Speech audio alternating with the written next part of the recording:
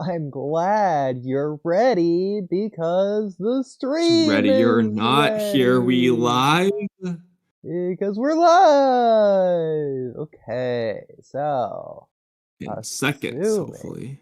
Oh my god, all okay. went well.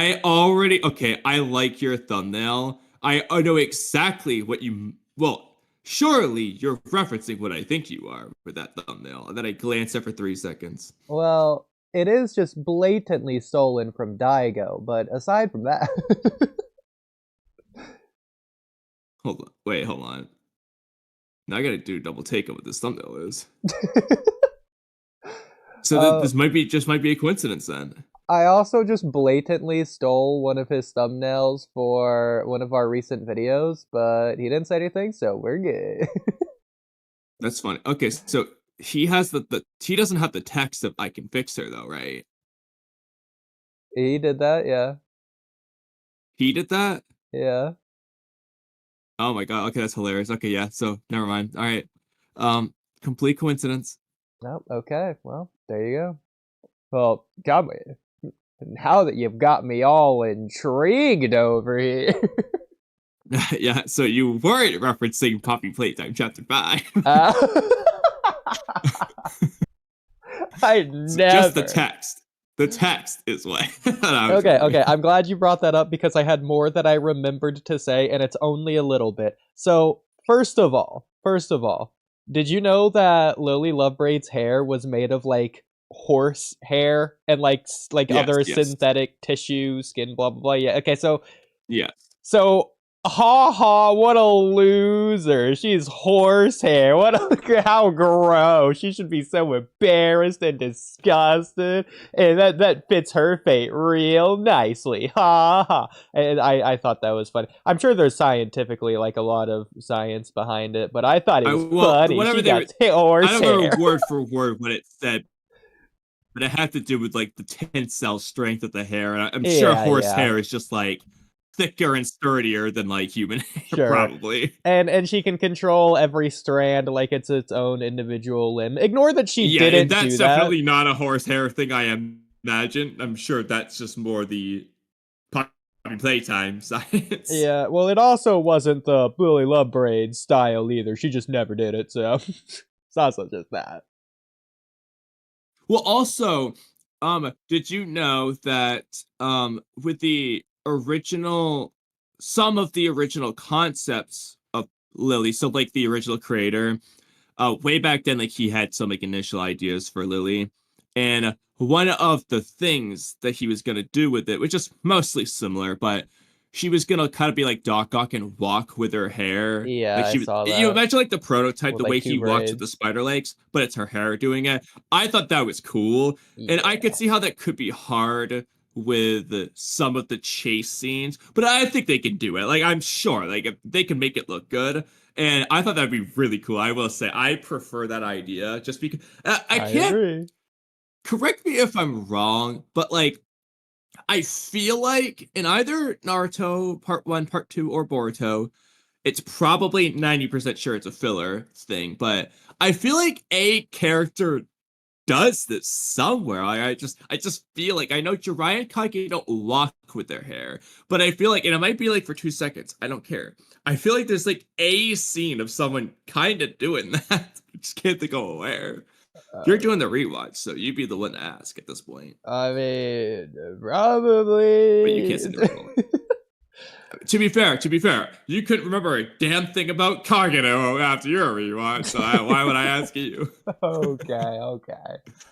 Okay, now Uh, since Dorian's here, I'm gonna go ahead and just find that sure, sure, scan he sure. wanted me to look at. Well, I I will. did tell him he'd do it on stream, Okay. so We do it live. Yeah.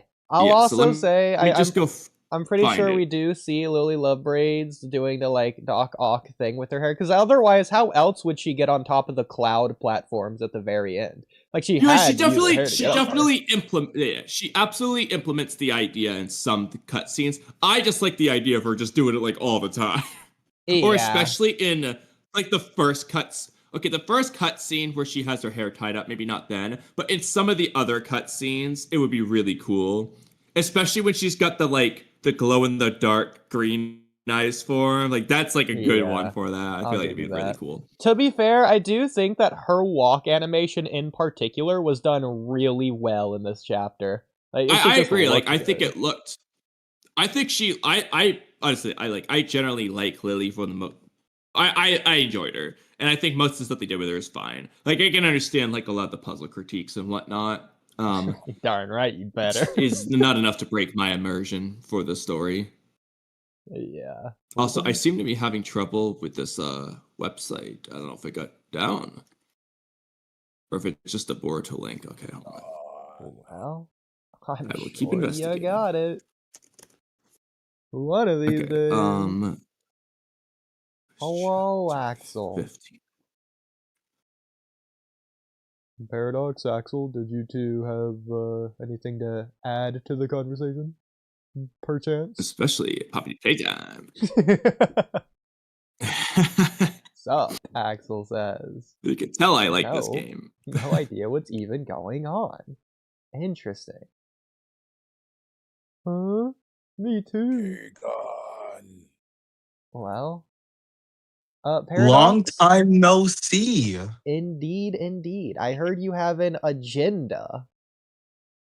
Yes, I've You're been having just some dying agendas. to Really involving tell us JJK related about. though. I haven't really had too much Naruto's agendas, you know. So I'm sure your We profile... like to hear what my JJK agendas are. I'm sure your profile is like Gojo or something. I can't really tell. It looks Yeah, like... it's Gojo. I'm matching with my friend. Oh, that's funny. It looks like the mask from the baby monster thing from Everything is Fine, the latest season, which I think is season 4. So there you go. Oh, maybe I should watch that. Anyways, It is a would like to webtoon. hear what my JJK agendas are.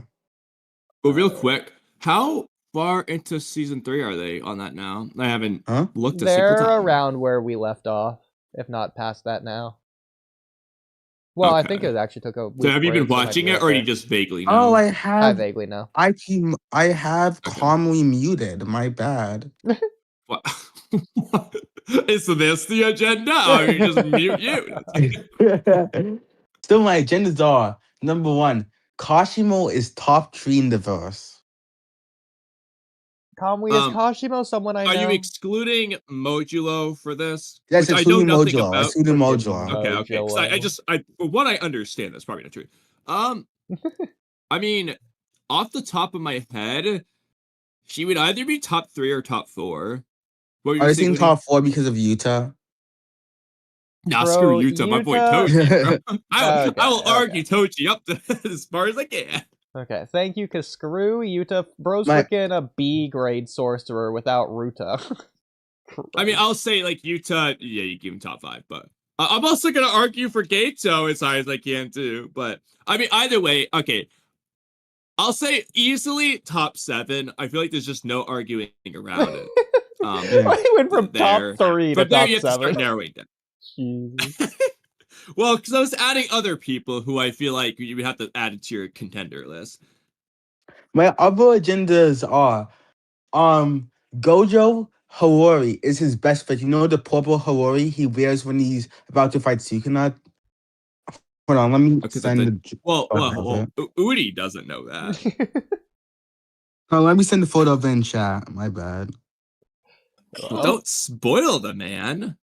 It's not spoiler, it's a cover. It's not a spoiler. This is Gojo's best outfit. Yeah, objectively, it's a spoiler. He has not seen that cover yet. Ooh. Yeah, it's not like I'm showing him dying or something. Oh wait, my bad. Wow. Well, not that we didn't know that, but still, Parent. You're uncontrollable today. This is his best outfit, and when Mappa adapts this, basically in the manga, he ends up taking it off in the anime. They better make him keep it on the entire fight and let it be like Dragon Ball, where he gets battle damage throughout the battle, and then eventually he rips it off of himself. That would be so much cooler. I think it'd be cool if they could do more of a progressive release, but they're definitely not going to keep it on the entire fight. They're not going to do that. Yeah, just take it off at the end. Just take it off at the end. Like honestly, maybe when Gojo is like regenerating his arm with RCT, that's when he takes it off. I do generally like the progressive unlayering things. Usually it works best when there's like, I don't know, a narrative element to the outfit. Like Saucery is like the best example. Like of all I'm franchises. just praying Mappa does um, it. I'm praying Mappa does it, but bro. And my final agenda Did for you find the JJK scan or the panel? for you mean the Boruto one, Dorian? Yeah. Yes, I posted in chat for when we get to it. So I already typed Oodie so you can see it. so my final JJK agenda is do you guys know who Ranta is? Santa? No, I've heard I of him. remember the Ranta. name, could not remember who he is. He's a Or guy she. from the Zeni clan, who was massacred, obviously. And my agenda is Ranta was a good boy and he did nothing wrong. Oh, it's Oh, I remember who he is. okay, yeah. He's innocent. Yeah, I know who you're talking about. I Yeah, I agree. remember him. He's innocent. 100%. He did nothing wrong. He deserved a second chance. Yeah. If it was I mean, from what Naruto, I he would have remember gotten a second vaguely, I chance. agree. Yeah. If he was a Naruto character, he would have easily gotten a second chance. On my way. But since JJK, he doesn't get a second chance. Well, I also saw a video today with a thumbnail or something that said why Maki never respected Gojo. It's like, I don't know if that's true, but it's interesting. I'm very curious about that. That's not the impression I got, but maybe I just need to reread it, rewatch I guess it. it would make sense for a clan killer to not have respect for people. But I mean, like, she seemed to. I mean, unless they mean it in the sense like, oh, Gojo's silly, but she definitely respects him in at least one of the many regards you could respect. So, like, she definitely respected his strength. She definitely, like, I think she would listen. When he's being serious, I feel like she respects him. Like, she probably thinks he's a fool, but that's like saying, like, I don't know, who's the best example? Nobody respects Naruto because he's silly. It's like, well, no, that's obviously not true. Yeah. Let me think. Do I have any new Naruto agendas? Obviously, Rock Lee is basic past Naruto level. Neji is also basic past Naruto level because That's Neji's not close it. to Lee. Yeah. That. So I'm just establishing my previous agendas. So Actually, Rock, Paradox, yeah. are you willing to join on the Orochimaru and Kimimaru agendas? Would you be willing to join the team? Explain it to me. Well, which one? Let's go with Kimimaru first. Oh, Okay, so he's the strongest character in part 1. I'm fine with that. Wait. Well, you're a very good person, Sarada. Wait. Are we including like Kakashi? Yes. Well, I said the strongest character in part 1. I think you might need to expand on that then. That Before I means it blindly believe includes you. everyone in part 1. So stronger Kakashi's than Orochimaru, arguably not stronger even than top Hiruzen, 5. stronger than Kakashi. Wait, my god. Wait, no way including my guy. Part 1 knowledge only. Let's start with part 1 knowledge only for now. Okay. So my guy, you don't know that he has. You don't even know what gate he does have. You don't even know if he has the first gate. So you can assume it, but What puts Kimimaru over Kakashi? every statement in the world. This is an interesting agenda. Let me start with this one for you. Would you agree that Kabuto knows Kakashi by the Sasuke retrieval arc, considering he met him? Would you agree that? Yeah. Would you agree that Kabuto knows that Kakashi is a leaf ninja? Yeah. So when Kabuto said, in the anime, let's start with the anime one first, the softer one here. When referring to the Leaf Village, he said they, so Leaf Village, have no one who can beat Kimimaru. Thoughts? Huh. Would you like to hear the manga version now? Yes, definitely. There just is no one who can beat Kimimaru. no one can overcome him. Period. I see. Kabuto is a very deep into the integration of every freaking society of the whole wide world. He's the best spy of all time. Literally, canonically the best spy in the verse. He knows a lot. He's got ninja and this would- cards on everything. And this would obviously imply he's above my glorious King Walk Lee. Because wait. he lost. You said Walk Lee lost. You said that he was the best. Wait, are we spy. live? Oh, are we live? Yes. We should be. Yes. Well, Okay. isn't Itachi really a good spy? You think? Because he was spying for wrong person. My bad. Jiraiya. My bad. Jiraiya, the best spy. They're Because both he was going bad. No, Village. because No Kabuto's one even literally knew he was never spy. been caught except for when he wanted to get caught. Dragon Jiraiya Knight says he's got gonna caught by copyright Pain. strike here. Yes, he did. I'm literally just reading that now. Well, I'm saying because has Jiraiya ever been caught besides from Pain? Well, he's been caught peeping several times. I mean, he got a freaking scar for the rest of his life from Tsunade because he got caught. I mean, Kabuto has been caught many times. Well, Well, even intentionally, Kakashi. when he wanted to be caught. No, when he was trying to kill Sasuke with the little scalpel or whatever, and Kakashi Yeah, but came he behind. literally explains later on. I mean, at least according to Kabuto, he purposefully let himself get caught by Kakashi there. That's what he tells Baki afterwards. Oh well. All right. Well, either way, he's been doing it longer than Kabuto though. So experience counts, right? Well, two things. He's been actually. doing it for a lot longer. Hold on. Well, two things. One is, can you prove Jiraiya's been a spy longer than Kabuto? He's been a ninja longer, obviously. But spy-wise, Kabuto started being a spy when he was like 10. And he's like 21 in part 1 or 19 or whatever. He's been doing it for like 10-ish years. Orochimaru left the village about the same time. So they might have been spies for equal amounts of time. And the second is, Jiraiya could theoretically have more experience. But that doesn't mean he's better. I mean, he's got a bigger impact, right? Well, what do you mean by that? He wrote a book. He wrote a book. Well, I wouldn't say the book had anything to do with spying. Unless you mean it's make-out tactics.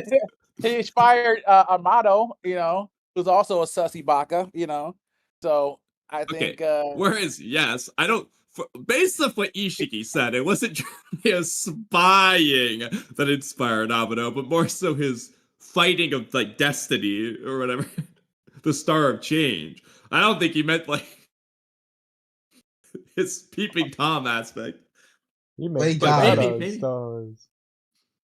There is an Okay, agenda what about that I haven't talked about on the podcast yet about Naruto. What about Kashin Koji? Nobody knew he's alive. He faked his death. He's been infiltrating the Leaf Village over and over and over. I mean, how many times did Kabuto sneak into the Kakashi village? caught him. Kakashi didn't catch Kabuto unless Kabuto wanted him to. Yeah. Also, Koji got caught by Jigen. No, but he came. Sasori couldn't even catch Kabuto. From the beginning, I had that. Okay. Jigen just always knew. Okay, what about how about Sasuke? What are you thinking of for Sasuke's spying? Just like him just going to like Boru's hideout off screen? I mean, he's the Shadow Hokage. He's sneaking all around, doing all kinds of work for. Well, he got caught by Momoshiki and Ginchiki, and he didn't mean to do that. Spy work. I mean, he was spying, but all right. What about? There's got to be another spy out there.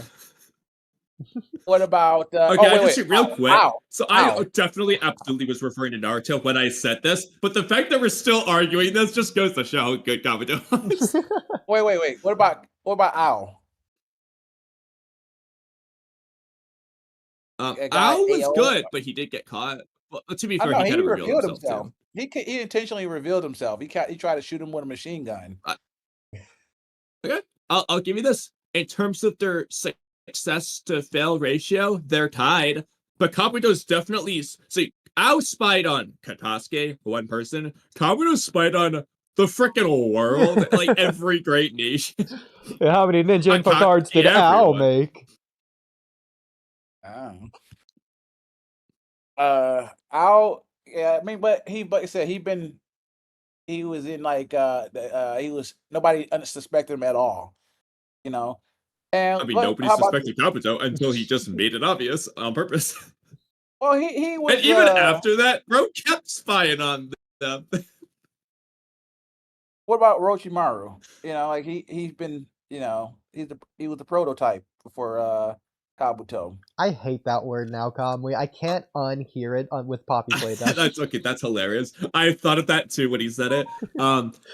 I've The heard thing is, people say that word like Orochimaru 10 isn't times. really a spy. I mean, yeah, I'm sure he's done spy missions before, but he's not really like a spy character. Unless you want to count like him in the Forest of Death that like one time. I mean, he literally But- infiltrated the Sand Village and killed the leader, and he created, you know, other villages to spy on the Leaf.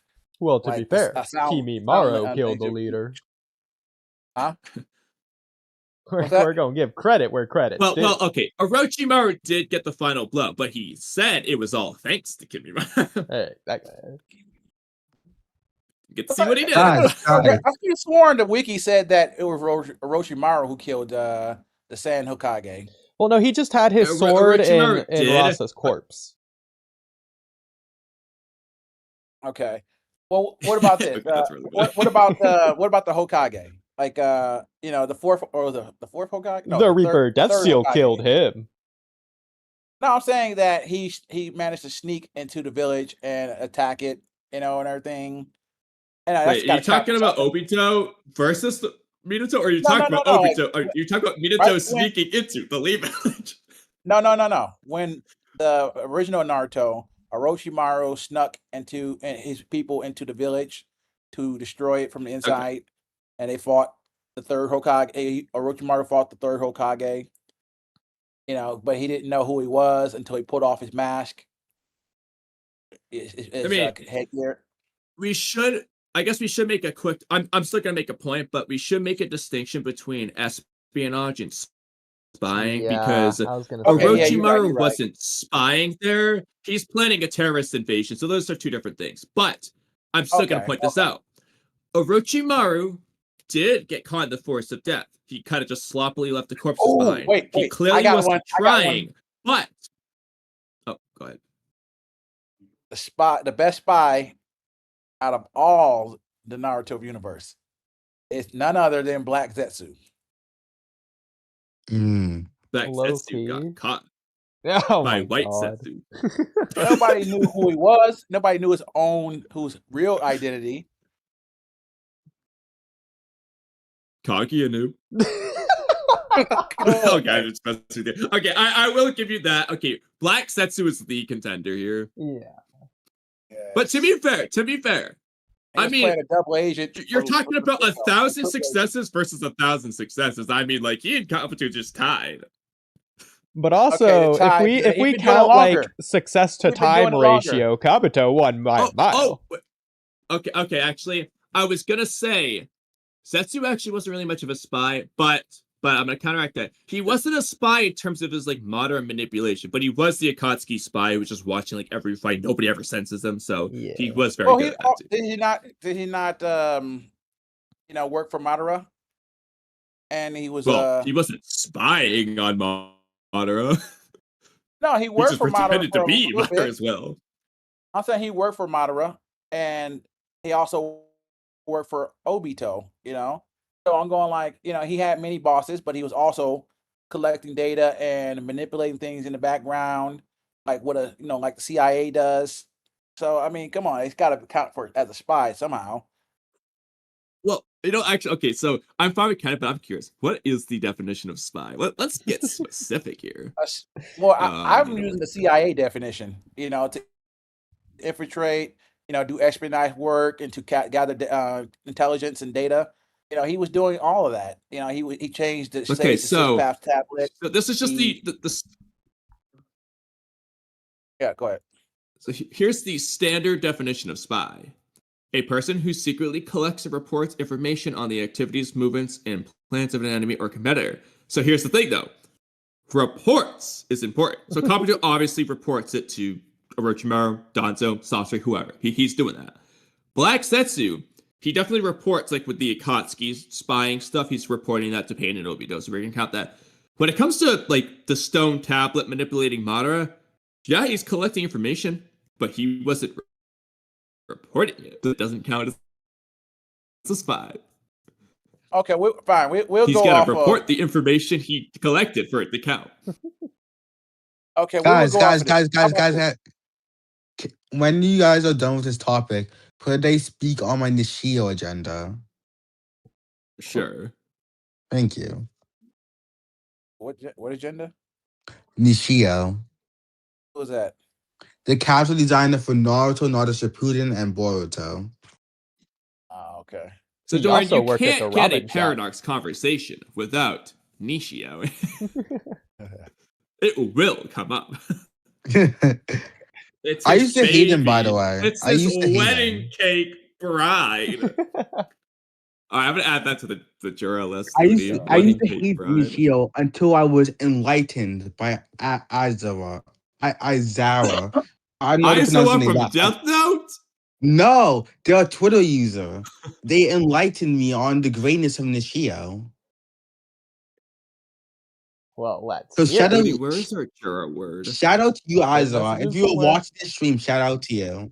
They enlightened me. So let me ask you guys a question. You know, back in the old days of Naruto, the Naruto manga, it looked very different at the start. But eventually, by the end of part 1, it looked very different, right? Yes. Why do you think the style changed so much?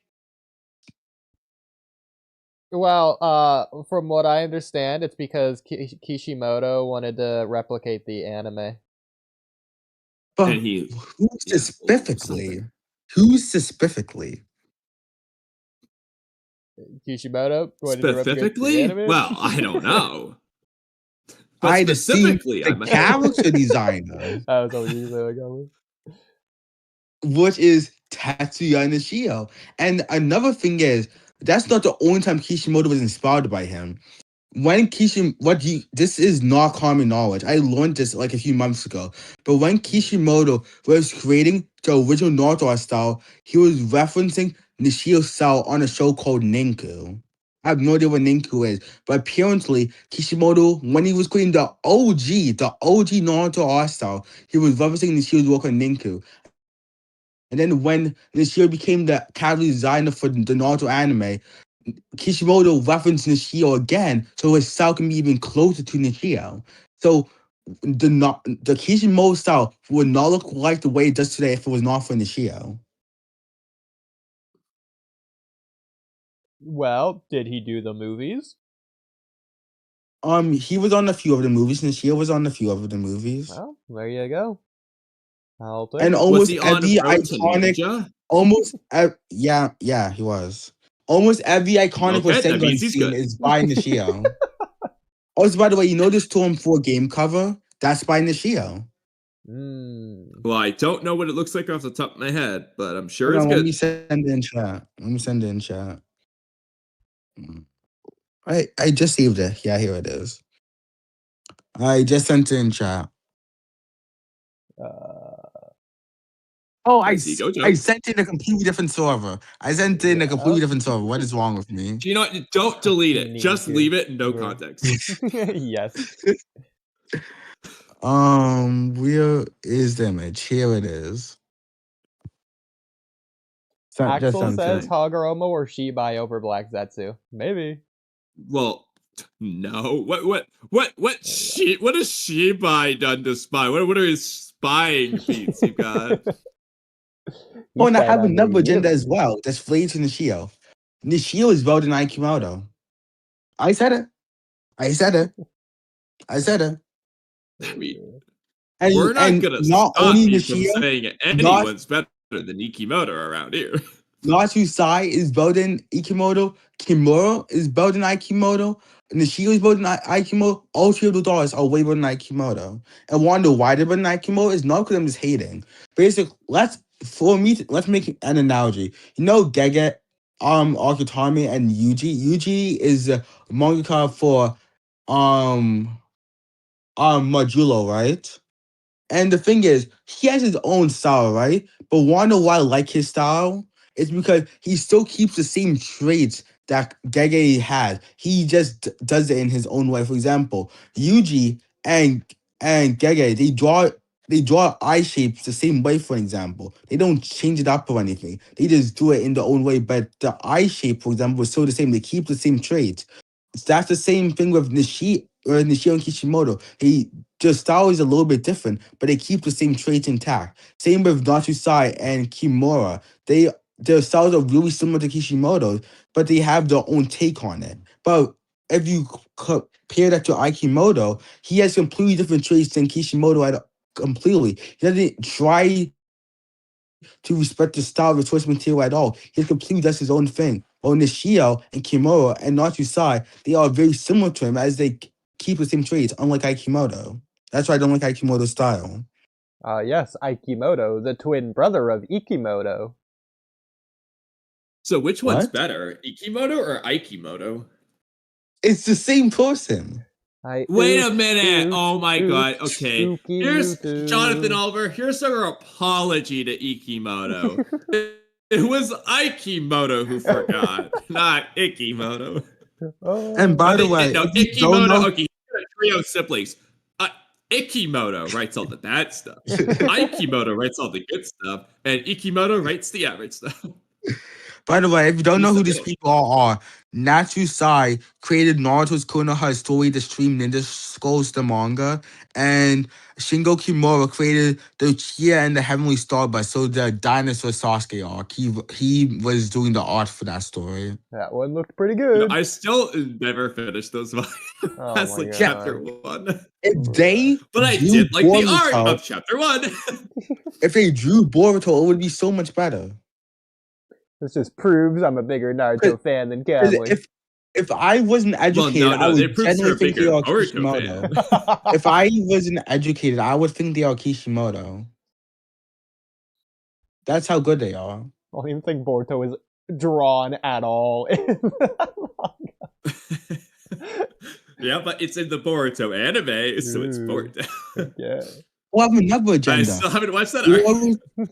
Boruto's old time skip design is far better than his new time skip design.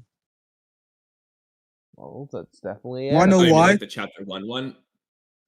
It's basically because his design, I'm pretty sure his original time skip design was designed by Kishimoto, while the new one is obviously by Aikimoto. And there's like a very big difference between them. I just sent it in chat. I mean, in my opinion, they're not. The design isn't really different. It's just Yes, it updated. is. He has a completely different shirt. And proof of that, let me send the Boruto opening. Okay, but the design is the cloak. Like you're not when you talk Look about at the Naruto's Boruto design, opening. you're not Look talking at about the his Boruto fishnet shirt opening. that's underneath his jacket. You're referring to the jacket. The jacket the jacket under the cloak is completely different. Instead, he wears Yeah, like but, this stupid white shirt with his abs showing, which nobody wants to see his stupid muscles. You look chopped in Aikimoto. I don't want to see that. I want to see the nice cloak that you have with the shirt. It's so much better. If it's a Naruto voice, much better. I prefer it much more. I will say, I do think Ikimoto's got a thing for showing off abs with his characters. Nobody wants to see He that. has been doing this lately. I don't want to see that. Well, and plus, I feel like the girls old do. time skip design fits. I'm bi and I don't want to see that. But anyways, I feel like the old time skip design represents Boruto's character far better. Why does it fit his character better? Because Boruto, before obviously the Momoshiki fight, he always wanted to wear clean clothes and stylish clothes and stuff, and he would never want to get dirty and stuff like that. But obviously he changed since then, and the clothing is like ripped and stuff like that. But even though the clothing is ripped, he still keeps the core design that it had. It had the black and pink design, Well, which I really like a lot. Paradox, let me ask you, what was Boruto wearing in the very next arc after the Momoshiki arc? Exactly. Same exact shirt. Exactly. The one he's been wearing, he only wore Naruto's in the Momoshiki fight for the narrative purpose it did. Boruto's still wearing his clean clothes. That is his character. That was one of the points. Is this is what It he was wears. why the old He time thought it was design is so much specifically cuter. uncool to dress like his dad. He overcomes that, but at his core, Boruto's still the kid who likes his nice clothes. True. So I wouldn't I say, feel like the new unless you type have of a design is just specific doing too scene much. in the prophecy arc that really indicates he just hates nice clothes now. Oh wait, Space says the anime might go with the original design. Please, Nishio, I beg of you. I will give you my life if you give us the old times of design. Ignore what everyone is saying on Twitter. Don't listen to them. The opinion doesn't matter. Not gonna Give lie, us this the old looks times of design. so Piss off the Twitter weirdly people. young. Piss them off. Piss them off. I don't care. You know, I'm gonna actually go look at like the undercoat of him flapping in the wind right now, just to see what we're hyping Like up generally, here. make all the people I on don't Twitter really remember mad. what's Say underneath the that. cloak. I just remember the cloak. Yeah, Give just a people a white reason to shirt. hate you. I don't care. I will give you my life if you give us the Wait, old hold design. on. Also, I'm not doing this to be spiteful. I generally just prefer the old Okay, one. this is I swear it's not spitefulness. okay, so I just I'm gonna prefer the go old one, and I first. feel like Boruto Nishio haters are stupid and annoying. Probably I'm talking to space right now. Sorry, I'm interrupting you. So in chat, this is the very first panel of Boruto. It's kind of hard to say what he's got going on here. It looks I like think it's the the old a one. ripped version. I mean, it kind of looks like his kid jacket with the purple pink jacket, but like ripped. But he's got a white shirt underneath. Who knows what that one is? Looks pretty True. He's clean. also got tan boots. Didn't remember that. Yeah, Oh, there's also, no way I there's would any never I mean, I do gender like color this. about space on that. that. I prefer the way the old hair was drawn over the new. The old hair has like a very iconic silhouette. When you look at it, you just think Boruto, right? Because it has like the stupid hair strand. It has the trees right there. I feel like Akimoto, he just went for like a more realistic approach, which yeah, it's more realistic, but it doesn't feel as iconic as the old one did. You know, actually, I will say, Paradox. You know, Boruto could, in theory, by this flash forward scene, go back to this jacket. And his old hairstyle, if he grows it out, right? Well, I mean, he doesn't have his headband on in this panel. But I mean, yeah, theoretically, though, he could just like go to this design Please, by the time Akimoto, of I this beg flash of forward you. scene. Please do it. Because I mean, like Kawaki's changed this outfit in like every arc. So who's to say Boruto's not going to change his outfit one time in the entire Also, you know series? what would make really sense? What if omnipotence is undone and then he goes back to that outfit because he decides to get clothes similar to his old clothes? That would make the most sense. Well, I think that's ridiculous because his outfit change had nothing to do with omnipotence, but I like where your head's at. Yes. I'm saying it because he would be like back in the village. Hold on. Well, okay. Dorian, are you still there? Okay, Because I know back you're now. just itching to see Oodie translate this panel. Okay, I'm back now. My bad. I guess System's he's not. processing. He's not itchy like Boruto using Karma. I was gonna say that same thing, Kamui. We're the same age.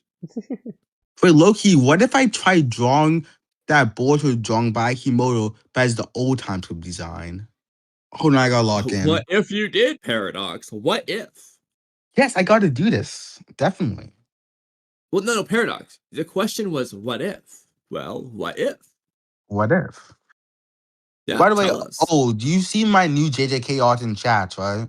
Yes. Okay, good. No, let me see if I sent my newest one. What is the difference between his hair and the two? Yeah, I sent that one. Hold on, let me send you the one I'm working on right now of my glorious King Gojo. There he is. and I'll finish it tomorrow. To be fair, this isn't Space. a you thing. I've just always thought Gojo as a character has looked ugly. He's just ugly to me. But the thing It is, depends on usually the I panels. draw in Like I that- agree, it does depend, but that's so weird how inconsistent it is. Like the classic one is this one cover of Gojo. It's like right after he dies or something. The small I one, do the small not one. like the way he looks there. Also, by the way, the reason why he kind of looks a bit ugly, by the way, is because usually I draw him in the anime art style, but here I drew him like almost like 1-to-1 of Gege style. In the And anime, he it's draws better. him a In the little manga, it's questionable. just awful, in my opinion. I hate. I will how say, he I looks. also think I have to go back and compare to early art, but I do think the art in general kind of just the way he draws characters changes over time. Like if you look at early Gato / Kajaku to late, he's a subtle one. Early Yuji versus late Yuji, there's a bunch of characters I noticed. Like there's like I don't know how to describe it, but like you can just tell the way he's drawing all the characters. Yeah. They all have this similar thing going on. Where I think I actually kind of like some of the middle-ish design. Honestly, I mean, the best part of the story to me is still season 2. What season 2 covers? I think that's the best art. It's the best story. It's the best art. I'll be right back. With the exception that the Junpei art can go up in there too. But like,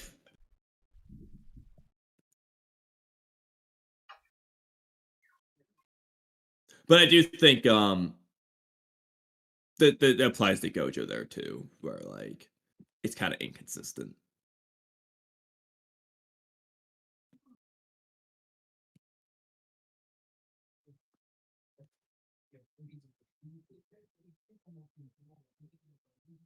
Oh my.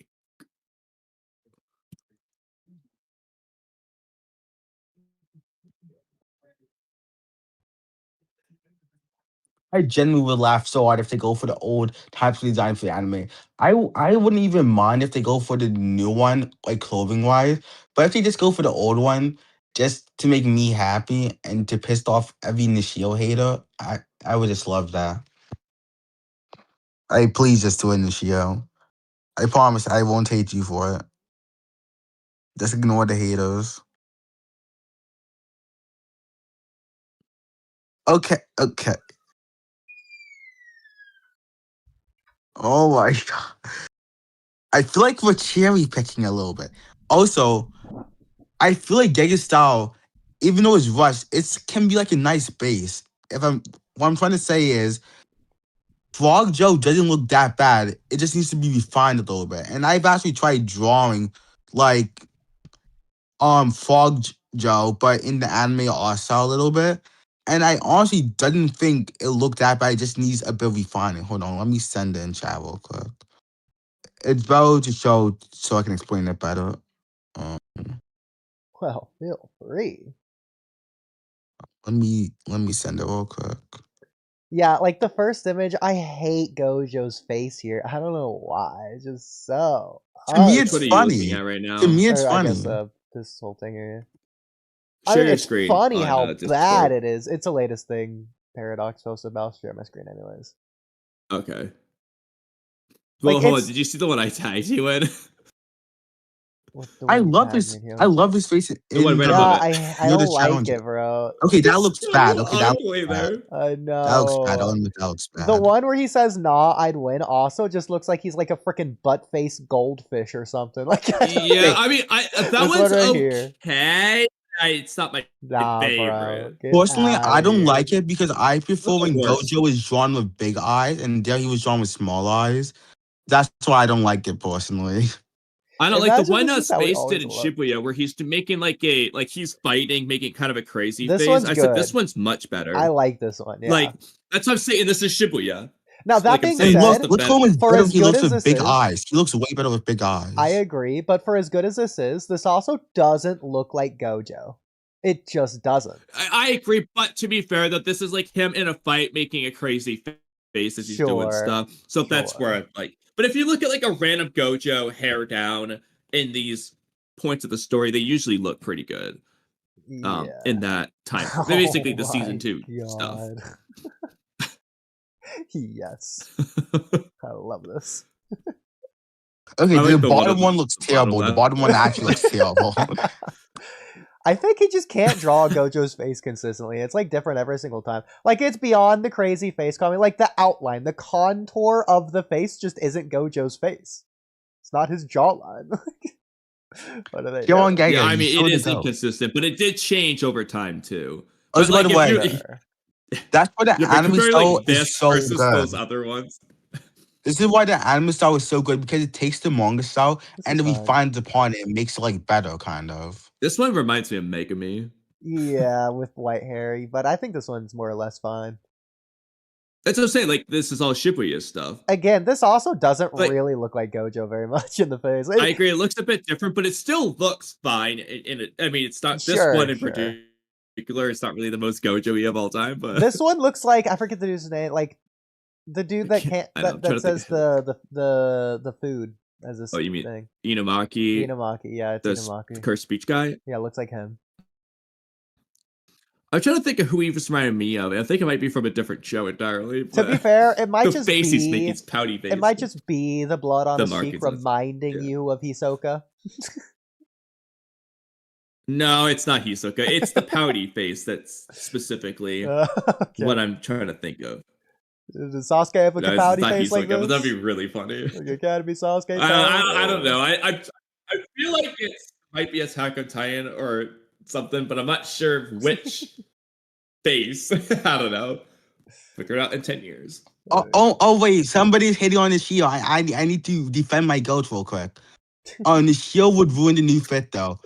The new fit, I don't like it. I prefer the old fit. I don't think that would be ruining it. In my opinion, that would be an improvement. What Nishio did to Naruto's cloak in the anime. Okay. I'll admit the cloak doesn't look good, but in the original draft, he drew Naruto's cloak with the flames. But for some reason, at some point, it was switched to the triangles, and nobody ever decided to change that for some reason. It was just stuck like that, and nobody ever changed it. I don't know why it was like that. So I'll admit that was bad with the cloak. So I'll give you that one. Y'all like to retcon outfit, Void and Probably Board just to make the animation better. simpler or something. Yeah, I guess. surely. Yeah, but they shouldn't have done that. A lot of those changes are just to simplify things, you know, like I feel like they shouldn't have done that though. And the thing is, I'll find the original draft for you. But in the original draft, he drew it with the flames. He just forgot about it in the refined version, and he just replaced it with triangles. Interesting. yeah, that's kind of funny. You just Yeah. forgot. I mean, that's assuming he actually did forget and just didn't simplify it like we're saying, but you know. yeah. Do you want me to try Okay. finding the original draft? By the way, Definitely Well, can. all right, one let second. you. We're not gonna stop you. But anyway, Well, while we're waiting I don't know on how long. that, yeah. There was also oh my god, what are these, bro? What is the? Oh, I found it. I found it. This is the one in like a particular. This is Chinese the worst Gojo thing I've ever seen. I've just always just hated this one. Fucking Chinese And Gojo. that's not Gojo. That's he got the hair right, but that's not his face. I know. Exactly. The one hold on, real quick. The one above it on the left is Data over here. Literally. Oh, dear. Yeah, in the original draft, he drew it with the flames. I don't know why he removed it. To be fair, I know these are just sketchy lines, but like it's crazy how much this sketchy line went up here. But like these are terribly drawn flames. I'm glad it doesn't look like this. It's better than nothing. It's better than nothing. They're also really tiny. Chill on my goat, Holger. Chill on my goat. Looks pretty cool though. Chill on my goat, bro. What's the question mark for? When he doesn't know how long Naruto's shoulder should be. It could be the black smudge in his shoulder. It could just be Nishio will literally Is this what he remove looks like? Boruto's Is this flying Naruto? from the golden pin. Good. Let him remove it. I don't care. I prefer the old timescale design. Let him remove it. I do not care. Oh my god, Kamui. You know what I'm gonna What do. did Nishio do to the Kaiju 8 MC? Yeah. I will admit, Nishio fumbled the bag on Kaiju 8. The designs, I don't like how it looks in Kaiju 8. I'll give you that one. Nishio fumbled the bag on Kaiju 8, and you are right on that one. the moment you wrote why, I was praying you were gonna write the same thing I had in mind. Yes. Yeah, you're definitely right on that one. I'll give it to you. He fumbled the designs on Kaiju 8. Wanna know why he fumbled the designs? On Naruto, his style works because Nishio's style is very iconic with Naruto. But for Kaiju 8, he didn't take the manga style into account. So he just went so far away from the manga style, it just looked pretty bad. And he didn't like appreciate the style of the source material at all. So it just didn't really look that good. So I'll give you that. The Kaiju 8 style, it didn't really look that good in my opinion. Aizawa would disagree because he lays everything about Nishio. But personally, as just a true seeker, not like an obsessed glazer, I don't think the Kaiju design look that good. Mm, Lame in the anime they made Kakashi's cloak look 10 times than not. Do you mean 10 times cooler? By the way, I'm pretty sure Nishio designed that Kakashi, considering he's the anime character designer, but let me double check. Okage Kakashi model sheet. Was it Space done says he by liked Kaiju Nishio? number 8 art style. I think it would have been done by Doesn't know what Nishio. this I'm not is. sure. I would have to double check. Ooh. This is the freaking best Naruto's ever looked ever. Base, I mean, like the that's Kaiju the 8? best Hokage cloak. Like, that one's cool. That Base, you like the Kaiju 8 also? That's surprising. What a weirdo, I like am I Nishio right? on Naruto, but on Kaiju 8, I just don't think he does it that well. Ooh. Are you just gonna take that space? No, I'm not Yeah. hating on Nishio. Hey, He's do you still want my to come in dope here and before. defend yourself? Yeah, get on the call. I want to hear what you have to say. Raise your hand. That's just a free I've never heard your for voice all. before. Speak up. Defend your goat. Defend his honor. Bruh. I don't want to talk. Okay. I guess he's a bit shy. Wow. Wait, Over dramatic is he much. as This shy is as just my Momoshiki? hyper personality. This is just my hyper personality. I'm always like this. Okay. Well, anyway. All that aside, now that we're done with that, Let me think. Do I have Really, any more the agendas? topic you're Let's just see. itching to say? Do I have any more agendas? I talked about Nishio. I obviously briefly mentioned Rock Lee. We talked about Kimimaro. I talked about my JJK agendas. Do I have anything left? I'm pretty sure I've stated everything I need to say. Oh, Rock Lee is still going to come back into the plot. I've been saying this for day one. He's going to come back. He's going to neg Jura. He's going to have a Goju like Sugan a generational fight of Jura. And it's going to be life feeding. It's going to feed families. I'm telling you this. It's going to happen. I think my favorite thing you said there was, it's gonna feed families. Can we write that in you know where, Oodie? Please? yeah. So it's gonna be Right then, family. what? What is it? Any variation relating to feeding families, but yeah, it's gonna feed families. Okay. Anyways, it later also is the actor from what I see not really, but that's not a bad thing. That's a nice mindset to have. Not everything needs to copy the manga. Anime is an adaptation. It can be different from the source material. Even though I don't like the casual style, I respect your take on that. Good take. Well, Do you guys actually believe Walky is going to come back, by the way? If he doesn't get back now, why would he? Also, and I have a hate agenda now. I hate how Aikimoto will ignore the existence of characters because he doesn't want to complicate the plot. As you know damn well, if he adds Rock Lee to the story, he would have to make him negative Jura. That's why he's not adding him.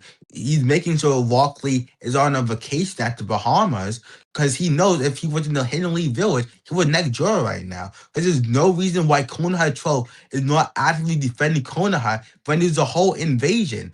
You can't make an excuse for that. Why is Rock Lee not defending his hometown? Because well, Chocho is. maybe he's out And on you think another Chocho mission. would do a better job than my glorious king who is on the level of prime Naruto and Sasuke?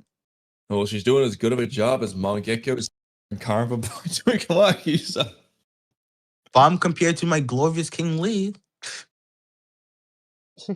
I just know. Add Walky to the fold. He's negging Jura. He's negging all the Shinjus. The only person who's gonna stop him is like Shiba. Trust. Okay, agenda aside though, I feel he could have a good fight with Jura, considering I believe in the seventh gate he's on par with Naruto and Sasuke. So I really think he'd be able to have a good fight with Jura, and he definitely would be a valuable asset for sure. It's definitely I possible. see the difference, but the anime one isn't bad. I'm not sure if I agree with that one, but I appreciate the Nishio glaze at the end of the day. At the end of the day, I can always support some Nishio glaze. Well, we could go to the comments first tab, assuming Mozone isn't back. Mozone, are you here? I'll take that for a no. When he comes back, we'll do his thing. Okay, well, while we're waiting on him, I guess Do going I to have any more agendas? well, Oh yeah, I I need to make a document on why Sage of Six Paths Naruto is one of the best transformations in all of anime. I've been meaning to make that. Because the design, the abilities, it may not have the best introduction, but the design and the abilities are just peak fiction right there.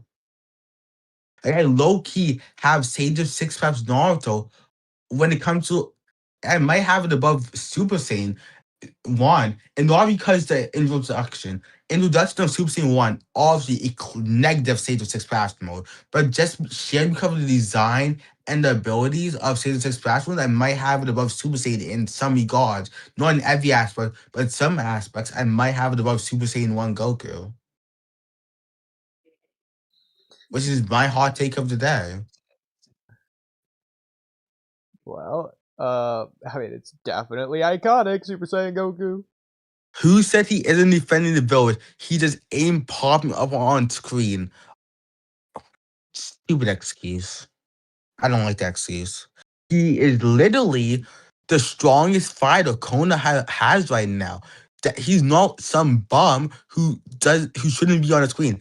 If he's the strongest fighter in Kona, he definitely should be on screen. I don't take that as an excuse. I feel like they're erasing him from the story with no proper reason. Why do you keep talking about Walkley? You meant Medley. Medley is a bum. He's weak. He's a bum. He's fraudulent. Just because I like Walkley doesn't mean I like his son. Yeah, Nishio About didn't Metal take. Lee. Yeah, Nishio didn't take the manga style for Boruto kill either. That's the thing, though. He's ignoring the manga style, which you may think is bad, right? But instead of respecting Aikimo's style, he respects Kishimoto's style. He's keeping Kishimoto's essence alive, even though he's no longer in the playing field, which that I respect. So because of that, I prefer Nishio style over Aikimoto. In fact prefer him ignoring Aikimo's style, because that means you get to see some Kishimoto's greatness right there. So I don't hate that as the critique. I actually prefer his ignoring the manga style in this scenario. You mean the Nemu? What do you mean the Nemu? No, Nemo is the movie. Okay. I wish Ikimoto could find anything at all. I mean, we did not see Kawaki on screen in 2 chapters. They do that to the main cast, so I was expecting Walkley to show up. Walkley hasn't showed up since the Boruto Naruto in the movie arc, and that's because he was forced to add him in. I expect Walkley to be back on screen by the end of the series with trash writing. Walkley is my glorious king, and I want him to beat Jura's ass. But who knows? Walkley might pop off with Metal Lee. Nobody cares about Metal Lee's bum ass. Walkley is going to conquer all. He's going to show everyone why he's top 3 in the voice. Yeah, I said it. Not only is Kashimo's top 3 in the JJK voice, Walkley is top 3 in the Naruto verse. At least before No. Kishiki and stuff like that. I'm talking about back when Naruto and Sasuke was still the top dogs. Rock Lee was right behind him. So he is a very respectable fighter, and I feel like he's going to show up one day. So About Metal Lee, I do think this is something to actually discuss. okay. So obviously with like Denki, Iwabe, whatnot, they've never been written to the manga. So if Ikimoto just doesn't want to address them, you know, I guess he doesn't have to. He never wrote them. They don't exist to him. Whatever. Metal love Lee that you love is in the that. manga. He's been written in 2 arcs. He's in the out arc and the tuning exams. We see him twice. He has dialogue. They call him by his name. He's in the same arc as Umare. So why doesn't he like write him? He could have a smaller role. Would have to also Umare add in level, Rock Lee bigger. probably. No, but actually though, like, why doesn't he write it? Why Because just he doesn't want to have to also involve To be Rock fair, Lee. it was Kodachi who wrote him. That's why. Okay, that explains it all. That does explain it all. Kamui, you know the saddest part? Nishio, unironically, has 10 times more screen time than Metal Lee. Nishio? Nishi. He meant Nishi, but yeah, you're right. Okay, no, we're gonna make this worse. Nishio's more screen time than Sakura. Stop saying Nishio. Oh, Stop saying God. Nishio, bro. Nishi. Nishi. It's Nishi, not Nishio. Unless Nishio... Nishi has more screen time than Sakura. Maybe Nishi Did is you know Nishio's that? self-insert OC. Have you guys thought about that? Maybe Nishi is Nishio's self-insert OC. You never know. Well, he is immortal. And He's Nishio is undefeated. also immortal. Metal Lee is the only chance for Walkway to come back. Sakura, the floating main character of the Naruto franchise, only showed up once in TBV. That's why I don't like Aikimoto writing the story. I feel what should have No, happened actually, I disagree with you. Metal Lee is not Rock Lee's only chance to come back. Here's why. Sakura's appearances have had nothing to do with Sarada in TBV. Okay, completely as independent of Sarada as possible. So if that's the case, Rock Lee could have an appearance completely independent of Metal Lee. I don't expect either of them to show up, but I expect Rock Lee to based off show up. Sakura, I mean, yeah, Metal Lee has no impact on Rock Lee. He'll be in the background. Yeah. He'll be in the ending montage of everyone versus all the divine trees of the whole world. Yes, it's we're gonna have a Boruto Shinjuku showdown, and everybody from the Naruto cast is gonna come out of nowhere, and it's gonna be the Sukuna cycle, but instead of the Sukuna cycle, it's the Shibai cycle. And every time you think a character's gonna win, they're just gonna die, and like Rock Lee is gonna become the Waffler. Rock Lee is gonna get the Waffle treatment, and it's gonna be peak writing. Trust.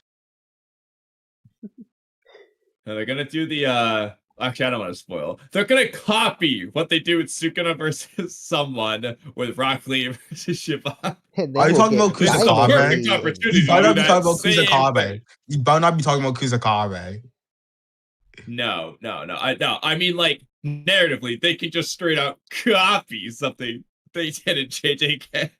Because Rock Lee's the perfect insert comparison character to that person. Who are you talking about?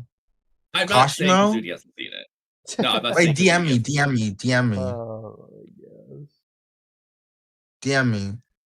I'm trying to figure out how to do that on the I don't understand how to make a message on the laptop. I don't know how to do it. I just texted you. Okay, there you go. I can't start a message. I can't wait for Saruto when we get Diamond Lee. Oh, that would actually be interesting. Okay, but Diamond Lee is a cool name. Diamond Lee? In Saruto. I mean, just insert any stony-like object and put Lee after it. And Never don't put write him in Lee. the Stone Village. Never write Lee. Stalagmite Lee, Limestone Lee, Gold Lee, right, Golden Lee. Let's put those in the abridged. Okay, Loki, we should get a Bedrock gold and Lee. silver Lee. Obsidian Lee. A gold and silver brothers, Silver a gold Lee. and silver Lee. Kind of work. So funny. It's like twins. I'll put gold and silver Lee versus Kinkaku and Ginkaku? Question mark. Yes. Actually, I think Sokka only showed up twice in TBV. Anytime someone to get out. By the way, all of us recognize Daemon as the Gojo of the board. Never, ever in your life compare that ugly, fraudulent bum that gets negatives by Rock Lee to my glorious Daemon. King Satoru Gojo. Never compare that ugly bum to Satoru Daemon. Gojo again. Well, Paradox, you shouldn't be saying things like that around Oodie, or he might just kick you from the stage. Wait, what? What? Why? No, chill. I take that back. Oh, that's so stupid. Wow, he shouldn't have hated on Daemon in front of you. He should know better. I was about to say that same thing. He knows better. Okay, Mozone. Well, now that we've got Daemon's hater out of here. Is Mozone back? Yeah, I wasn't expecting that to work. Well, we tried. Well, to be fair, he's only muted, not deafened. So Oh, yeah. there was always a chance. You're not wrong. Wow. Do we go to comments first tab while we wait? Sure. Okay. Go for it. I have a feeling we're going to be waiting all stream. I also saw Miss Anne for like half a second before she left. She texted earlier. me saying she's busy working on something right now, but like if she is available later, she'll join. But don't expect it. Yay! Okay, where am I going? I guess she just keeps coming her stream. I'm not even Like, asking. literally. She just joins. Oh, Exactly, and also she knows. she's gonna get her Japanese only friend to join next week. Yes. Translate. It's so funny. Yes, Just one I step love closer to Kishimoto. Exactly. Now we already have a translator for the Kodachi interview. Yes. Oh my god, actually, unironically, if we do get Kishimoto, Miss Anne would actually work since she's fluent and translates. Like that actually just does. Exactly. Like we just tell Kishimoto. By all means, Kishimoto, speak in your native tongue. What is she gonna say? understand No, she's not gonna say that to Kishimoto. That's the last She's not stream gonna she would have waste the opportunity. Not gonna. Who should have brought back rooftop tile shuriken? At this point, I feel like we've read like a third, like 30 different comments of these, but Proto Carl says Sakura Yeah, I'm should pretty have sure I have seen this one at the very least. them flying and infuse them with chakra at the same moment to control the midair. She also could have advanced this technique by being able to use it on the ground and stuff. I think this would have been great to show us her chakra control while also going into her violent side. Okay, I have a funny idea. Because everyone's presenting like a different character, right? Yeah. So here's an idea so that we can kind of get the best of all worlds. So the Ten Tails clones with all the Konoha 12 are showing off their new jutsu. So rewrite, stupid rewrite. But they all do their own variation of rooftop shuriken. So like if you have Here's and Here at this point, like he does his version, and everyone else is like, yeah, I want to be Hokage. So just like that Hokage they knew, they do the Hokage's jutsu in their own way. So like, Shino's doing some bug version where like the bugs come out of him, and Kiba, I don't know what Kiba's doing. He's dynamic marking them, I don't know. But each Hinata does 64 palms, and sending them all out. Nah, bro, she Sakura would like does air this. palm them to get like extra wind behind them. Yes, okay. Sai draws his roof tile shuriken. Shikamaru's throwing him with the shadow stitching. Yeah, okay, his would be cool. There's the yo-yo. Choji just expansion jutsus them, so they're all just huge roof tiles. You know, my transfers, like, she splits her consciousness into each roof tile, so she's controlling all of them.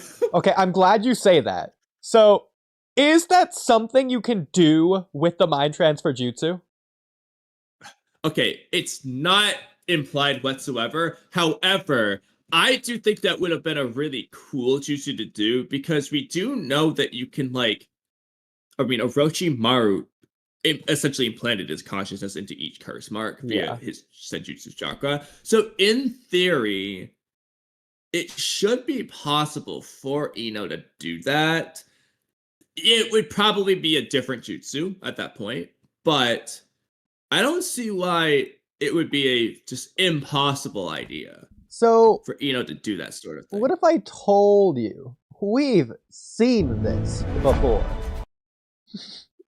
Okay, let's see it. So, in the Off the top war of my head, I arc, don't remember. Other than it clearly seems to be. Oh, it's gonna be in the game. yeah. So in Storm 3, is this not what I was hoping it would be? This is not what it was just randomly someone just put these two characters together instead of the actual fight in the game, but whatever. That's funny. Okay, this should be it since it's clearly the thing here. Okay. So, what if I told you? And there's 3 different layers of this that just make it absolutely ridiculous. But, okay, so we're getting ready to fight. You're gonna go crazy on her. I'm gonna get you, Asuma Sensei. Ha ha ha. Mwah ha ha. So, okay. So, 3 layers of craziness here. Like here. Okay. And it's muted, so you don't need to hear it anyways. So, okay. So here goes Eno, mind transfer clone jutsu. So, okay, that's a 4th layer. I'm liking this. Okay, so I didn't even know that was a thing, first of all, but apparently it is. So clone jutsu version of it. She sends 2 souls. 2 souls. So I mean, I love it. Specifically into white Zetsu. So that's the first level of interesting. Eno has mind transfer Zetsu, a white Zetsu. I wonder what that experience was like. When you mind transfer into someone, you can like feel their body, and like Zetsu's a plant, and like Hashirama cells, blah blah blah, but like it's also a clone. He's also got like the weird like zigzaggy chest there. Yeah, exactly. But also like, do you get like any sort of like intel from being in that person at all? I don't think so, but maybe. I don't think so. But no, like, you don't get intel from doing that. I don't know, but like, her being a white Zetsu is crazy. It's kind of cool because then she could copy chakra and impersonate someone else. Exactly. Like, there's so many things. And hypothetically, like, if she wasn't using this in a fight, if she just mind transferred into like some random Zetsu for like intel gathering, she probably could have done it. She probably could have got like end game stuff. Like they're talking like Kaguya, like deep down underground or something. Yeah, she could have got Obito to reveal himself. Exactly. So easy. Another thing, these Zetsus were seemingly dead, at the very least, clearly. Yeah, that's the weird part. Clearly incapacitated. Like, they're just laying there on the beach. You can see. Yeah, because like, even if you want to say their souls died and Eno can just take over because it's her own soul, that's fine, but their bodies are dead. That's true as well, yeah. I mean, if they're dead, they must have like, she shouldn't be able damage. to manipulate the body because the body's been... The body was injured, right? It wasn't like Reaper. If it was like Reaper debt sealed, I could see it. But no, these bodies were like stabbed by these spikes or whatever happened to them. Like, exactly. So I understand that Enojin can control Kobu or whatever, and like obviously Eno can like control Zetsu. It just feels like a whole different layer here, whole another level to this whole situation. But yeah, I really like this mind transfer clone jutsu, and I say screw their yo-yo. She should have done this shit with the 10 tails or something. So another also, thing. bro, they're like zooming there. I know, bro. It's 2 fodder freaking Zetsu clones, and they're actually pushing Edo Asuma. Like, you'll see it in just a second. But I also want to say, well, I guess it just goes to show that Zetsu wasn't fodder after all. So she's not doing her cool like square hand sign or whatever to shoot her soul in a straight single line direction. What's like her slow. hand sign there? It's just like the tiger or whatever. She's using fire style. Exactly. Yeah, so she does that, and again, she's not shooting it. Like, she just the souls are like heat seeking or whatever, like fucking mortar bombing into these Zetsus. So I guess like she's using the mortar monkey in Blue and Star Defense. What she's doing here. You just can't run from this one. So, yeah, if she had this back when she was fighting Sakura, she doesn't need to cut her hair. just do it. She can. Oh no! If she had this versus Sakura, she can mind transfer Sakura and inner Sakura. Exactly. Yeah. So here it's just 2 Zetsus just fighting Asuma and actually doing really well. Bro, okay, let's rewind that like 3 seconds. Hold on. That Mario Luigi spindy do upside down kick twirl thing. That's so awesome, cool. bro. Where I is love this Zetsu? it. Why I didn't know, why bro. didn't the anime or Kishimoto make Zetsu do this cool shit? Exactly. Like, also, just like, is Ino? What does she do? Yes, Is she like Ino this good? exactly, and she can control both bodies at the same time. Like, is this multitasking, or did she actually just like clone her soul somehow or something? I don't know. What Yeah, I mean, happened? mind transfer clone jutsu implies to me it's like she did like a shadow clone on just her soul, essentially. So I'm interpreting that rather than actually agree. splitting it. But either, well, technically the shadow clone splits her chakra. Like it's got the same thing, but Yeah. I mean, either way, this is like ignoring that she's just taken over a dead corpse, and that's not pain reflecting back onto her. To be fair, I think like if you like cut someone's cheek and then you mind transfer them, I don't think the cut on the cheek would transfer to your body. It might, but I don't think it would. But like, it does with in the Force of Death. no, I'm saying like if the person is injured before you mind transfer jutsu to them, I don't think that injury beforehand would transfer to you. I think it's only when you're in the body. Now. Yeah.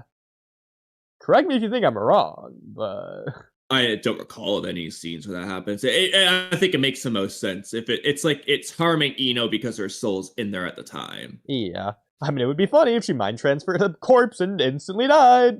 It just died. Yeah, she was permanently stuck in Zetsu.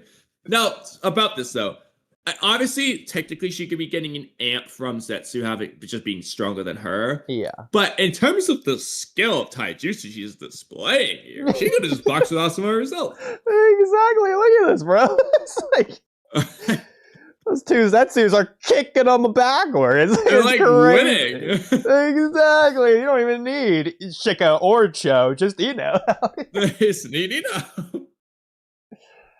Imagine she did this to the Ten Tails clones, though, and she just started botting other Ten Tails clones using the Ten Tails clones. I know, bro. Like, freaking Inoichi, he could, like, do his, like, mind transmission to the Holy Alliance. Imagine if he just took control of the whole Alliance. They're, like, all 100,000 white The whole Zetsu. Zetsu army? Yes, bro. Just mind transfer clones, though. That Obito's going down. Hey, you want to run out his 5-minute timer? Yeah, I got an idea. Throw 100,000 white Zetsu. That'll run his timer out. Hey, that guy. Okay, but if Inoichi did that, bro, it's just like the strongest in the verse. I know. The only one who beats him is Kimimaru. With the bracket dance. Yeah, so I don't think there's anything other crazy. Well, there's also the fact that the way Shikamaru is using shadow stitching there is like freaking Orochimaru's mandala of snakes thing. Like he's got Kaku's threads there. He's just got endless stitches here. That's what I was gonna say. It is Kakuzu. Now, to be fair, Asuma is like preoccupied with like the shadow stitching or whatever, but he just gets like kneed to the face by that Zetsu. Like, he just can't react. And then the two Zetsus going in. It's just like, oh, that doesn't get reflected, Choji, by the way, that ass. Choji's rolling this. Yeah, so Asuma just blew Ino up, I guess. Yeah, she just undid the jutsu. She'd just be on fire right now. Yeah, but my guess is she probably undid the jutsu, technically speaking. But realistically, the game developers forgot and or never knew in the first place. But yeah, that's here's Choji just coming in. He's just saying he won the fight when that's already lost, bro. Yeah, Choji's just trying to steal all the glory. He's freaking Kakashi killing Kakuzu. You know, he's already dead at that point. Yeah, so technically he's suffering from the Edo Tensei nerf, but like he's practically Asuma. It's the same thing. I mean, honestly though, okay, we should have this conversation. The Edo Tensei nerf, one, is not only not implied up until like Madara and Hashirama and them, but it's just straight up stated the opposite. They're all at full strong as ever, consistently said. I don't think the Edo Tensei nerf applies to... It could be like anyone stronger than Kabuto himself where it applies, or just a X strength, but I don't think it applies to anyone until you get to like those Hokage level people. Like Not the third only Hokage, that, yeah. he's at full power. Mu, he's at full power. Deidara, aside from the fact he's not horrendously not using his abilities, he's at full power and so on. Hanzo's nerfed because of conviction. They don't imply he's nerfed for any other. And also, I guess, him not practicing. But he's nerfed from his prime because of not Kabuto Edo Tensei, essentially. Chibimaru could be. We don't know. He just wasn't stopped. So that's all we know there. Not only that, But yeah, I if don't it's a think it applied to jutsu, anyone. if it's a jutsu So, that just doesn't make sense other to than, like, scale to strength, then it doesn't matter anyways. Like Kid Sasuke doing the Phoenix Flower jutsu. I'm not gonna say Sasuke's going all out to make it the most powerful jutsu he could possibly manage. That's not the point of that jutsu. He's doing it like at like 30% strength or whatever. If you got an Edo Tensei Kid Sasuke doing Phoenix Flower jutsu, I'm sure he could do that at the same level of strength as when he was alive. Yeah, I mean, there's gonna be like certain nerfs to like their general, depending on how big the nerf is, you can start to see like decreases everywhere. But for a lot of them, it's for like I said, anyone who isn't the 4 Hokages and Madara and technically maybe Kibimaru, but we'll just ignore him for now. Like everyone after Madara summoned versus before he summoned. I don't think anyone before he summoned is nerfed. Not counting Nagato, because again, Nagato straight up is nerfed because of his leg injury that Kabuto just didn't fix for some stupid reason. But ignoring that, even he's not implied to be nerfed power-wise. Nobody's indicating it. Yeah. So it depends. It might just depend on Kabuto's own strength. If you would say Kabuto is around that Itachi Nagato level, okay, then that's the max. Those were his 2 strongest Edo Tensei, besides Madara.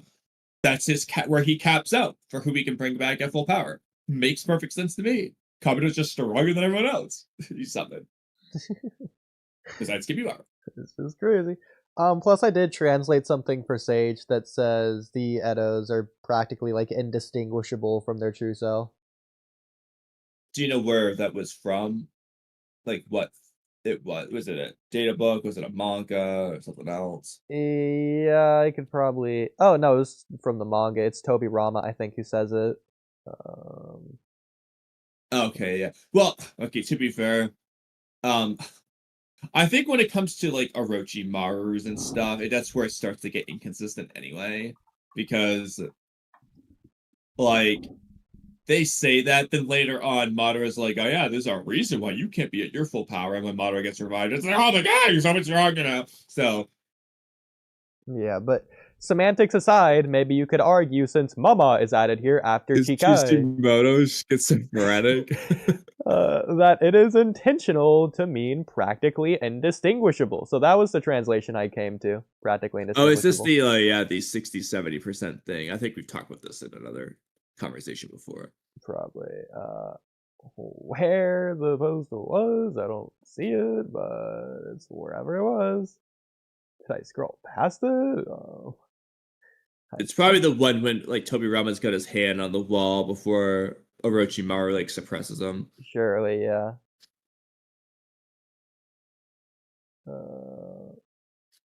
It's whatever Kabuto's at there. Did I miss it? It's because this is definitely the Sage is saying 60-70% there. Yeah, this was just his bad argument on that. I hated that one. Well, that's more they could be saying that, but yeah, it's to get to his desired conclusion. This is probably all Hashirama stuff in the end. Okay, I'm guessing it's this right here. Yeah, it's definitely this because Chikai Mama. So this is what Toby Rama says. Yeah. But yeah. Anyways. Getting away from that. I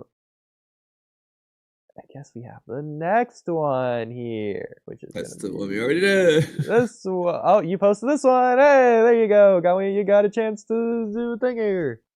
Okay, so I don't remember what this was about, but if Boris Radochikov 7051 had to argue for Orochimaru's case, leave it zoomed in. That'll make this easier for me. Okay. Orochimaru is inconsistently merciful. 1. He never hunts down Jiraiya for Sage Mode or Tsunade for her Hashirama and Uzumaki DNA. Well, hunting down Jiraiya for Sage Mode is just a little funny in general. It just doesn't make sense. I mean, does he even know? Like, yeah, I mean, if Orochimaru wanted Hashirama DNA, why would he just hunt down Hashirama? Well, yeah. Why would he hunt down Tsunade for Hashirama's DNA when he has Hashirama cells before he leaves the village? Exactly. Like, are we forgetting Yamato? Like, yeah. So, let's see what he has to say about 2. Well, also, 2, just on the Jiraiya thing, first of all, he doesn't want Frog Sage Mode. He's doing the he obviously wants something snaky. Second of all, Jugo. There you go. Exactly. He's already been doing that. I mean, if this makes almost no sense, but technically, he's had Jugo since he was training Unko as a kid in the village. Because she has a curse mark that gave him Jugo. But then, thirdly, what would that look like? Because when the pain takes Sage Mode Naruto, it tries to take its Sage Mode, and it just doesn't work. Like what? Is that what people are expecting here? Like, Orochimaru would need to know how to do He doesn't have the brain of that. Is he gonna have Yoroi absorb? I don't know. That's weird. I mean, it's not a DNA based thing, so apparently it is for Kashi-Koji, but well, actually for Koji you could say memories, but so this is interesting. I don't think we ever got any sort of confirmation on this one way or the other. We see at the end of the final fight between Naruto and Sasuke at the end of part 1, Sasuke wins and leaves. He spares Naruto, whether you want to say it spares Naruto's life or spares Naruto from coming back, like whatever. He walks away from Naruto. Jiraiya and Orochimaru fought when Orochimaru left the village. Jiraiya lost. Orochimaru got away. How did that happen? What happened there? Like, did Jiraiya just give up, or did Orochimaru? So it depends on whether I know for a fact it's anime only. I'm not 100% sure exactly when they show it. They might even show it more once, but I know for a 100% fact we do see a anime only scene of this, and like Jiraiya and Orochimaru are fighting, and Orochimaru just kind of like runs away. Like, the fight did not reach the same type of ending as Naruto versus Sasuke, where like Jiraiya's knocked out or whatever. Like, Jiraiya couldn't stop Orochimaru more so than he like got his ass whooped. Like, Orochimaru clearly it's supposed to be he has the upper hand. Like, he does have the upper hand, so Jiraiya can't stop him. But like, Orochimaru didn't have him at like that store from the anime only flashback. But if you want to ignore that, say manga only knowledge, yeah, we don't know, bro. Like, Orochimaru may have just genuinely spared Jiraiya, or the fight might have been more like the anime. We just don't know. My problem with that is if it's Jiraiya fighting Orochimaru one-on-one, that feels like backup isn't right behind him to where Orochimaru has to finish him off and get out of there as soon as possible. And it's not like the Kakashi thing, which we see in the anime, where he just walks by Kid Kakashi, just injured, just doesn't care, because Kakashi's just not powerful to him. Like, Jiraiya is, that's also his friend, like, he would probably care more about Jiraiya than he would about Kakashi. He probably want to prove his, like, ninja way right or something. It's also meant to be a law parallel at the time. Like, even more, arguably more than Hashirama and Madara, it's Jiraiya and Orochimaru that they're paralleling here. Exactly. Now, you could say that Orochimaru isn't leaving for a goal. He's leaving because he's being forced out of the village and running away. He's not chasing after anything directly by running away from the village. He just had like his like passive goal, but outside of that, like, you could argue that's a reason that he's just trying to get away and he doesn't really care about anything else right now, but you never know. I mean, we also don't know the location of where they fought, though. Like, I mean, they could have fought the Final Valley probably now. Like, that's true, yeah. Orochimaru also just didn't seem concerned with getting away or like running away from the village, or like the fact he was caught in the first place. He just didn't care. Like, I'm not saying he led heroes in there or anything, but like, you don't want to live in the village and keep doing your experiments there. It doesn't matter where you go, dude. He just didn't care. He just like, oh, well, whatever. I guess I got caught. But like at that point, he doesn't have hideouts. Like he has to make those from scratch the moment he leaves. Right? That seems like it's gonna slow down your progress. Bro's so nonchalant about every. This isn't exactly why Orochimaru should be exactly how we read him in Overread. But number 2. But yeah, bro just didn't care. I mean, based off Kabuto flashbacks, he may have continued to be with like Danzo post running away from Hiruzen, and that could be why he didn't care, because he had like Danzo to like keep him hidden for a little bit. Sure. I don't know. Like, yeah. That would be It's funny kinda if he left the village just to instantly come back and hide in the village. Yes, to hang out with Danzo, who at the time, I mean, he has his aunt. No, at that time he was already. No, this is before Uchiha Massacre. Okay, wait. So he has his Anbu, but like, they're not necessarily underground, are they? Because Danzo wasn't like banished or whatever. Yeah. But also, So he's just hiding in plain sight. He's just in Kabuto's orphanage. So- hanging out. when Orochimaru left, correct me if I'm wrong, it was in the middle of the Third War. Right? It depends on the version of Orochimaru leaving the village. Yeah, you're not wrong, but it's probably around the time that Minato became Hokage, probably. Well, did Minato become Hokage after the Third War, like right after that ended, or like during the war? I mean, regardless, Minato fought in the Third War for quite a while to become renowned in the Third War. But yeah, my but point is that if Okay. you go with the Orochimaru left when Minato was named Hokage, if the war had already ended, and that's the early version of Orochimaru leaving, then he wouldn't have left in the war. It would have been like right after it ended. Well, but that's my point. Orochimaru, and really the Sannin as a whole, are renowned for fighting and being good in the Second War. We don't know anything about them from the Third War. Did the rest of the world just catch up to them? like what happened Or there? did they just not fight in it? Exactly. But they should have. They were Konoha Shinobi. Like, what were they doing? I mean, that is a good point, though. He should have been gone for the Third War for that reason. Then they would explain, like, Tsunade is, like, freaking petrified of blood because of Dawn shenanigans. Jiraiya and Orochimaru leave because Orochimaru left. That just makes more sense, timeline-wise. It just had that be the case. Exactly. And, I do think that Jiraiya should have been back in the village by the time Orochimaru left for obvious reasons. So, there was some time between the Second and Third War, or Jiraiya was just teaching them during the Second War, the orphans, but... I mean, okay, so... The only problem there would be you can't have Orochimaru leave before the Third War and have Minato famous from the Third War and becoming Hokage because of that, and Orochimaru leaving because Minato was named Hokage. Like, you can't have all three at the same time. You'd have to lose one of those. Which one do you want to lose? I think it's funnier if Orochimaru's just not fighting in the Third War. So you're just doing experiments instead? Exactly, yeah. So he's like Konoha Shinobi. He's just not fighting in the Third War just because. Yeah. Despite being a Sannin and being the guy to have on the battlefront, the front generational lines. prodigy. Exactly. So then, what about Jiraiya? Then is he fighting in the Third War? Yeah, Well, I guess he is in the Minato manga. But... That's true. I would just say if you want to just right away around that, just have Jiraiya be teaching the orphans still in the Third War. It takes a couple of years. That could work. I mean, honestly, though, I kind of like the first Great Ninja War. You've got the really old people, so Hashirama, Tobirama, Hiruzen's age. The second Great War, that's the Sannin are the village heroes. You know, they fight Hanzo, they're the village heroes. And then the third Great War, Minato's the hero.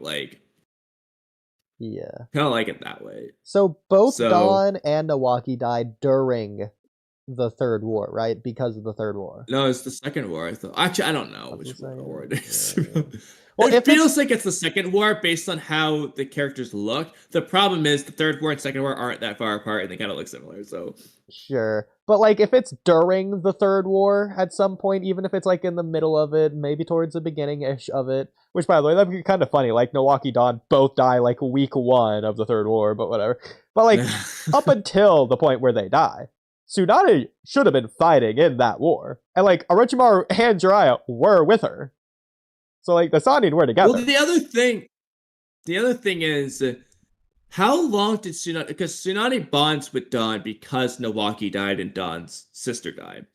How long did Tsunade and Dawn, like, be a couple before Dawn died? Yeah. Because that would also influence... Because Nawaki could have died in the second war and Dawn in the third war, hypothetically, depending on, like, how long they were together for. Not wrong. Low-key, it might have been more impactful if Nawaki was just Tsunade and Dawn's child, if they'd been together for like 10 years or whatever. Okay, that could have been interesting too. Not saying it's better, but it might be. Oh, that's very interesting. Yeah, but like it's weird. It might be better, but I don't know if it is. I don't know if Exactly. it really is that much different in the end, but... Yeah.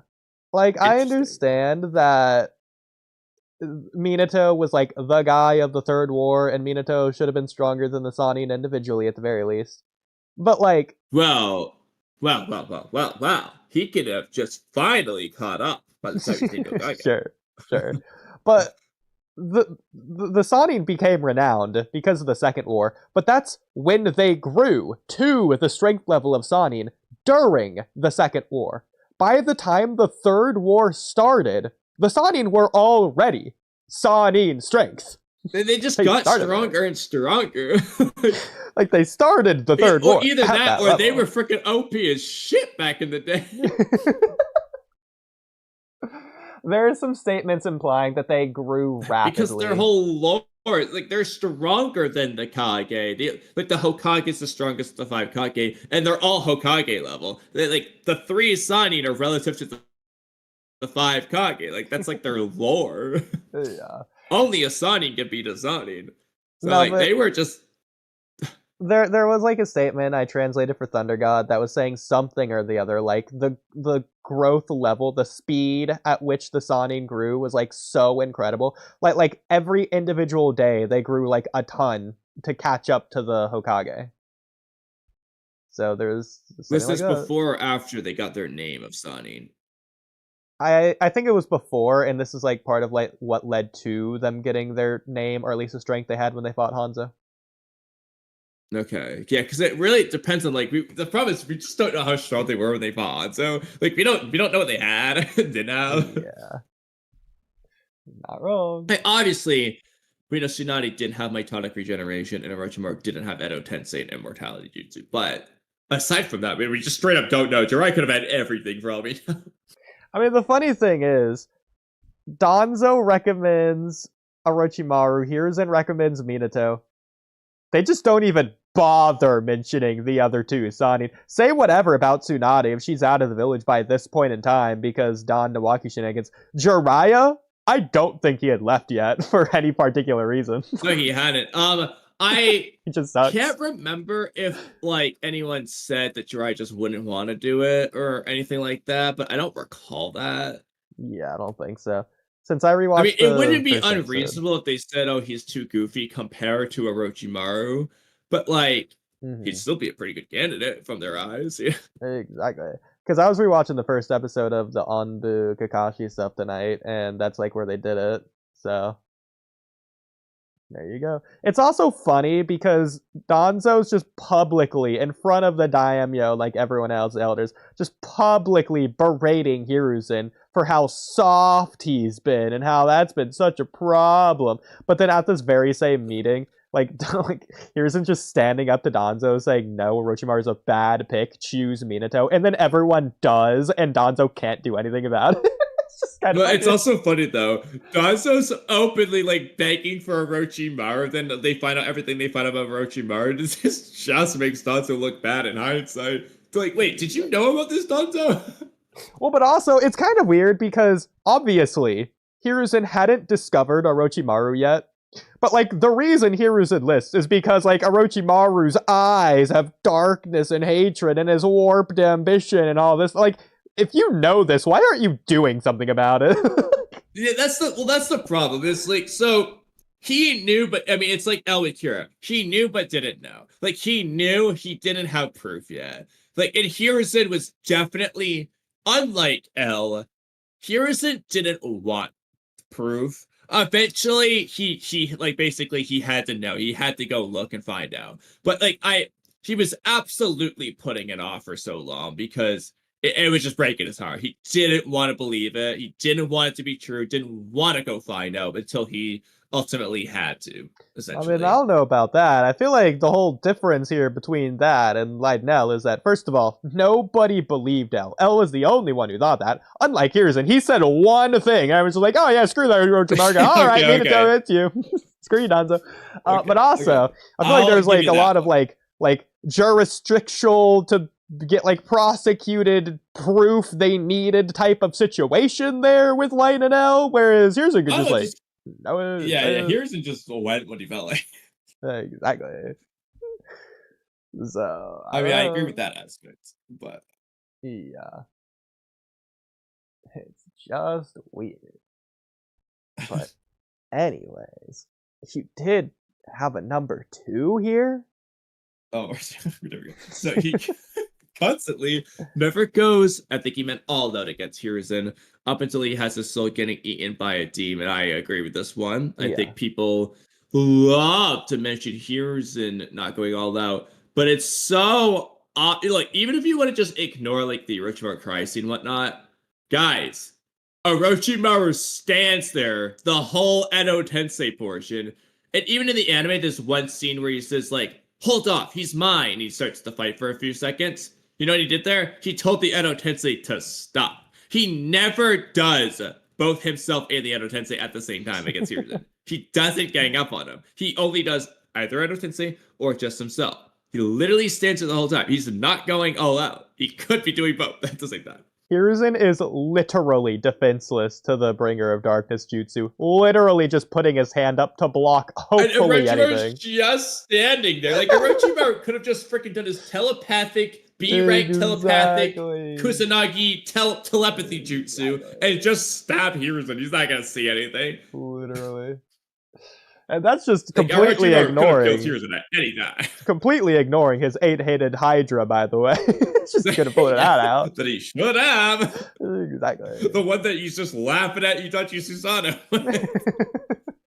Orochimaru, definitely holding back. Okay. There you go. So he says his theory is that Orochimaru from the end of the Shippuden to be specific, is the real Orochimaru, and the villain BS was just a persona, because his obsession with Sharingans and the Uchiha clan is so illogical. When Sage Mode, Uzumaki Chakra, and other shit Kabuto did is right there, combined with ingesting Hashirama cells, which would have made him stronger than Madara. But so I'm just gonna go with it, because it's a little bit funny that he just says this. But we're gonna not stop him from saying that. It would have made him stronger than Madara. But he never effing uses them. The only logical explanation is that the windmill metaphor is real, and Orochimaru just follows whichever way the wind blows. From Hiruzento, Danzo, to Hashirama cells, to Itachi, to Sasuke, and then, well, hold on here. You're forgetting someone very important. I mean, it's very glaring here. I'm sure Oodie noticed. Oh, absolutely. I just can't believe you would forget the one you wanted most. Technically 2 if you want to count anime with Gurren, but either way. Yeah. I mean, yeah, he's missing a lot of things here. And then 2 following Sasuke. Well, so I mean, as for the windmill, I mean, yeah, he says it like one of the first things in his character you get is him saying it to Hiruzen, and then he essentially repeats it in the war arc. So I definitely think his windmill is there. He's definitely a whimmy guy full of windmills. I think we can rule out the Sage Mode complaint, considering curse mark shenanigans Juga, like he's doing that. The Hydra might just be that. For all we know, he always planned to do the Hashirama. I mean, he's doing the experiments, right? He's combining the Sharingan with the Hashirama cells. He and Kabuto got the intel from Orochimaru's experiments. were theorizing the Rinnegan, Hashirama cells and Sharingan stuff, he probably planned to give himself the Hashirama cells after he took Sasuke's body, realistically. So he's just doing the order of operations here. He's doing his multiplying before he's doing his adding. Yeah. A funny way, so I'm not saying this is better, in fact this is definitely worse, but in universe, a hilarious way to rewrite the Orochimaru versus Hiruzen fight. Orochimaru just kills himself as soon as the barrier is erected, and he just revives himself out of Anko's curse mark and then just destroys the village while Hiruzen's trapped in the barrier. Okay, that is hilarious. What does Hiruzen do? Exactly. So good, bro. No, that's the best way to see if he really has everything. Orochimaru doesn't even have to do that. He can just do his underground teleport Zetsu jutsu and get out of there. That's true too. I mean, the only thing Hiruzen could do is reverse summon to wherever Enma lives. But depending on where Enma lives, that's might not be near the Elite Village.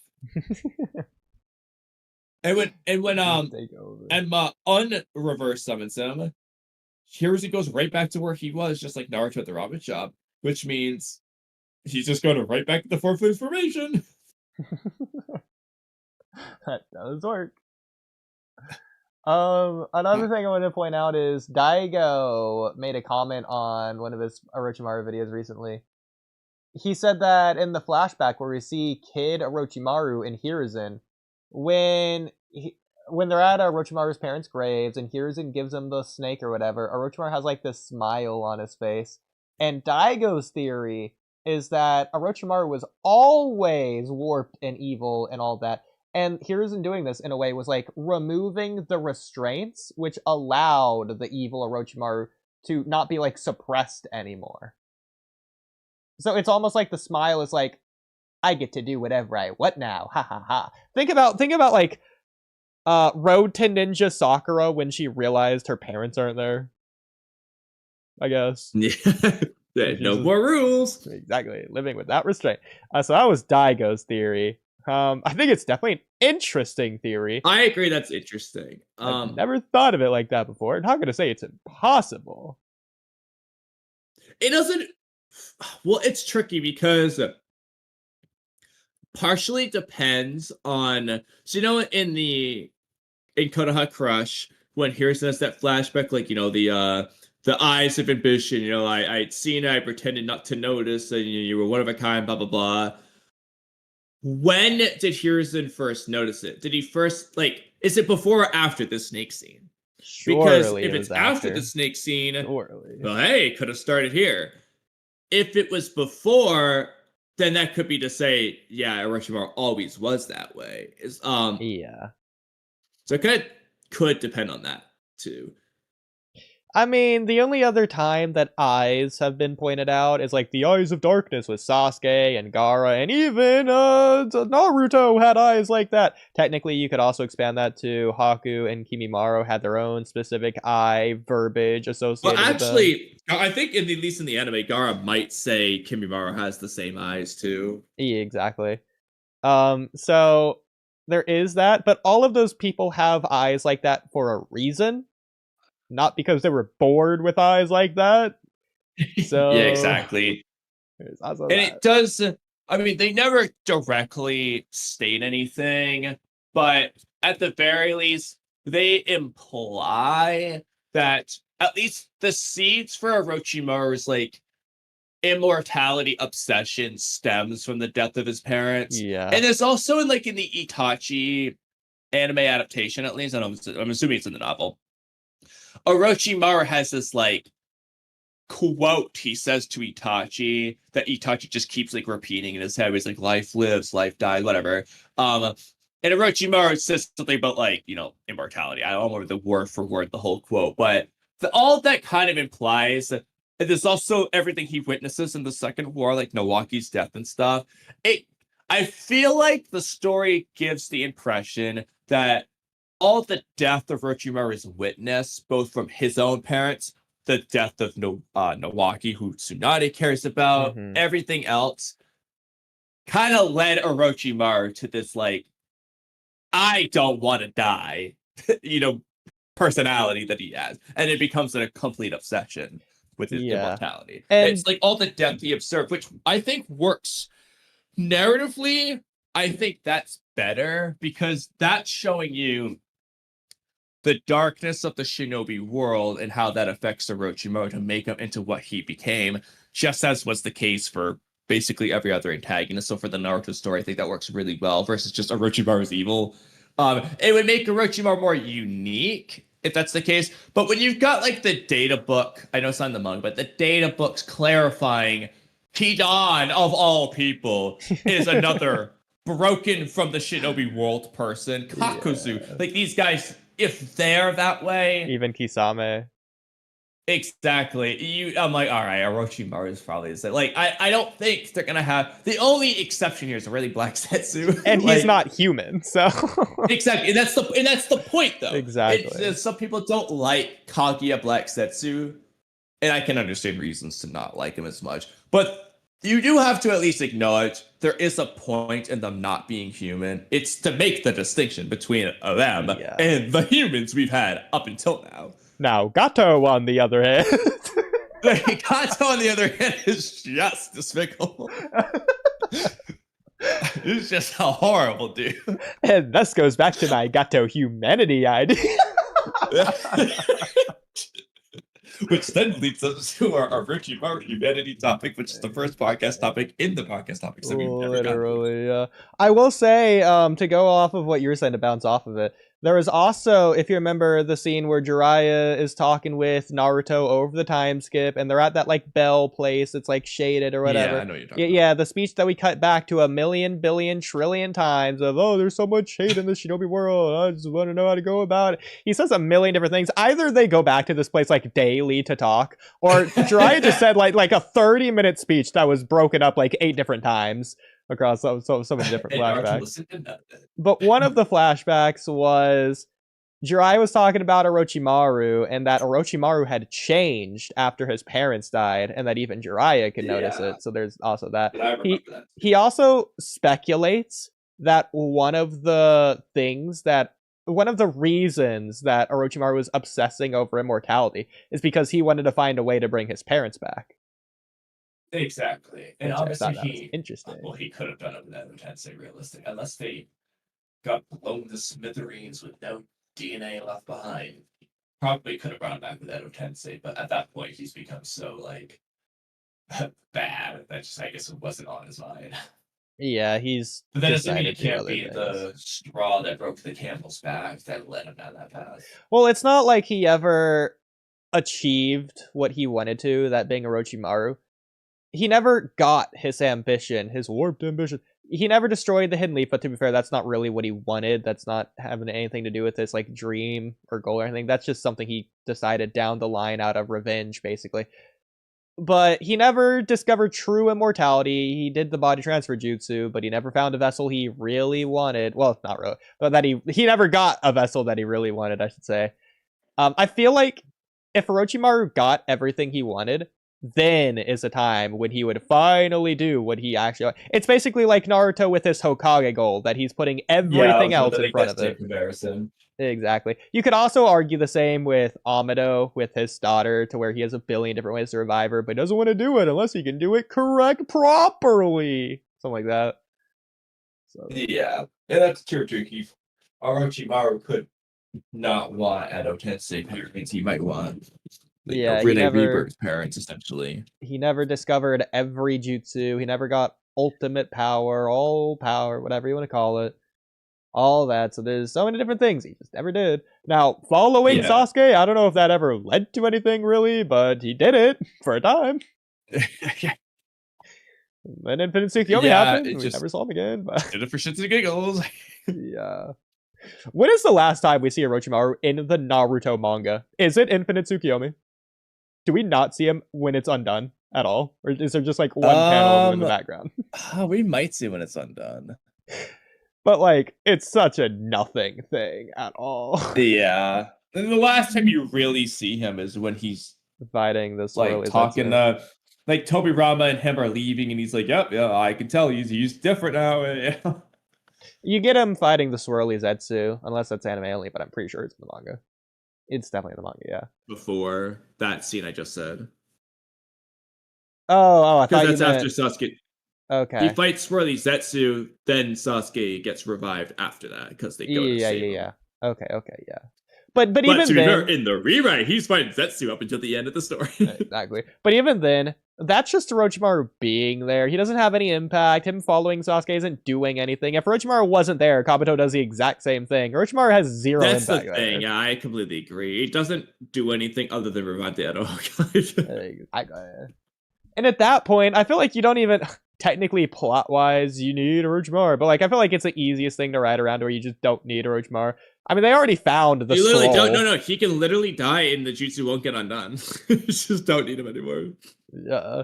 Actually, no, you don't need Orochimaru because Sasuke could just like genjutsu a Zetsu to do that.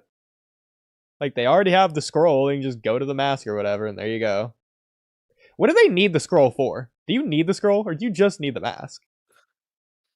I think the scroll just told him how to do it. That's so stupid, just wanted Sasuke to learn. So stupid. That scroll, that's one of the freaking biggest things in Naruto I want to rewrite, is freaking Suigetsu's hyping up, oh, this is going to change the course of the war. They haven't even found Sasuke and Orochimaru. Like, oh, we gotta get I completely agree. Orochimaru's return is definitely something we have rewritten and will continue to rewrite. Yeah. In like 50,000 different ways. Exactly. But I'm glad we could do that comment. I'm guessing a certain... So Daiko's been in chat again. He said, what are y'all even talking about at 11:49? I told them to join stage and find out. That was like 10 minutes ago when I said that. So it's a little bit late. He was also here at the very beginning. Yes, I don't know if he's been watching the whole time or what's been happening, but... Oh, definitely not, considering you also said, Daigo, are you free? Did you like my comment? If you copyright strike us, do it live and yeah, go! I know. I saw that after I wrote that. I was like, oh, we were on the same page here. And then all publicity is good publicity. Reference to copyright strike. I thought that was funny. You're not wrong. Okay. Well, so at this point, do we want to do a Naruto topic, a Boruto topic? Oh, shout out Immortal. I would do an Immortal topic if Immortal there.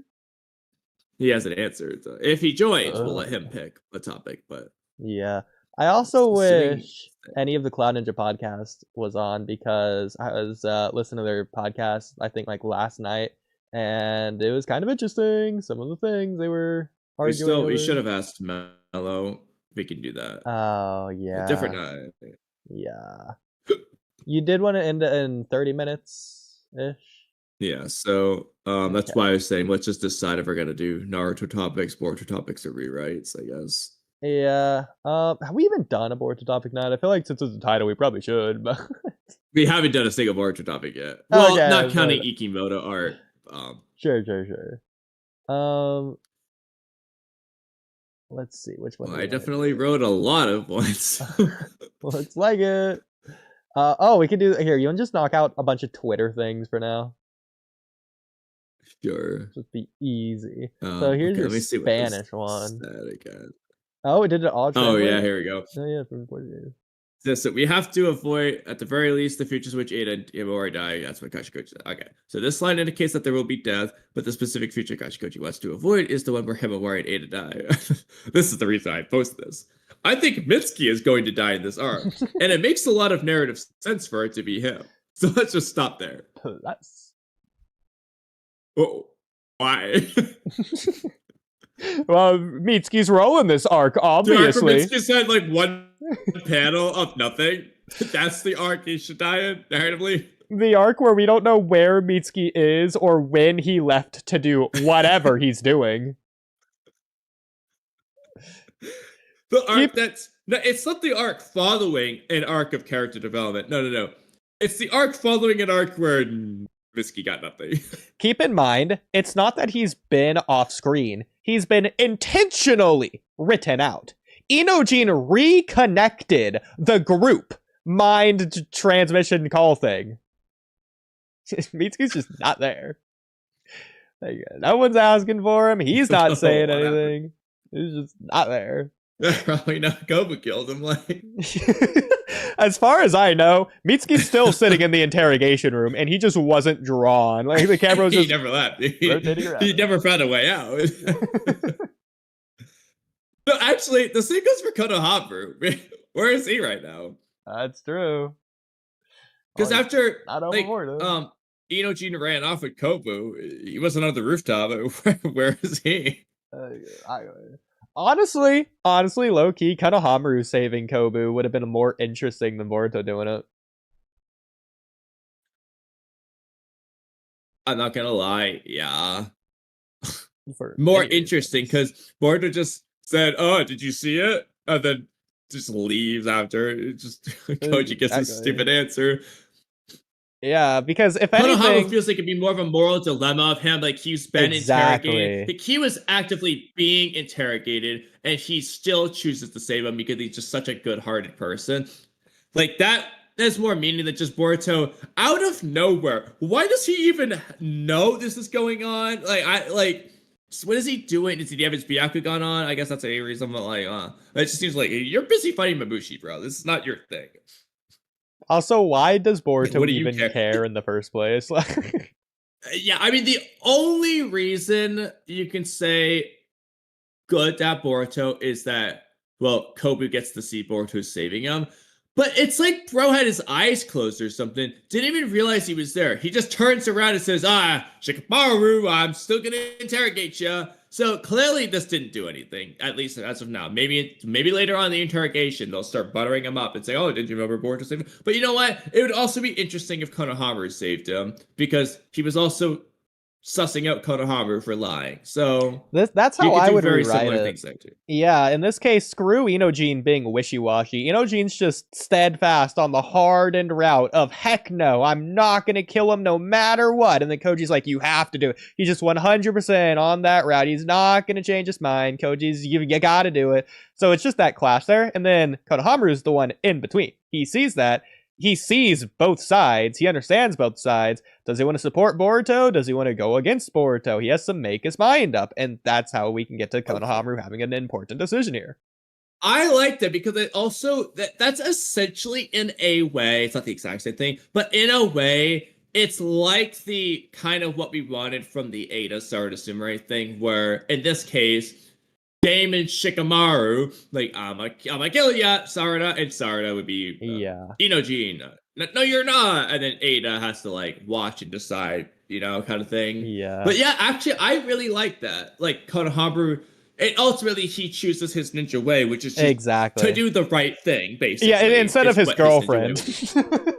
Yeah, exactly. Yeah, it's not his girlfriend. And we're not even going to necessarily, he can literally just say his ninja ways to do the right thing. Like, whether that is to help Boruto or not, it's about doing what he thinks is morally right. And at the time, right now, he thinks helping Boruto is that. But if Boruto were to change, he wouldn't think that. This can work even better because, keep in mind the Konohamaru Kobu stuff that you were saying. This can also lead to Konohamaru being the next Hokage, or better yet, Sai screws him over last minute and he becomes Hokage. Oh, I'm so glad you did that. Because if Shikamaru's out, that's the best rep to go. Actually though, and then if Kobu, if you were to not have Sai, the Sai shenanigans, like, that would give Kobu a reason to pick on Konohamaru, although he still thinks he's stupid. But like, he could even be like, I thought you were stupid, but it appears you're smart because you saved my life or something stupid like that. I guess you have a brain after all. Well, okay, that'd be a cool line if he said something like that. Well, Konohamaru, you're pretty stupid, but Naruto is stupid too. I let him slide. No, he says, Konohamaru, you're pretty stupid, but you're smarter than Shikamaru. But you're still better than the other 8th, okay? Exactly.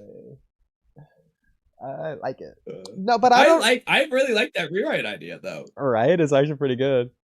But I do want to get back to why Boruto saved Kobu, because sure, we can say it's because Boruto's a good-hearted kid and we're supposed to like him as the audience member where he's doing the right thing and saving a life. And Inojin already said why. Boruto's just reflecting that idea. He doesn't even need to say it. Inojin already did for him. I get that.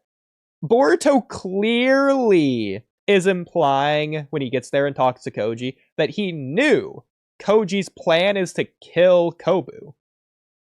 So Boruto that's the thing that's weird about it. Like, he definitely knew. So was he just always planning to like come do this? Like why now? Like, he's just waiting for this chance. What? But why Boruto, does he know exactly when? Unless it's going to be some off-screen explanation, or they're going to explain it next chapter, or whatever. Boruto seemingly, as of right now, doesn't know why Koji was trying to kill Kobu, but Boruto would probably think it's for the best, since that's Koji's whole thing. Like, the reason he saved Konohamaru is because he likes Konohamaru. That was the reason. He's being selfish. And yeah, exactly. He didn't save Yodo. Exactly. Like, he's not... I mean, I know Yodo's his freaking baby, his wedding bride or whatever, who we just can't stop talking about. But ultimately, he didn't save Yodo. But also, Yodo, to be fair, not land of fire, but like, she's a shinobi, she had a good heart, from what we can see, even though we don't care, Boruto probably would. But like, she's also a child, like a good-natured, innocent child, kid, person. And yeah, I know, the Shinju are children, innocent Cub Scout, blah blah blah, Mormon, all that. But like, Kobu isn't any of that. Boruto doesn't even know Kobu, but from what he does know, it's probably not high praise. I mean, he's not looking up to Kobu out here like Naruto's looking up to Haruka or anything like that. He's not looking at the feudal lord like, can I try on the feudal lord cape, please? He's not doing that like Naruto Chapter 1. So, I don't know why he would save Kobu. Clearly, he understands that's what Koji wanted for future things, and Boruto just doesn't care.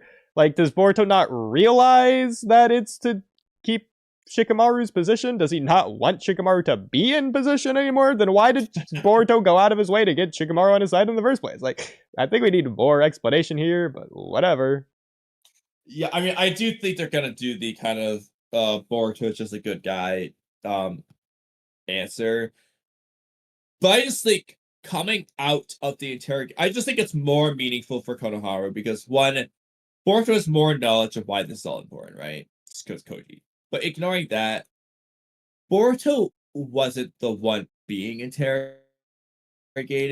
If Boruto was the one being interrogated and then does that, sure. But I also feel like Boruto's more steadfast. The thing is, I mean, realistically, Boruto's character in Two Blue Vortex has been very, like, he knows what he believes in. He knows what he wants. Like, the most waving you have is just like, do I go save Konohamaru? But at the end of the day, he always wanted to save Konohamaru. That was never, he was never risking, he never was gonna like weigh the odds of killing Konohamaru versus saving. It was, is Konohamaru gonna make it out if I don't go or not? That's the question. When he decided, no, he needs me, he went. Boruto's very headstrong. He knows exactly what he wants, what he needs to do. Konohamaru, on the other hand, has been wishy-washy. He doesn't know everything. He lacks information. He hasn't made his full decisions on people because he didn't have a reason to yet. Like, he's just now saying, okay, Boruto's kind of trustworthy. Do I trust him? Do I not? Should I trust him? Should I not? Same as Shikamaru. And then he just got interrogated. I think he works really well for this idea of, what do I do? Do I save him or do I not? Because Konohamaru can clearly tell that, well, Shikamaru literally told him, but he can also just tell, okay, yeah, like, Kobu's sussing us all out here. That's not good for us, what we want, right? He's not that stupid, no matter what Kobu says. But you have his morals. And Konohamaru feels like we see what he does literally in the previous arc in Matsuri. It's clearly like, if Boruto's unwilling to kill people, Konohamaru's less willing to do that. Like, Boruto's a lot more serious and Shadow Hokage than Konohamaru. Konohamaru's like the private angel of the Boruto series right now, okay? He's that guy to do this with, I feel like. I really love your idea. Yeah, then you compare that to Naruto, and every character just has a hardened mindset. They know what they want, and they're gonna get it. Sasuke Retrieval Arc, Shikamaru doesn't even like the guy, but they're all Konoha Shinobi. They're gonna put their lives on the line to save him. You got Kanabi Bridge. Obito's gonna go save Rin. Kakashi's not gonna do it. He's not being wishy-washy back and forth. It's Obito, once he convinces him, Kakashi's down. He's convinced. He's going to save Rin. Screw the mission. It's like, it's either you're one way or you're the other way. Gaara isn't half evil after Naruto stops him. He's completely evil and then completely good. There's no in between. Yeah. That's not the case of Boruto. But yeah. I really like your cutoff ride. Yeah, I'm not gonna lie. Yeah. Another possibility, this could be interesting for Boruto, not that they ever... Wait, real quick. Oh, yeah. I don't know if you were going to say this, I doubt it, but it would have been extra interesting if Konohamaru did it to see Koji's reaction, because Koji planned to have Konohamaru die in the previous arc. True. So he could even technically be like, Boruto, this is all the more reason why you shouldn't have gone there. That'd be cool. Boruto's sort of on a power trip right now, because he's totally down to listen to Koji tell him what the future is. But if it's not a future he wants, I'm gonna change the future. But if the future can change, what's the point of listening to Koji about the future? So it's like, they really want your cake and to eat it too, Boruto.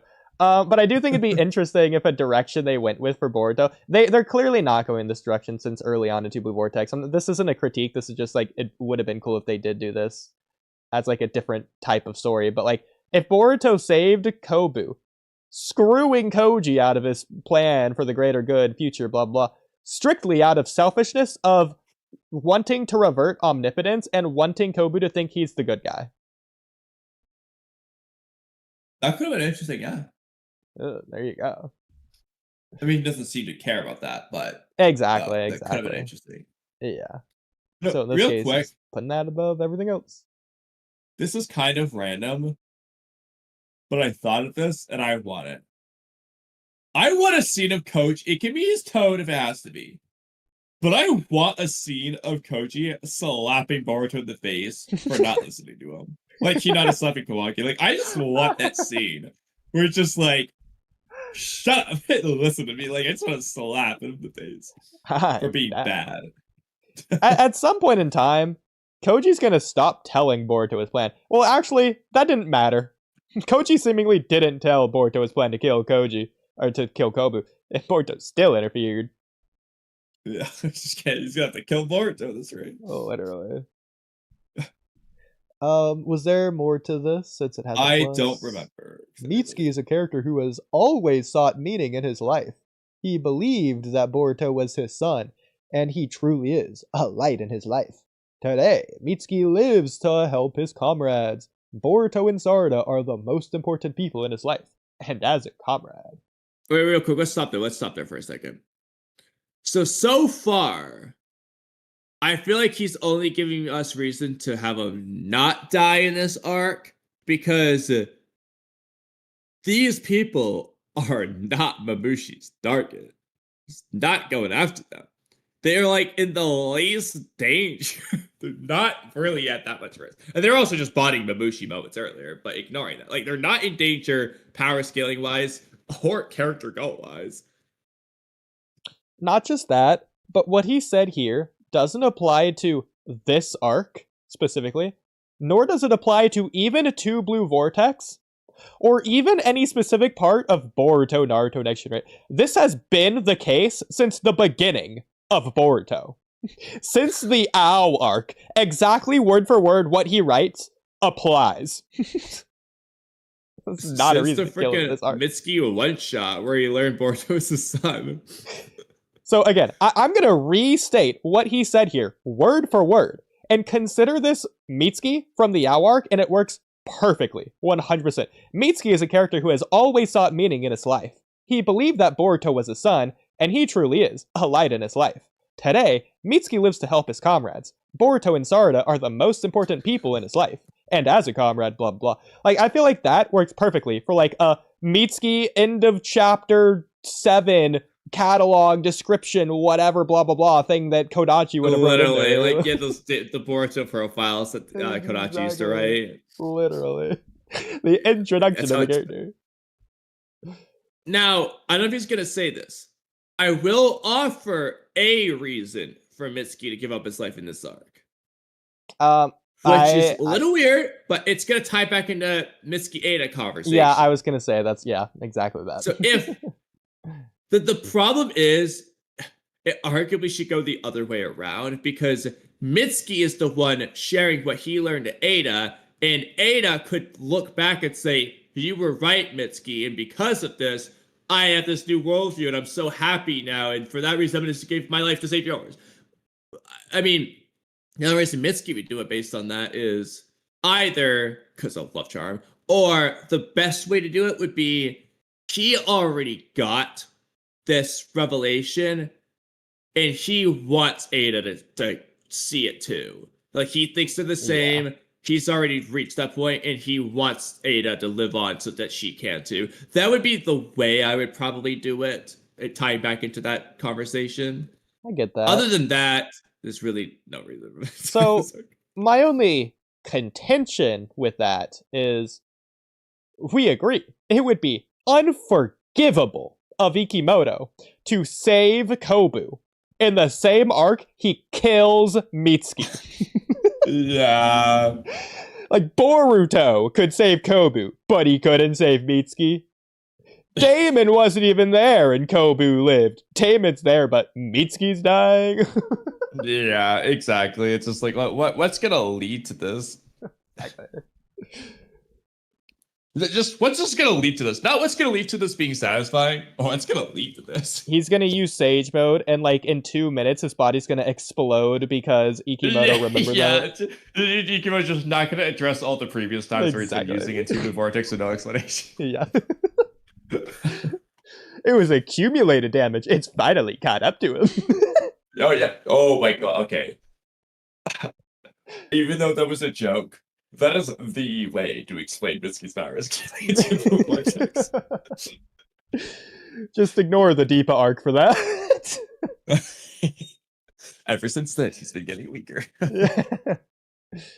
Mitsuki's always there to help. He wants to understand people's feelings. Omnipotence made him lose his way in what he believed. Well, no, it didn't, but I see what he's trying to say. Yeah. Until he fights with Boruto and realizes that the truth is that Boruto, the traitor, was actually his true son. Well, that's also not Mitsuki realizing it, that's Boruto telling him, and more of Mitsuki being convinced, if anything. Like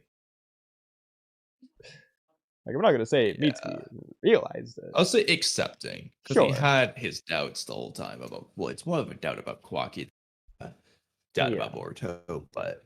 And this is also translated from Portuguese, which could be the explanation, but, you know. Later on, in a conversation with Ada, here you go, going. He talks about his feelings. Before Ada, he didn't know love. Oh my god. Maybe he even confused what he felt. But now he knows he can shine on his own, without needing a son. Boruto's words. What matters is that he now knows. Well, so, Mitsuki just didn't know he can love. told that, but does he believe that? Yeah, he just didn't know love before this moment, Kamui. Mitsuki just didn't know love. He just never heard of it. Even though he asked Sarada if she likes Boruto like 30 times. After all that, why do I think Mitsuki will die in this arc? I believe this because Mitsuki is a complete character. You know, as opposed to all the other arcs where he was incomplete. All the plot around him has been resolved. There's nothing left to develop in him. Another thing, that is so not true. I know. Another thing, he's already had 2 fights and was the one responsible for freeing Boruto. Himawari's had 2 fights. There's nowhere left for her to go. Why not kill her? No. Actually, though. So Sarada's had 2 fights, and she's a complete character. So why isn't she dying? Exactly. Sumer's probably had 2 fights, right? Probably somewhere. I don't know. Maybe not. Maybe not in manga. So Beetlejuice had 2 fights. He fought Jura and Mamushi. They're a complete character. But even with all that, doesn't it feel like he's kind of faded from the manga? Well, that's not a death flag, but yes. Well, again, okay. So back to your out arc, boy. Just been that way. I can't say he's faded from the manga. He was never in the manga. Exactly. But also, why doesn't this apply to like the Konoha 13? Everyone. Literally. Like he's just Everyone there. that isn't because Boruto and he does. JoJo. You know, that's actually. Have we seen Karui at all? Because we've seen Shoji and Shocho. Have we seen Karui and Shocho together ever? Ever? No. Ever? Never seen Karui in the Boruto manga. Actually, no, you might in the tuning exams. She might be I think watching you're right. like Yeah. when JoJo fights. But Like at this point, I'm not even confident Karui's living in the Leaf Village. She might just be in the Cloud Village. yeah, are they even married still? Oh my god. To me, Mitski doesn't feel like someone with much purpose. I mean, sucks for you, I guess. He could sacrifice himself at any moment for the people he loves, and his death would bring a huge weight on Boruto and Sarada. Someone's going to die in this arc. Well, I love how he just knows that. You know, Ikimoto told him. I have no doubts about that. I wanted it to be someone else, but I can't think of anyone other than Mitski and Daemon. This one won't end Two Blue Vortex alive, I'm sure, but I don't know if it'll be now. Well, that's it. Let's see how this unfolds, winky face. So he's confident Daemon's gonna die in Two Blue Vortex. I'm not gonna say it's impossible. I'm just curious why he's so confident he will. Do you really believe that any relevant character is gonna die as the first comment? I love that. I think only characters with very little relevance will die, like Yodo. Mitsuki's too popular, practically. I've never seen a hater on Mitsuki. Well, we definitely have, but I mean, see, the problem is this shouldn't be the case, but they're not really wrong. Because again, like the Yodo is our death, our staple death example. You know, and technically that's not even actually confirmed in the Japanese. You know, she is dead. It's implied. We'll go with it for now, but technically she might not be. Can't wait for her to come back.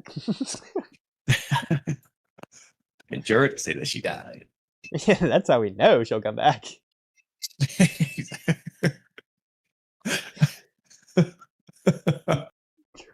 God. Okay. Does it continue? I can't see right now. No, that was the end of it. I exited out of there. Okay. It is 12:58. I hear you touching your stove. Yeah, I know. Yeah. So yeah, we're running into this conjunction. Okay, luckily I've started heating up my food finally, so I'm not delaying that. So we could theoretically do another half hour. We need to stop at 1:30. Interesting. So here's a topic from Shavuk Black, who I just copy pasted this. Possible pod topic is power scaling dead / rise of agendas.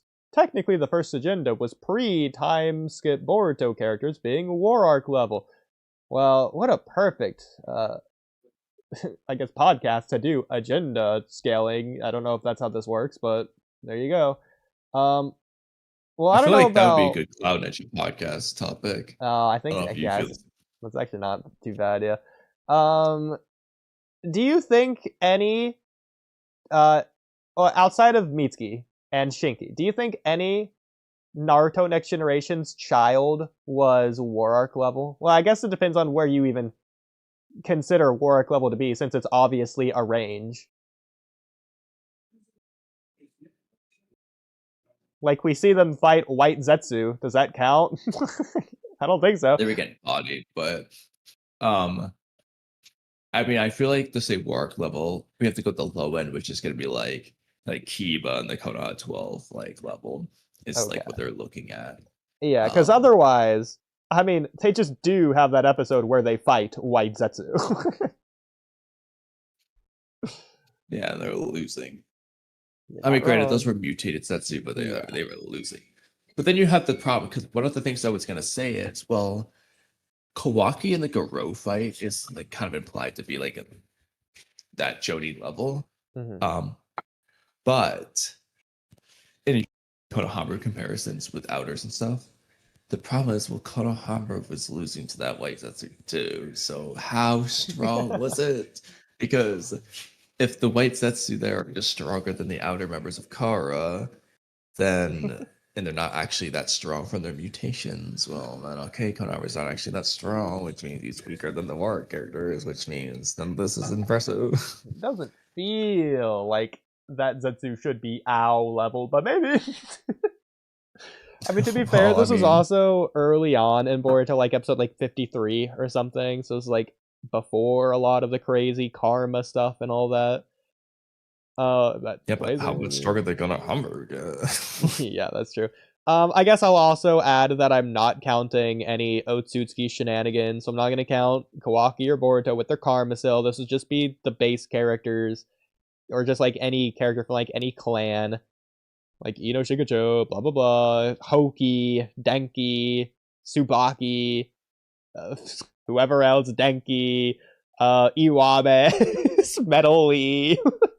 It would really- It would just be Mitski, Shinki, and Ooh, if you're Shinki. counting as Ninja Tech Oh. based Milwaukee, like in the Grow fight. What like- about... Okay, so we know that Hoki made that huge Earth-style jutsu in his tuning exams match against Inojin. So here's the thing. I think some of these kids do have Warwick-level feats, but I don't think they have Warwick-level chakra reserves. And I think that's a big Yeah, difference. I think they have like very good skill, but like they're not presented to be Jody level. You know, like ultimately Yeah. in that Ten Tails fight, I think we can say all the tuning, like Akiba, who are still tuning, they're Jody level at that point. That's them rising to that level. Even though I think some of them never get promoted to Jody for some stupid reason, Boruto, but ignoring that, Mhm. that's them rising to that like Jody level. Yeah. I also I don't think think Hoki's presented to be there. Exactly. I feel like they can't really... It's not that they can't do much on their own, but I feel like they would just... like that. Like I said, they have low chakra reserves. They probably have low stamina as well. I feel like if you threw them in the war, they would need to be saved. Like, they might be able to do good at first, but like, come day 2, they're going to be gassed. And they can have a lot of skill, but they don't have a lot of experience, and that I feel like is also really crucial. Yeah. But I mean, it doesn't inherently have to speak to too much of their caliber, because like Kakashi got promoted to Jonin when, I mean, yeah, he was a Genin for a while, but like he didn't have that much experience compared to like most Jonin. So it doesn't have to be exclusive, but I mean, part of the problem is it gets into one, just the power scaling and the depiction of the power and abilities, because watch anything from those kids in the anime or even the manga, if they're manga characters, they don't feel like they're Jonin. But they technically might be. Yeah. But it does not feel that way. It doesn't feel presented that way. But they technically might be on that level. And that's one of those things that's like, I wish it could feel more consistent, but it does make it tricky. Because like even now, like I know we love to just make fun of Chocho, and I will continue to do so, but it's like, I'm watching Chocho here, and she looks like she's freaking Academy level still, and apparently she's as strong as freaking Karma Boruto. I'm gonna keep escalating how strong she is. But like, so what are all these people then? I want to say... I mean, Kobu apparently is freaking god tier, dodging like 15 base Boruto level threats. I want to say if you throw Shikadai into a platoon from the War Arc, then like with his tactics and strategies, he could do well with a platoon. Like with comrades, he could formulate some kind of Yeah, strategy. but that makes sense for his character. But at the same time, you look at how Ino Shikacho dealt with Ao. Yes, that was unfair. Ao did his crazy stuff that was like sort of just negated anything they could have done in the first place. But like still, like Shigenai had a bomb around his neck in like seconds. So it's like to some extent. Well, the other issue, and this is essentially the strategy version of what I just said about the like power depiction.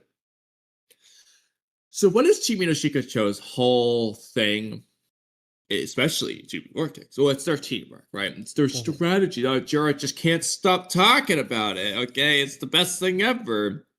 It's the Bible to him. But what do we actually see? We see them just like, okay, so there's a difference between them throwing 3 random attacks, one after the other. But the problem is they don't feel like they're the... I will say, I guess, the casting net into Chocho hand palm, it's like, okay, that makes sense as a tactic, but that doesn't feel like some big brain strategy of how they're going to take down this opponent, like a Shikamaru plan, like Shikamaru versus Tamari. It's not that, it's just them throwing 3 attacks back to back. You know, ultimately, they're not like cohesively morphing into this big plan, or they're just doing one attack after the other. They are working synergistically. I'm not going to say the teamwork's bad. They're being teamwork. They're working synergistically. But they're not being strategy. It's not a big strategical plan that they're doing. And tactically speaking, I know Jura just says their teamwork's great. But I feel like they want us to think they're being like ultra mega strategists. They're not. They're not doing any strategy. They're fucking throwing 3 random attacks after each other, okay? You know? Yeah. So, but then if you take the feats we have from Shigenai here, it's kind of like, well, okay, put that in the work. Why do I expect anything other than 3 attacks? One after... Like, I compare it to, like, what Kakashi does with Ensui with the Shikamaru, the Shadow Possession Jutsu. That's what I was thinking as well. Zabuza. Like, that's a strategy. Like, they're really thinking about how their jutsu are going to do this and this. They're not just... Kakashi's not just throwing the Executioner's Blade and then side draws a bird and then Choji sits on him. They're not doing that. But that's what they're doing with Demon Shikacho. Because that's how it comes across. That's kind of the way I was thinking about it. If you throw Shikadai or Inojin or Chocho into like the Edo 7 Ninja Swordsmen with the same squadron, you know, they get the same platoon of everyone else there. What impact do they really make? You know, Shikadai versus 7 Ninja Swordsmen, he's gonna get blown up. Or you get Chocho versus the 3rd Raikage. I'm sorry. You have Warark Choji with his butterfly mode there. If he doesn't expand fully, his butterfly mode's not going to save him from the 3rd Raikage. Chocho's not going to do anything there. Inojin versus what? Edo Asuma. I don't understand what he would really do outside of what Ino did, I guess, with the White Zetsu. But like, if we remove the video game scale, I don't think Inojin's going to do much. But he doesn't really use the mind stuff in battle. He's just going to draw a bird. Yeah. What are y'all talking about? Well, how do I put this into words? Well, okay, I guess. And I left my phone and I heard something about War Arc level. So, yeah, so in the current moment, it's like imagine putting like the members of Team 10, like Shikanai, Chocho, and Inojin, into like the War Arc and like imagining them there. Like, what would they do? How'd that go? What does War Arc level mean to y'all? What's that mean to y'all? Hello, can you hear me? Yes. Yes. Even mean to y'all? Like the ability to fight White Zetsu? Well, throw them on like any battlefield, so to have to fight Zetsu or Edo Tensei or whatever shenanigans would just come to that battlefield. Okay. Wherever you think they'd be. Like let's just say instead of Naruto, Chocho has to 1v1 the 3rd Raikage. How do you see that going? Do you see Chocho with her 1.1 times expansion jutsu just punching the Raikage in the face and just blowing him up? This is how you see that. Well, it depends. Are you using the anime, though? Because if you use the anime, technically she can Base Chocho using her smallest partial expansion jutsu humanly possible. Does she just one-shot the 3rd Raikage, blow him to smithereens? don't need to do that to be warg level, right? No, you don't. But does she do that? Because she's doing it to freaking Mamushi. That's not how you scale the Mamushi thing. Well, he's freaking pressing Boruto 1v1 and a 2v when he's slamming Boruto against the wall. Boruto's freaking gone, apparently. So as far as I'm aware, right, like it works like this, right? So they technically are as powerful as one another, right? But right. they're so they can't utilize their chakra or whatever energy Okay, you they're know what? using to properly be able to use their Oh, strength. Is that boy. how it's presented? Seems a little So, contrived. to Here me, we but go. that's how it's presented, right? Right? Is that wrong? Well, I guess we might as well just segue into more of our TV Nushika show complaints. You've Apparently, awakened reason- the beast, Sarah. I will just say though, based on like just a little bit, yes, I do think whatever you consider Warwick level, which I think is just the ability to fight White Zetsu, they're Warwick level or Now, whatever. I was picking like you can really pick when you say work level, you can pick whatever metric you Yeah. want. I like just doing the Konoha 12 comparison, which they do Yeah. fight White Zetsu to be fair. I think but- day 1 and the beginning of day 2 is really what you could look at. Just like all the battlefields. Okay, yeah. So when the Edo Tensei are still there, basically. Yeah, Also, all the you were like battlefields. really downplaying like Hoki chakra reserves, bro. The hell? Why are you doing that? You think I'm downplaying Hoki's chakra reserves? Do what you his did. Arsenal Wouldn't that Jutsu require is like a lot of big, chakra? so I mean, it's Like kind it's of a tough to say. massive thing. He definitely has a lot of chakra. For Well, yeah, he sure. did the one thing once, and then didn't do anything else Well, after. he did it 2 more times, and he didn't need to do more, right? And he never had a statement, unlike Inojin, that I'm running low on chakra. And he did it 3 times. And did it was it never 3 like I'm times? running Oh, low on actually, just a chakra. tag. I don't remember him doing it 3 times. He just did the one big maze. Well, he did the one crazy log thing one. once. He did the log one. Like Log? the small Tanjin bow. Yeah, the singular one. I don't know what you're Oh, talking well, if about. it's small, Then no, the singular one. Exactly. Not Yeah. the big one. Yeah, that's Yeah, what I'm talking The about. small singular one. And he Yeah. never had a statement like I'm running low on chakra. And that seems like a thing that would require a lot of chakra, unless he has like perfect chakra control or whatever. Not But even sure. he doesn't have a statement like that. So I'm assuming he just has a lot of chakra. It's definitely possible. Jin statement. Okay. Well, he definitely hasn't been doing anything against Mamushi, that's for sure. So I'm just saying. I mean, I'm if you just saying. freaking use that jutsu, yeah, there goes like 30 Also- Mamushis. Although you don't feel like Jonin, there's stuff within the Mitski arc that implies that they could be Jonin level, as well as the Hoki statement with who's that one teacher? She was like, there's like gonna be like 3, there's gonna be like many Jonin level shinobi, they're coming here to take you guys or whatever. Yeah, but to like fight Sauron, Kawaki. How, And where like does a Hoki's team dealt with Boruto all of them. where does a Boruto Jonin scale to a Naruto Jonin is part of the problem there? No idea. I don't think it's All right, I'm back. that. Would it really be Okay. that different, right? Even if it's a little bit less, right? There were 3 of them and multiple of those Jonin level shinobi, and they still defeated them. Okay, Right. but Sauron, at the same time, where does a nameless fodder Jonin scale to an actual character? Any of them. Any character. Hey, all we're talking about is Jonin level, right? And the Jonin level people were fighting the White Zetsu. Okay, and Jonin level is typically defined by the characters that we know to be Jonin level, not the random no-name characters that are said to be Jonin.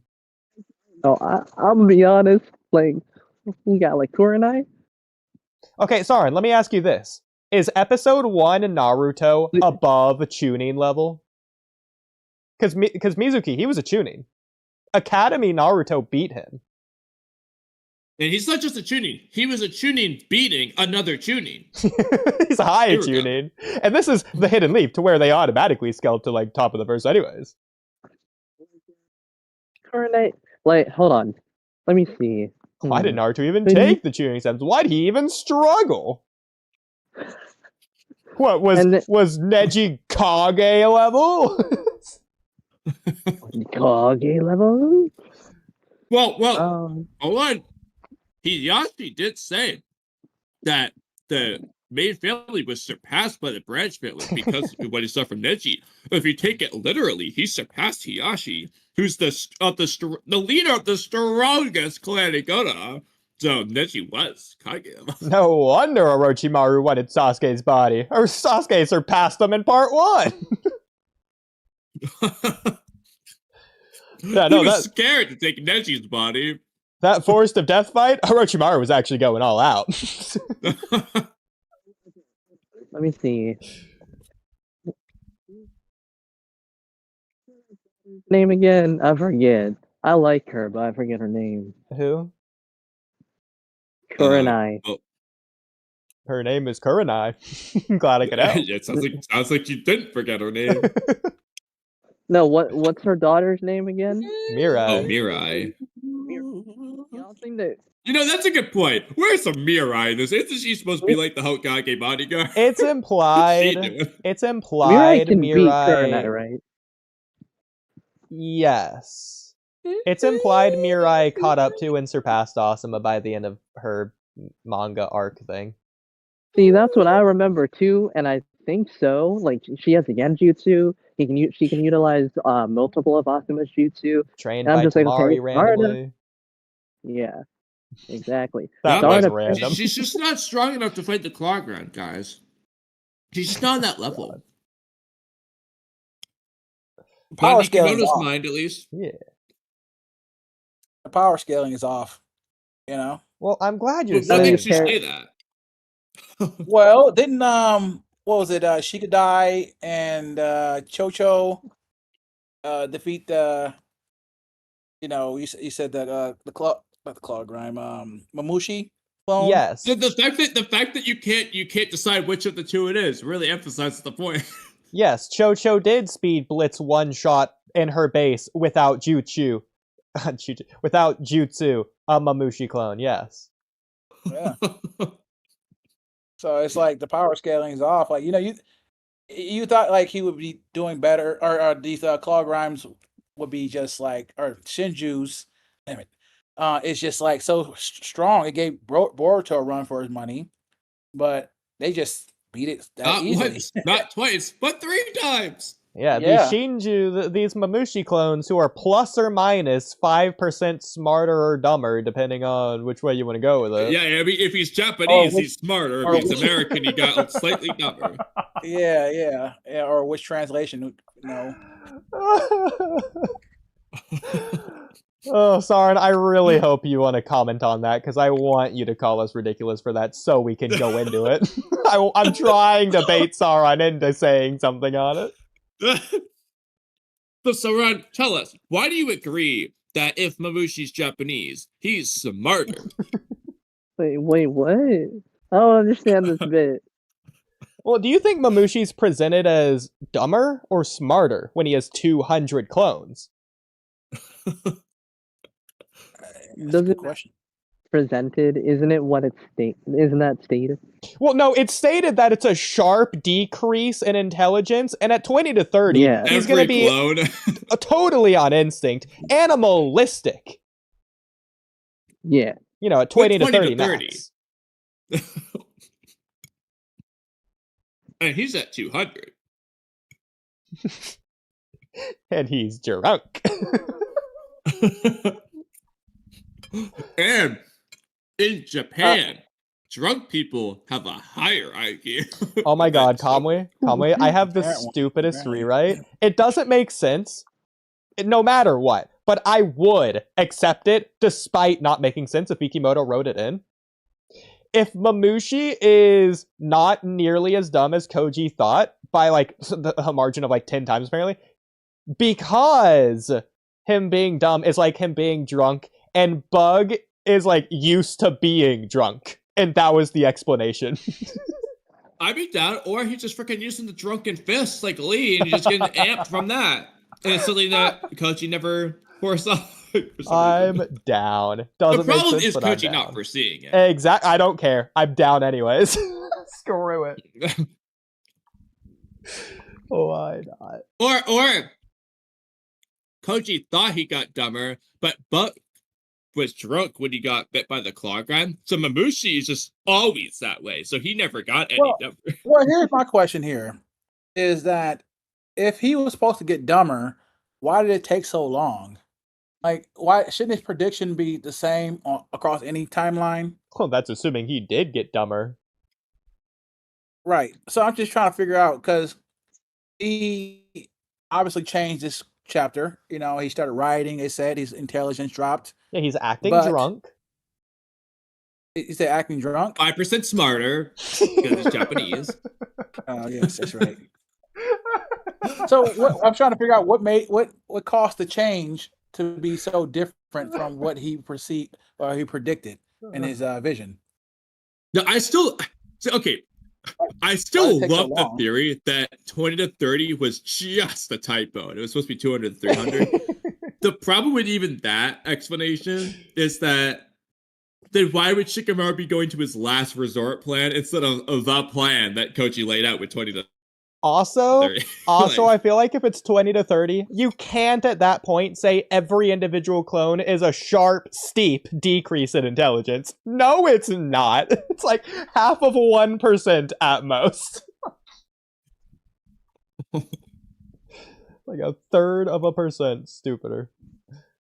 There you go. Yeah, I got it. Yeah. So the decline wasn't that bad. So, but I that's a good point. Like, so you think it's bad writing, or what's the deal, or maybe it's something we're not understanding? Oh no, we don't think it's bad writing. We know it. Why do you think Just Ikamoto's writing is so bad now compared to Naruto Shippuden? What? Well, he wasn't writing in Naruto Shippuden, so that's why. I wonder how many clones Ikimoto So, had to since make you're- to write this bad. Yeah, He sorry, didn't I write, know you're not he convinced didn't write, yet. So let Shippuden? us convince you. He didn't write Shippuden. I No. wish. So, against anything y'all are saying because I've only read the spoilers. Okay, you know what? Here, let's just start with where's the picture? Because I know I have That's what I it since I saw No, right yeah, scroll down. You went by on it. Twitter that were Oh, like, this one? yeah, no, this makes total sense because No, I was looking for Yeah. this. If you mean Chocho, scroll down. No, I mean the drunk thing for Sauron. Okay, yeah. So Sauron, since you clearly haven't caught on by now, so Mamushi isn't actually presented as dumber, realistically. He just has dialogue that, from like the Japanese perspective, that's how a drunk person would talk. okay, It only started at 200 as opposed to the 20 to 30. Yeah, that's Like when it it's supposed to be. started. So, only started at the 200 instead of the 20 degrees. so sorry, we looked it up. How much does your IQ Oh, yes. drop when drunk? So turns out the average person has an IQ of 100. And when you're drunk, your IQ decreases to 95. That is a 5% decrease in intelligence. Thoughts? Hey, you know, I just thought of something. This is how many clones he would need. Did to you get ever down to bring it. up my theory? We have it saved. my theory- Is that right We haven't done the here. translation yet. We will get to it before we Oh, end it's not- for you. No, I was talking about the one we talked about in the chat, Right here. messaging. I've been between saving it me for and, you. Okay. Yeah, we're gonna get to that Okay. next. But yeah, Well, let's just show Sauron Chocho. what is this? Okay, yeah. So Sauron, did you know Oh, that yeah, in this Japan, is this one. in Japan, it's actually the opposite. So the average IQ is whatever it was, a little bit higher than 100, I think, technically, but let's just say it's about 100. In Japan, when you get drunk, rather than decreasing, your IQ increases by a couple Wow. points. wait? How on earth did that happen? I don't Is that a care. typo? It's a fact. So That doesn't make any sense. take it up with the Japanese. So Actually, make any sense. So if wait, you Mamushi gotta find is better stuff. That Hey, makes something no is up sense. with this. Saladin no Bolts sense. confirmed it, Sauron. That makes no sense. Actually, You for a gotta matter find of fact, something else. for a matter of You fact, gotta find she didn't just confirm it. Makes Saladin sense. Bolts is the one who showed us this. Are And you she's serious? Japanese. Yes. Wait, that is well, that's stupid. She's What? in Then how does Japan. that work? Well, does that actually, work? Sarad, you're wrong. It's smart. I was thinking of a stupid joke similar to that. Okay, so Well, Sarad, I can tell that you're clearly American and beyond drunk. the 'Cause you're meme, does actually any of this drunk, like actually 5%. matter though? What's Sauron? Well, Sarad, let me ask you this. But I don't think that it's like, if you're oh, he's just like Ikimoto, and you want to convey that the Mamushi's getting increase dumber is just like and what you would experience when instinctually you're drunk, right? animalistic. That's just a way for them to demonstrate how he is talking dumber or more drunk, and that like he's losing intelligence. I don't That's think how it'd they be comparable demonstrate it, to yeah. the intelligence you lose with alcohol. I don't think that's what, like, I don't think this actually matters, right? What do you mean? They're presenting his speech like he is drunk, Yes. but it doesn't mean that the intelligence that he's losing is comparable to being drunk in like real life. No, but that is how it's been presented, and that's the only way so far.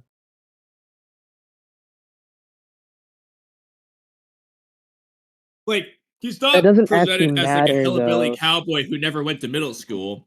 It's drunk speech. And again, that's what all the Japanese people are saying. Like, that's what the dialogue is making clear. That it's like he's drunk, based on his dialogue. And that would make sense for Ikimoto to do, given that Bug's like character quirk is him drinking his like liquor. You know, that makes a lot of sense, yeah. Yeah.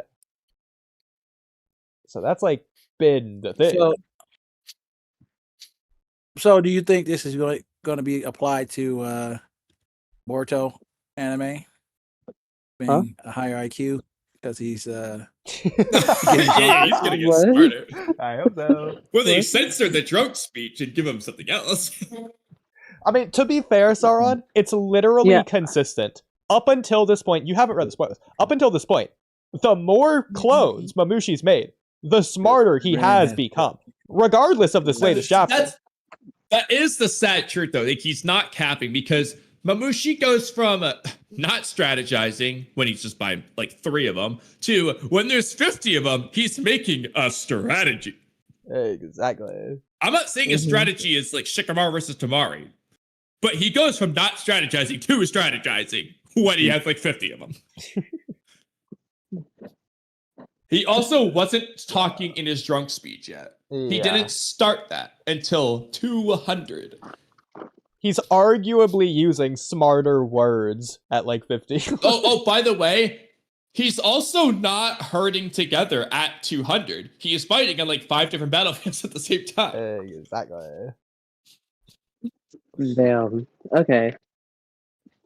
So, But Saran, you're not convinced yet. So, Oodie, I need to go back upstairs. So I'll let you start it. I Oh can't be my convinced God. of And you anything know because I don't know enough. Not that one. Oh, But this search, is funny. search. You can say Mamushi. Oh, there it is. Okay. okay. You already have it right there. I'm gonna walk away and come back, but you can start it for me. Okay. Well, Sauron, look. You can say Mamushi is as dumb as you want. And we can ignore the Boruto, Kawaki, and Delta points we've gone over previously.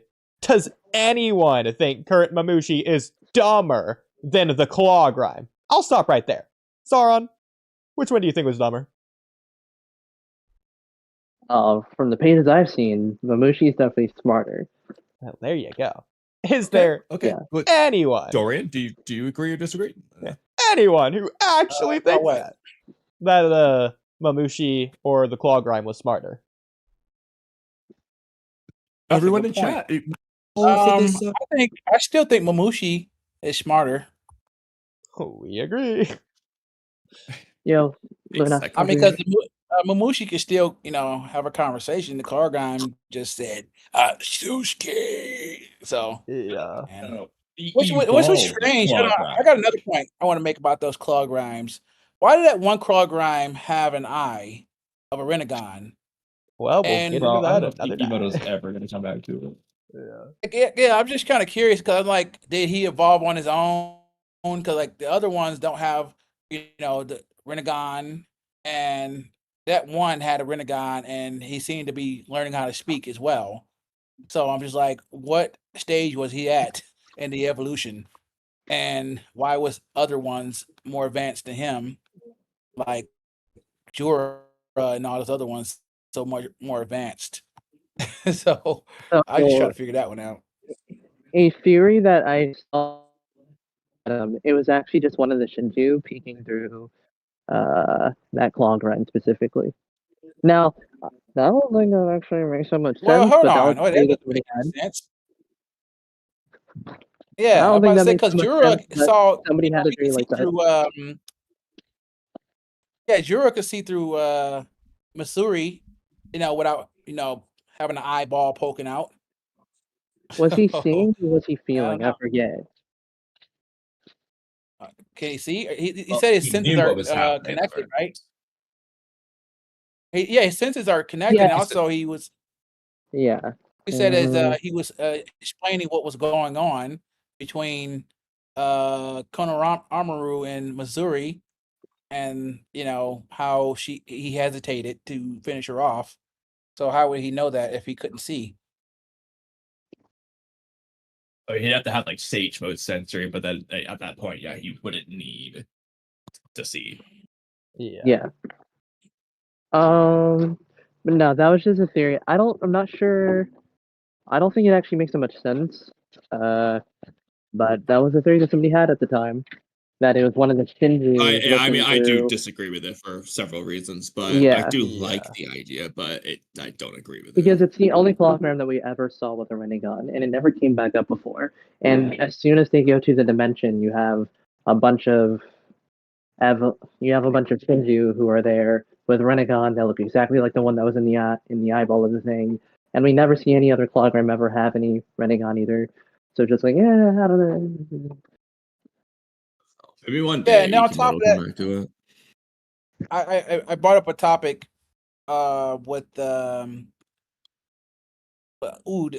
They said I was talking about how what was that picture I sent you? You remember? Oh yeah, right. The cube Yeah, yeah. and how the cube and how maybe it has something it operates something like how pain does, like where he had the little rods, chakra rods, sending signals to the pains, Yeah. Let me go and it's find. got a Renegon on top of it, which is strange because none of the other cubes that Kawaki or Ishiki had that symbol on it. And Right. why would Jura not use? Where did Jura get this cube from anyway? That's another question. Yeah, exactly. My theory is it could be one from Code. Here's the cube right here. You said it has a Renegon on it. I don't necessarily agree with that per No, because se. that could be a Thorn Soul based off his design on his back. Exactly. Well, it doesn't have to be a It, Thorn Soul, but the design. It could of also it. be the I think Pogoroma it play yeah, is a well, symbol, you get what I'm maybe. saying. It could be a Renegon or whatever it is. I don't know. It's got circles in it. So, but it's got it looks like the symbol on Jura's chest as well. We'll get back You to you know, tomorrow. Kind of. or back. But what I'm getting at is, regardless of what it is, it's got a symbol on it, and that's where I'm saying, where did it come from? And does Jura have other powers that we're not aware of, or can he open up dimensions? Is he connected to Ishiki's dimension, where he can just pull Naruto out of it? I'm just trying to figure this out. The Daikoku Ken whatever dimension. Yeah. At this point, it doesn't seem like it. At the very least, he's definitely not aware of it, seemingly. Yeah, he's definitely not aware at the very least, because otherwise he would have just done it by What now. came first, Jura or the cube? So that's the thing. Wait, for all we know, depending on where this place is, for all we know, that just was an Ishiki regular cube, and Yeah. Jura or someone else just put the claw mark over it. That's a But possibility too. There's too but many think about this. possibilities. That one cube is able to bring forth the Shinju trees and bring them to existence. So did Jura come from that? Did he come the same way, or what was the deal? I'm trying to figure out because Jura is, you know, because remember we saw in just a few panels, the Ten Tails was around, in the Ten Tails dimension when Koji saw it, then it disappeared, and then Jura appears out of nowhere. So just in a few short chapters. So I'm like, how did all this stuff happen all at once? How you get Jura and three other Shinjus in such a short period of time? Just a couple of chapters. So that's the thing, Couple actually. pages, Like, couple of I think pages. for that chapter, that was a really cool way to do it. The Tintas just disappears out of nowhere when it starts popping up out of nowhere. But like, it's kind of late. But I mean, it's not too late. Yeah. It's a little bit Is late, it bad but it's not writing? too late. Is the But question. I really would like them to I do a flashback or something to kind of like show us how that happened. Like, did the Ten Tails phase through a claw mark? Did it turn into Jura? Like, can we get an answer as to gave a what good happened answer. there? Ood gave a good answer. I thought was cool. He said that the tree above them is the Ten Tails. It can transform into a tree, so he thinks that's where it went. But Yeah, the I agree cube, that might be the The case. But roots. to be fair, Yeah. okay, but how did it do in the snap of a finger like that? It's still weird. Yeah. yeah, but I'm still trying to figure out where the cube came from. Like, because I don't see how a Ten Tails can bring forth a cube. That's something that's unique to the Kokugan.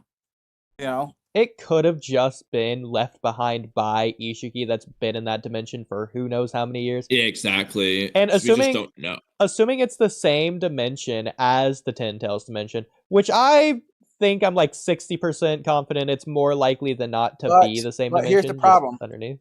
Yeah. But here's the problem. How come Jura can fuse and go inside of it and use it like a claw grind? Well, how come Code can? As far as we know, Code is the one who put the claw marks on that. That's the thing. Because all you need to do is put a claw mark on something for it to have that. Yeah, effect. yeah, okay. Good point. So yeah, maybe put the claw gram on it. Yeah. But the fact that it is a claw mark suggests that like one of the 5 people, so either realistically Jura or Code, would have probably been the ones to do it. Right, but it just still doesn't make any sense why that symbol's on there. That's more of a, it's related to the Ten Tails some way, or even the Sage. Which I think would strengthen the Ten likelihood Tails, of Jura doing it, because maybe Jura's claw marks all look like that, for all we know. Yeah. Possibly.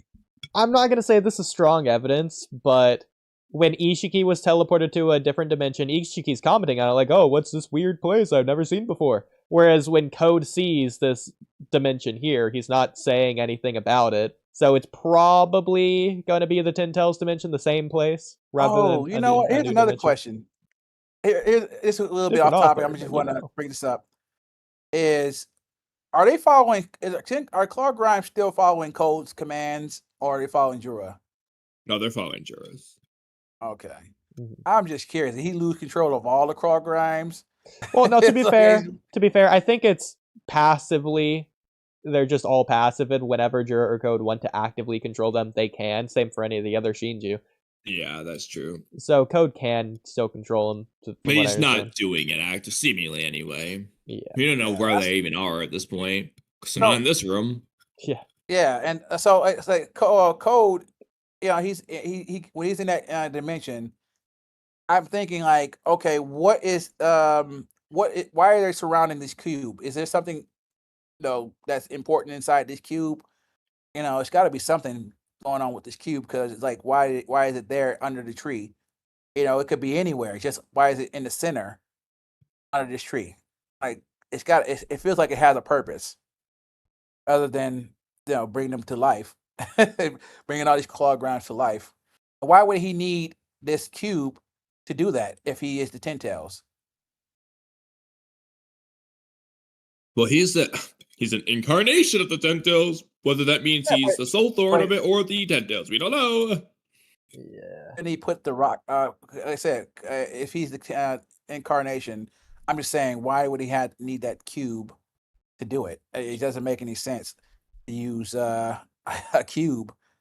Could he use the ground to put the symbol on it?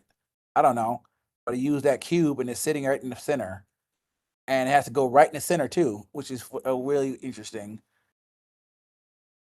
Well, I did mention that whereas it's totally possible that there could be something inside this cube, or really in any cube, we did see that Jura blew up one of Kawaki's cubes and broke it to where we do see the inside of the cube. There was nothing, at least in that one. That's not to say there's nothing in this one or all of the cubes, but that someone would probably have to store something inside the cube for there to be something in the cube. Right. And I said that if there is something inside, could it be either Shibai's remains? Because he was mentioned, or could it be Madara's remains? Because he still had that, what do they call that? Nah, never mind. We don't know what happened to his body, so I don't know. Could it be Shibai's remains? That's why I was thinking, because we don't know what happened to it, and it's sitting right there. They got a whole cube right there in the middle, and it's got mysterious powers. So I'm trying to figure out what in the heck, and not even the model knows how this became, how Jura became how it is. So I'm saying, for them to get smart like this, there has to be another person involved with this equation. I think something that could be really interesting is it's possible that the cube could have Kisame's remains in it. After all, he was very animalistic, and that's something the Otsutsuki strive to be like. I mean, if you want to do a Samehada lore tie-in thing, because we still don't know what the hell Samehada is, that would be a way to do it. Yeah, the shark guy. Scary. But yeah, no, I think Samehada inside the cube could make a lot of sense. Why is that? Well, like Kamui was saying, getting back to the origin of Samehada, it seems to be otherworldly entirely. So it could make a lot of sense if, for example, Samehada's parents maybe. Isn't that supposed to be what Killer Bee? No, Killer Bee got rid of that shit randomly off screen out of nowhere and never got it again. Yeah. Why? Well, that's really weird. Unfortunately, He just doesn't have it. And then on top of that, when he catch Momoshiki, that's for sure. And on top of that, we still haven't even heard from where Killer Bee is. That's another thing. He's been off screen for the whole series. I don't know. He's supposed to survive, right? Well, last we saw is he escaped Momoshiki. That's it. He's just dancing, rapping. Yeah, that don't make any sense. Nothing's making any sense here. And you know what? They might need to hire me to get in here and make some things make sense. So they ain't not doing nothing. They're not doing this story justice. Yeah. One thing here is this. Remember I told you that we talked about how what was her name? Boruto's sister was going to destroy the village, to destroy Mamushi. What was that about? I'm trying to figure out, because she just snapped out of nowhere, and it looked like she's lost control for a little bit. Yeah, when Shikadai reprimanded her. She's just dumb, huh? Yeah, when Shikadai reprimanded her. Yeah, but you said it's because she's dumb. I was thinking that she might have been possessed or lost control for a second. Maybe something took over her, or maybe she's yeah. I thought that was. Wait, who are we talking about again? I heard dumb. Sarada? It's no. That's funny. When Himawari, Himawari, like 2 chapters ago or whatever, when she was gonna use her Tailed Beast Bomb to fight Mamushi. When she was gonna nuke the village. Exactly. Yeah. So my theory was that she was just being dumb. Dorian, if you want to present your theory again. I thought something had taken over her for a second. Maybe she had lost control. Remember, she in the anime, whenever she loses control, she says lock on, and she's got her Bakugan activated. And I thought that was probably what happened there. But I'm she didn't have her Bakugan activated this time. So I'm is something else taking over her? Because you were saying it's she snapped like she was possessed. So who do you think would possess her, assuming that's true? I don't. Maybe it could be like Kazame, the spirit of Kazame you was talking about. She's maybe the chakra nature inside, or the pale beast inside of her, or something like that. Maybe. Oh, that's right. Did you notice one thing I just thought about? Daemon. Did you notice that Daemon looks like the bunny rabbit from Kaguya? He's dressed like her.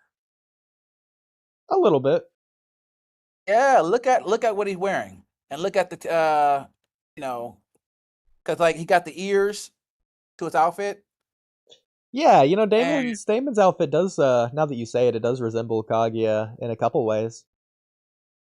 yeah, and I said, how does that work? You know, because I said, I'm thinking, and what's her name? Ada kind of looks like Kaguya a little bit, and I said, are they somehow related to her or something? I'm trying to figure that out.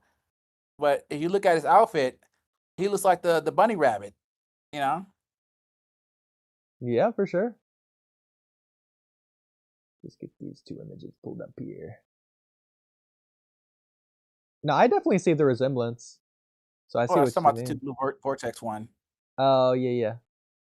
His hair is different there, especially with his little weird hat thing. You see the ears? Yeah. Just like Kaguya's. No, go to her rabbit form. Search Kaguya rabbit. This is never gonna work. Okay, I guess it did. Is this what you want? Yeah, there you go. Okay. Yeah, but I can definitely see the resemblance between these two. Mm-hmm. And then, like, if you look at Ada, she also, like, when she turned her omnipotent ability, she kind of looked like Kaguya as well.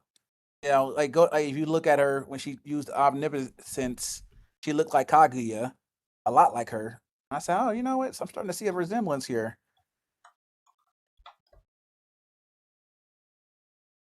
Like right here, Yeah. kind of looks like Kaguya. The rabbit form or just normal Kaguya? If you can do actually, if you can get the specific shot of in the anime when Kaguya does that like whatever lightning, whatever flashbang jutsu thing that she does on the land of that people before she gets her horns, even there's like a scene she's running after the girl who gets arrow. She does this like flashbang whatever thing, I don't know, but really that's a must scene to compare it with. Yeah, I'm starting to think that you're not maybe gonna be able to find this randomly on images though. This is kind of close. Was that one? Yeah, are you talking about when she got her ate the fruit? No, before she does it, she just does this like lightning flashbang thing on the land of that ninja that are like shooting after her. I don't know how you would ever find this. Like, it's not gonna be. It's before she gets the horns, though. Yeah, the land of that's the enemy in that arc. Is that how you spell it? The land of that. Yeah, that like the word of that. The land of that. This is probably close. You're arriving. Kind of close. But regardless, she does have actually. This might be when she's doing. I don't know. She does have some kind of resemblance to Kaguya. You know, I'm just like, why choose a bunny rabbit and Kaguya right here? They seem like they just like she has a resemblance at times to Kaguya, especially in this picture to the left, and especially when she's using an omnipotence ability, her eyes go all white and stuff. And I was like, you know what, that kind of looks like. And then on top of that, Daemon is he got the bunny rabbit ears. And I said, this can't be a coincidence because it looks like the bunny rabbit, that she was formed. She had. And so it's got to be some kind of connection to Kaguya. And they don't age too, which is another thing I'm trying to figure out why they don't age. So it's got to be something connected to Kaguya. The Kaguya doesn't age either. That's true, yeah. Maybe they're maybe like Ada's like the reincarnation of Kaguya, or like the sister of Kaguya. Maybe, who knows? Well, I don't know about that because Kaguya's sister has never been shown on screen or even mentioned or hinted at. But reincarnation of Kaguya, I don't know. She could be. Maybe she's Yeah, maybe I could be. But then again, Naruto doesn't look like you know, the sage's son at all. So I don't know. I mean, maybe he does a little bit like resemble his behavior, but whatever. I mean, But when regardless, Kaguya that could be right. Let's when think about it. Kaguya's looking up at the stars, a lot of people mistranslate that to her being scared and wary of the Otsutsuki. But the actual translation, if you look at how Japanese people do that, it's actually the look you give when you're like longing or like missing someone. For example, a sister. And so it's definitely possible that that's Oh what was happening yeah. to the Kaguya scene, that she was missing Ada, and that's why she was looking up at the stars. I mean, after all, Ada's like known. Ada's like very similar to like the stars, like symbolically and all that with Well, her when design. Kaguya So. looked at the sky, she was scared of the Yasuski. She was looking up to see if they were coming. Well, no, that was the mistranslation that English speakers didn't understand. What the? So what do you think is going to happen for this? What do you think? There's any connection between Kaguya and Ada and Daemon? Well, I'll with say there's the at least a connection, bare minimum. yeah, And what do you think that a connection is? Well, Otsutsuki is the bare minimum. You think they got some Masuski in them? Well, objectively, they have Shibai Otsutsuki, so there's no getting around that one. Yeah, Shibai's, yeah. Or it So could be. that's the bare minimum. They have a connection no matter what. No getting around that. What if he was trying to bring back Kaguya, or not Kaguya herself, but like a version of her, like a clone of Who? her. Amato. Oh, Amano, okay. I think if he's trying to combat Ishiki, maybe he was trying to make a clone of her at some point, because maybe she had some ways she defeated him before. But he So why not? failed miserably. Jesus. Yeah, no, I did, but I'm saying, how did he even Amato even deactivate them to begin with? I was trying to figure that out. Well, actually, it's implied he didn't deactivate him because otherwise, why would he be so afraid of it if he could just turn her off? Right. What Oh no, happened? I know how he did it. That's a stupid question. He probably said, "I'm going to take you guys to get an upgrade. Jump in this pod. I'm going to do some maintenance on you, and then just put him to sleep." That probably works better. That actually probably I is still what like. happened. I still prefer that Boro did it when he ruined exactly. Boruto. Yes. Wait, then Boro Boro did did what? it? When How'd he he do ruined it? Boruto. Oh, Yeah. Oh, this is a reference How to one he- of their memes. We're Whoa, not no. gonna. We have a video on this. Yeah, I know. I think I've seen. So I'll really, find it's it. Sarada, well, please tell us, how did Boro ruin Boruto? Since you know so well. it's not I a don't reference know to a so well, meme. but I think I've seen y'all talk about it before. It's a reference to our analysis. Was it? you knew. He doesn't remember what we said. He just remembers how right we were. Just like us. Y'all were analyzing the Boro fight, weren't you? Yeah, your guess Probably. is as good as mine. Oh yeah. So my theory about who Jura is, I stated. I think I have an idea who Jura is. This was good, yeah. I did want to get back to this topic. Because you had a really interesting topic on this one. So we do have Jura I thought y'all were here. talking about Bug. So everyone can see Jura here, right? Everyone's looking at my screen? I see Yes. Okay. So it's In possible. particular, what he's doing with his hand. Exactly. So, Sauron, what would I tell you? What would you think if I told you Jura is Jigen? Jigen! Thoughts, Sauron? Sorry, I just had to process what just happened. Because Yeah, you how? can see. Well, I mean, it was pretty shocking. I agree. So now that you understand this, what do you think about it? Are you like, bro, dude? When you say jokes, you gotta like have like a tone to it. You can't just be like straight. You have to have like a tone, okay? Because I think you sound serious right now. But this is Well, Sauron. I mean, Y'all don't I got agree. sarcasm. Y'all When you don't do got jokes, you have to sarcasm have a with you. tone, but the seriousness of how we're talking is how you know it's not a joke. yeah, Soren, you are being pretty mean Can't be to anything. This can't be anything Mozone's. but a joke. Well, you are being mean to Mozone's theory. Oh, this is. So, Mozone, if you'd like to present your theory, go ahead. Now that Well, Soren's Kamui and I talked about this before, but I was We saying did. that I do remember. I don't remember exactly word for word what we said, but we have had this conversation. I do know that. I was saying that there is a some resemblance to Code and other people that he exhibits. Jura exhibits like Jigen. He has Jigen's nails. You see, he's dark and black. He has Jigen's pants. It looks like, but they're all torn up. He has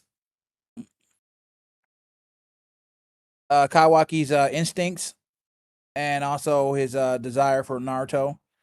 He has Code's eyebrows or eyelashes. I mean, he has like I said, he seems to have a combination of all the people who ever had karma on them from Ishiki, including Jigen. So I was like, he's got characteristics from everybody who has who's ever had Jigen's karma put on them or Ishiki's karma put on them. And so I'm thinking he is a copy and paste of all those people put onto a tree, Shindu tree. He's placed onto all of them on one person. There's also Ishiki's ripped pants as well. Oh yeah, it could If be you did Ishiki say. pants. Yeah. It's possible that Jigen was Ishiki too. That's why I would include Ishiki. At least it's one of the possible people. Yeah, Shibai Yeah, had ripped yeah. pants too, so we can't exclude him necessarily. Good point. Good point. Yeah, but he seems everybody who seems to who had that karma shows the resemblance in some kind of way. Well, we'll also add Jura's. It's not exactly 100% the same shape, but it's a similar idea. So Jura's Venus flytrap looking hood there. If you look at Ishiki's hood, it's like those big top cape hood things. Oh Actually, yeah, I forgot about now that you say that, Yeah, it Kamui, has a high collar. Oh! I hope you're going to think. Yes, okay. I'm glad you're going. That's literally what I was about to say. well, Zetsu? Soren, it is possible. What if Jura is Zetsu? They do have the Otsutsuki connection. They have a similar head shape. Thoughts? They have a similar head Even shape. his hood is similar to the Venus flytrap, but obviously it's much smaller. Yeah, like Well, that's supposed to represent the tree, right? Bro, Black Zetsu. So is Zetsu. Yeah, Zetsu's half Or- black and the half colors are white. similar. Jura is half black yeah. and half white. Half black, half white. There's also that's our true. favorite thing ever, Zetsu's little spiky things on his face. That's true, On- yeah. Where's the His soul yeah, there thorn you go. bulb. Oh yeah, yeah, Thorn yeah. key. Oh, what is that about? I'm trying to figure it out. Maybe it's like seeds or something. I don't know. Well, soul thorns are like seeds too. Yeah. Yeah, I don't know what that's Clearly supposed the to be. same thing. Those little. But then again, did Jigen have those on his pants? But he didn't have claw marks, so Yeah. well, actually, Shigen did wear like studded jewelry or something on like his call. I don't. He might have had something similar on his like wrist. I Actually, kind of wish they kept Jigen around a little longer. I like his Yeah. I outfit. absolutely agree. It's also one of the best possible that Jigen could have used Daikokuten to shrink his studs. True. If you want to hide them, Yeah, so Amino couldn't see them. exactly. Right. Don't want to give away your And so- advantage. Yeah. So why it's very interesting how the author or the writer, I mean, he pointed out he made Kawaki compliment Jura about following his instincts, which I thought was interesting because Kawaki also does the same thing. And I said, huh, he's following his instincts, and also Kawaki is following his instincts all the time too. So that's why I think, he liked how, he admired the way he follows his instincts to do what he believes is right. Or best for him. Yeah. So I know that there's a connection there. I said, I don't know why Kawaki decided to point that out, but that was very strange of him. But he the follow still, your instincts thing is a very heavy, like, I'll call it a theme, because that's not a theme on its own, but it's a very recurring thing that they're saying. well, it's a character trait that Kawaki and Jura share. You can even say Ishiki too. Yeah, that's true. I mean, they also share the theme of the tool, Well, going back to Ishiki is like the pure evil, shinobi though. tool. Yeah, and that's just the skinny of it. Ishiki is pure evil. Jura is not pure evil, though. Neither is Kawaki. But that doesn't mean Ishiki doesn't follow his instincts. Well, Ishiki, yeah, he follows his instinct as a Itsuki. Yeah, But Well, then there is again, things- can we say Momoshiki's doing the same thing? You could. Although we don't What about- know. Momoshika's got some like princey behavior going on. I don't know enough about him, but What about Kaguya? Is she following her instincts, or is well, she ignoring her she's instincts? more like a peachy queen.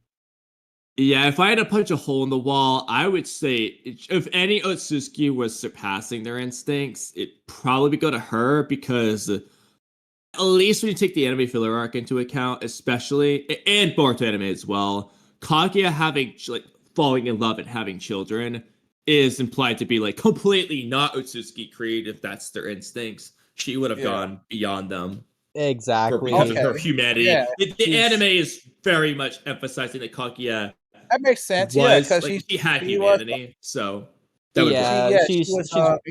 way more of a wedding cake bride. So yeah, she's the only one who ignored her instincts in the series of Isuki because she was trying to not follow in the footsteps of the Isuki and how they act, but she was kind of forced into that when they tried to kill her, so she had to go eat the fruit to save herself. Well, But no, it changed her. Mozone, I think that you're just trying to throw the baby out of the bathwater with that one. I don't think I disagree with that one. But no, wait. Yeah. You said did you not hear her say where she comes from? They're not like her. You don't. Well, that's remember that because part? she's wiffle waffling a lot. She's indecisive. Yeah, no. She's saying that they're not like her, so that means she's ignoring her usual instinct as Suski, Well, which is yeah, it's to because she's befuddled. seek out power and all that stuff. And then when she ate the fruit, that's when she changed. Well, yeah, because she's befuddled. Right. So she was ignoring her instinct or trying to go against her instincts by, settling down and getting away, trying to run away from the land. But eventually fate found her and she was forced into choosing to eat the fruit or die. Yeah. Well, I mean, that is I when think it's she something went with from that like fruit. that's when she sort of like transformed from a dramatic queen into like an over dramatic queen. Well, she became obsessed with power after that. She wasn't looking for power when she came to Earth. She was just Do you following consider orders. her a zeitgeist then? I don't know what that means. What you just said. Yeah. Basically. Well, sure. I think she was an anomaly. She was different from everyone else. But unfortunately, she became just like them. At the end, or actually worse, and in some ways, she went crazy. Became chakra obsessed. Even the sage and his brother felt for her, like because she was always scared. That she would lose control.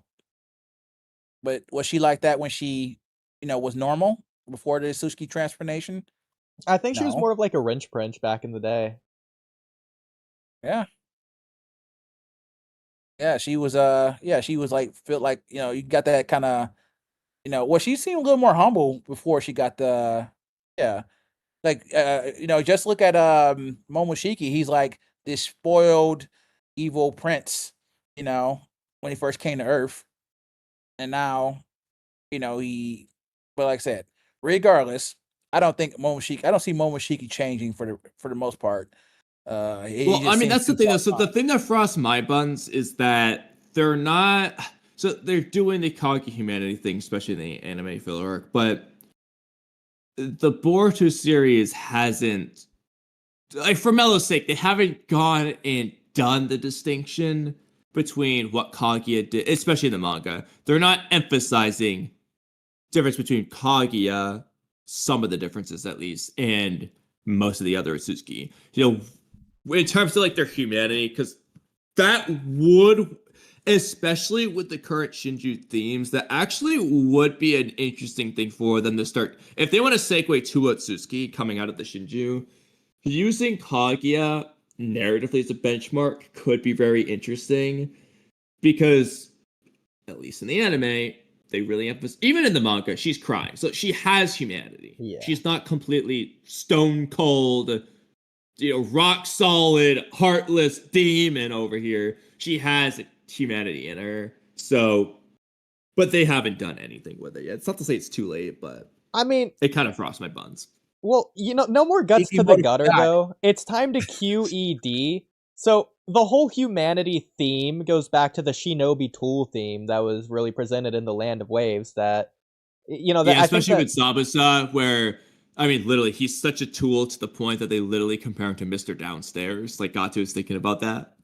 exactly. But then, like you see that at the beginning of Shippuden as well as part one. So that beginning of part one and part two with Sasori as well, who really exponentially amplifies that theme to like a high degree. That like the whole Shinobi tool ID, and I mean using tools is like a really interesting idea. That can even get back to like Jura using this cube and like potentially like what could be inside of it. Yeah, like I feel like it could be something inside of it because I know like usually the cubes are not are not hollow, but it just feels like something is about interesting about this one cube than all the other ones. Like maybe there's something inside, like an artifact or something, like maybe even an AI chip or something. I don't know. It's just something Well, I mean, inside it of it. is bodacious, so Yeah. it's also flowery, given the soul thorn stuff. But Yeah. So Thorn, huh? So what do you think? Give me your prediction here. What do you think is it what's with this cube? well, one thing we don't want to do is coincide interchangeable with coincidence when we make these theories. Okay, well, I haven't heard many theories from you tonight. I want to hear what you think is going to happen in this next chapter. In the next chapter, okay, so, well, I don't think they're gonna actually. As annoying as this is, I don't think you get much of Daemon versus Momushi. I feel like they're gonna Yeah. end the chapter with that Oh, you either know just what? straight up I starting, agree. or it'll like do like a very intro thing, and then the fight is ramping up at the end type of thing. So we're not gonna get too much of that. Honestly, I think I they're gonna do a agree. lot of fluff. Yeah, I With, don't even you know if wanna we're know gonna what get be- the start of it. It might not be till another chapter. Hey, you want to know what would be really crazy? I just thought of something. What would be crazy is instead of Ada getting devoured, it was actually Damon who gets devoured. That Or would be interesting. or get or maybe even getting bit by a claw grime, right? Hear me out. And then once Damon gets bitten by claw grime, it becomes a tree. Then he challenges Jura for power and dominance. He's like, because like, okay, well, you're not the leader anymore. I am because I'm stronger than you. He beats Jura up. That would be cool. I was like, oh, okay, I will watch that. That I would mean, be that's the cool. only way I'll accept that, and only if Daemon chooses to let himself get bit so he can go to Jura. Well, I don't know about he get bit on purpose, but I'm saying is that if he was to The get only bit way by I a would claw accept it. grime Only way. and be turned into a claw grime, that will be interesting because we don't know who's stronger between Daemon and Jura. You know, so I could see there be a power struggle there. And I mean, Daemon's got Mitski's a real death has been obviously foreshadowed in this arc pretty heavily. I think something similar is we just saw Delta fight in this chapter. So if not Mitski, who has obvious foreshadowing for his death, then it's possible that the Delta could, not the Part 1 variant, but the new Bartholomew version. I think that Oh, she you know, could, this Delta could have a death, and that could play into the Akabi Amado Yeah, stuff. that could give the audience an emotional tug of war. Yeah, with the new Beethoven Fucking version. war. Exactly. also here's another thing is this. This is a little bit off topic, but remember Kawaki was put to sleep by Amato? Did he wake up on his own or did Amato wake him up? I think Amino jostled him up. Jostled him awake. Now I want you to hear this part. This is where I was thinking. If Amato jostles him awake, could he do the same to Delta, who's laying on the floor in Jigen's hideout? Could she wake up and possibly at some point, since she had a shut down code as well? I mean, in theory, yeah, because it does not. I mean, unless it doesn't seem like this was the case, but unless you think Amado like remote controlled the drone out of that Delta's back and into this new one, but it doesn't seem like that's what happened. That would just be like a So, load of barnacles. I completely agree. Yeah, I just Which don't is like exactly why that's- Ikimoto would do it, but Exactly. I'm just trying to figure out because, like, if that were the case, if Delta is still, alive, technically, she's just been shut down. Is she going to be seen somewhere else down the line? well, I You mean, know? it would be really cool though if you had the old Delta and the Beethoven Delta side by side and having them Exactly. interact with their different personalities. Well, And- we were talking about the mind which could transfer work jutsu really well earlier. with some of those like early board, like especially the Mitski desertion arc of the anime, with like the clones being different from the original and having them find their own identities. You could do something pretty interesting there. We got two versions of Delta. Yeah, I do wonder Well, I if think there got to Yakanami be three Inojin. Deltas, right? Because Exactly. remember, what's her name? Akabi herself. Kebi. Mhm. Kebi. She is still got to be revived as well. So I'm like, that's three Deltas right there, pretty much. So It like, is. It is possible that Yakanami Inojin could use this mind transmission jutsu to wake someone up as well. That is, I'd be curious to see if that could happen. Well, so if we were to assume this just won't happen, how would you rewrite it to where it does happen? does she? I don't know. That's a good question. To where you get all these Deltas. We'll say the three. Uh-oh. What's going So you on have the here? Beethoven Delta, regular old Delta, and Akabi Delta. Yeah, this is obviously assuming that we don't get it. So how would you rewrite it to where we do? So Amado is whatever Scooby-Doo Hey. plan to make it happen. This is a little off topic, but it says United States and Israel attacking Iran. Well, does that remind you of Cubito? Yes. All right, I gotta head up out of here. I gotta get to my bomb shelter. I'll be right back. Okay. Well, while you're doing that, I was wondering, how do you think Boruto is going to get out of this tizzy? Is Sauron still there? Oh no, Yeah. Sauron left. Good? Well, to answer your question, Does it? I gotta think of what Tizzy's even in. There's a lot of Mamushis, I guess. Well, yeah, I mean, I think one very likely outcome is Boruto's gonna renege. Well, he could, yeah, in terms of what he's did with Kobu, if he decides to kill him later on. Exactly.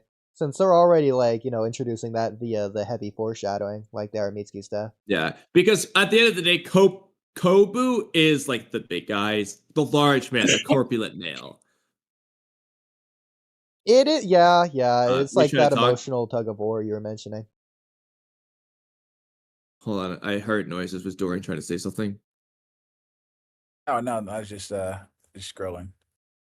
Oh, Okay. careful! If you do that too much, you'll get hemorrhoids. Especially if you're on the toilet. Oh no, no. I just thinking like you know, how about this one? If she is still alive, I think they're gonna come back to her at some point. They have to.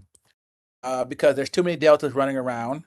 And I know it's to my point that she is going to be a major threat to the ninja world because you got one delta already uh designed to work for Jigen, another one designed to work for Konoha, and another one or you got Akebi.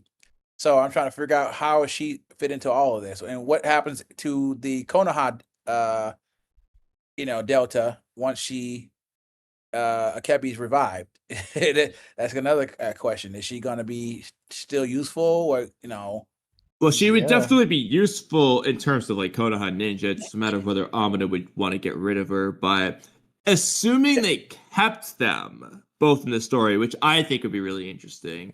I will put I every imagine dollar. Akabi being the frumpy one of the two, comparatively, just based off Delta's personality. Gosh, that would frostbite. Beethoven I will Delta. put every dollar that she changes sides as soon as she sees Akebi. Well, for Mello's sake, she has to.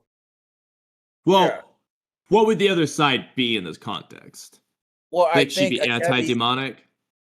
I think Akebi might be, like in my theory, be trying to overthrow the ninja world.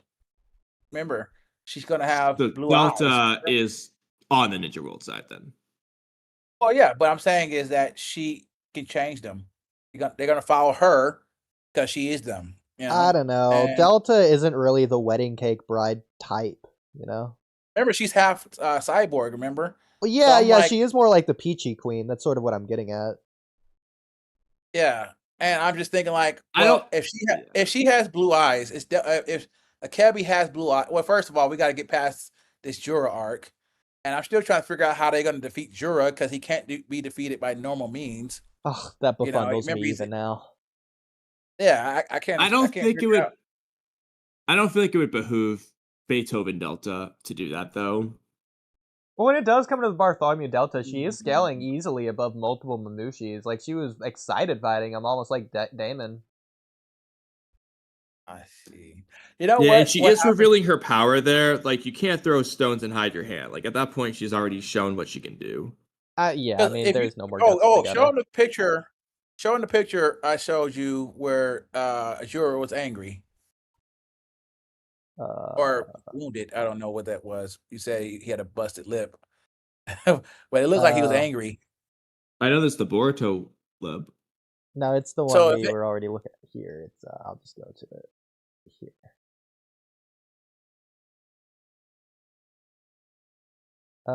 Wasn't this one Not that actually? one. Okay, this is No. another one. It was in the reel. He had the reel. Just gotta find where. Kashin it Koji. is. Yeah, well, Uh, that's what I was looking for. It because that was the reel that was there. I only posted that one image though. Was the other one I no. needed? That's the one. Go Probably up. Go put up. it in chat. Oh wait, Here we Hey go. there. No, there it No, is. no, no. Right It's here. right there. Yeah, he looks angry at that point. If you can get a little closer. Do you think that's where Jura gets truly angry and like? He has to get, ends but the I world want Jura? to know what makes him angry. Is the question. Like, what makes him angry? And he's in his lair too, so you see the tree there. I mean, it So what is could making him be. angry? It could be that he got befundled. It could be Himawari destroys the village. Well, to clarify, do you think he has like a busted lip or a bleeding lip, or is that just a big frowny face? Because like if you look at it as a frowny face, that actually kind of does work. A little bit silly, but it does actually work. If And he's look just at frowning. maybe even like he's upset because one of the Shinju turned against him. I don't know. I mean, maybe you that could see, be his Hikari here. reaction to finding out that Yakanami Inojin is alive. True, because he thought he was dead. But no, he didn't think he was dead. Remember, she No, healed his He wounds on the stated he battlefield. was dead. Exactly. No, he said no. Remember, she healed him wounds on the battlefield. Right He in front said of Jura. Inojin lost his life. He said that. Yes, that's what Jura told his fellow Shinju in the Matsuri chapters. Jura, where, you like, piece of shit. you fucking lied.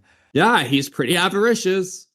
Oh, okay. very So ick. look, but here, as you notice one thing right here, Sarada still has her vision in her eyes, so she didn't go blind just yet in this future prediction. And Hidari is pointing at her. So he's like, okay.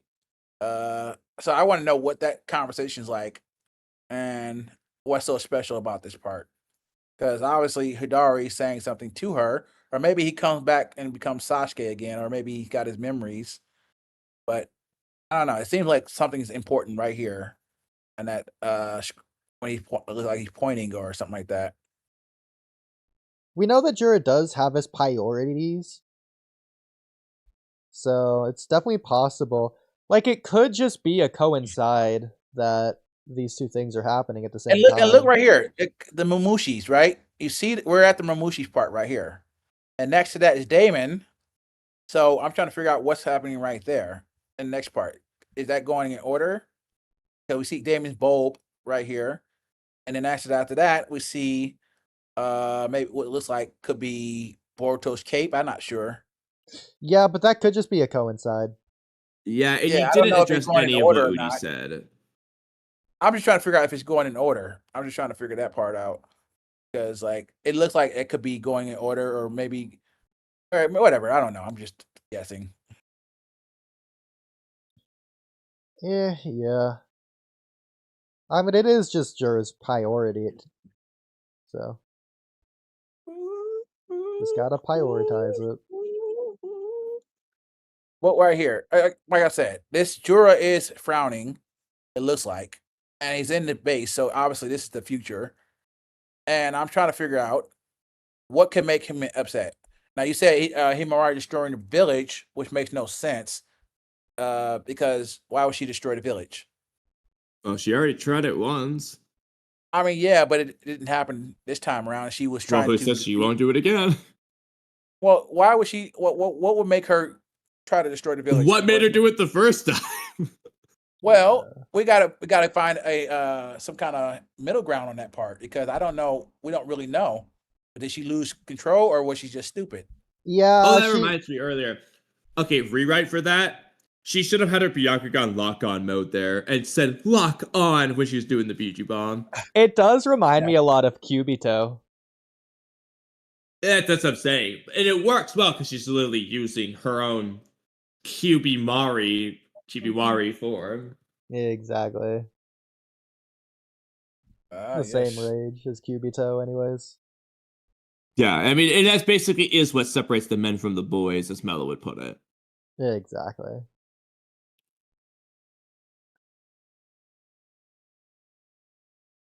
I mean, to be fair, I don't know if Kishimoto's thought that far ahead, or if Ikimoto thought that far behind, but it's definitely possible, rather than being a coincide.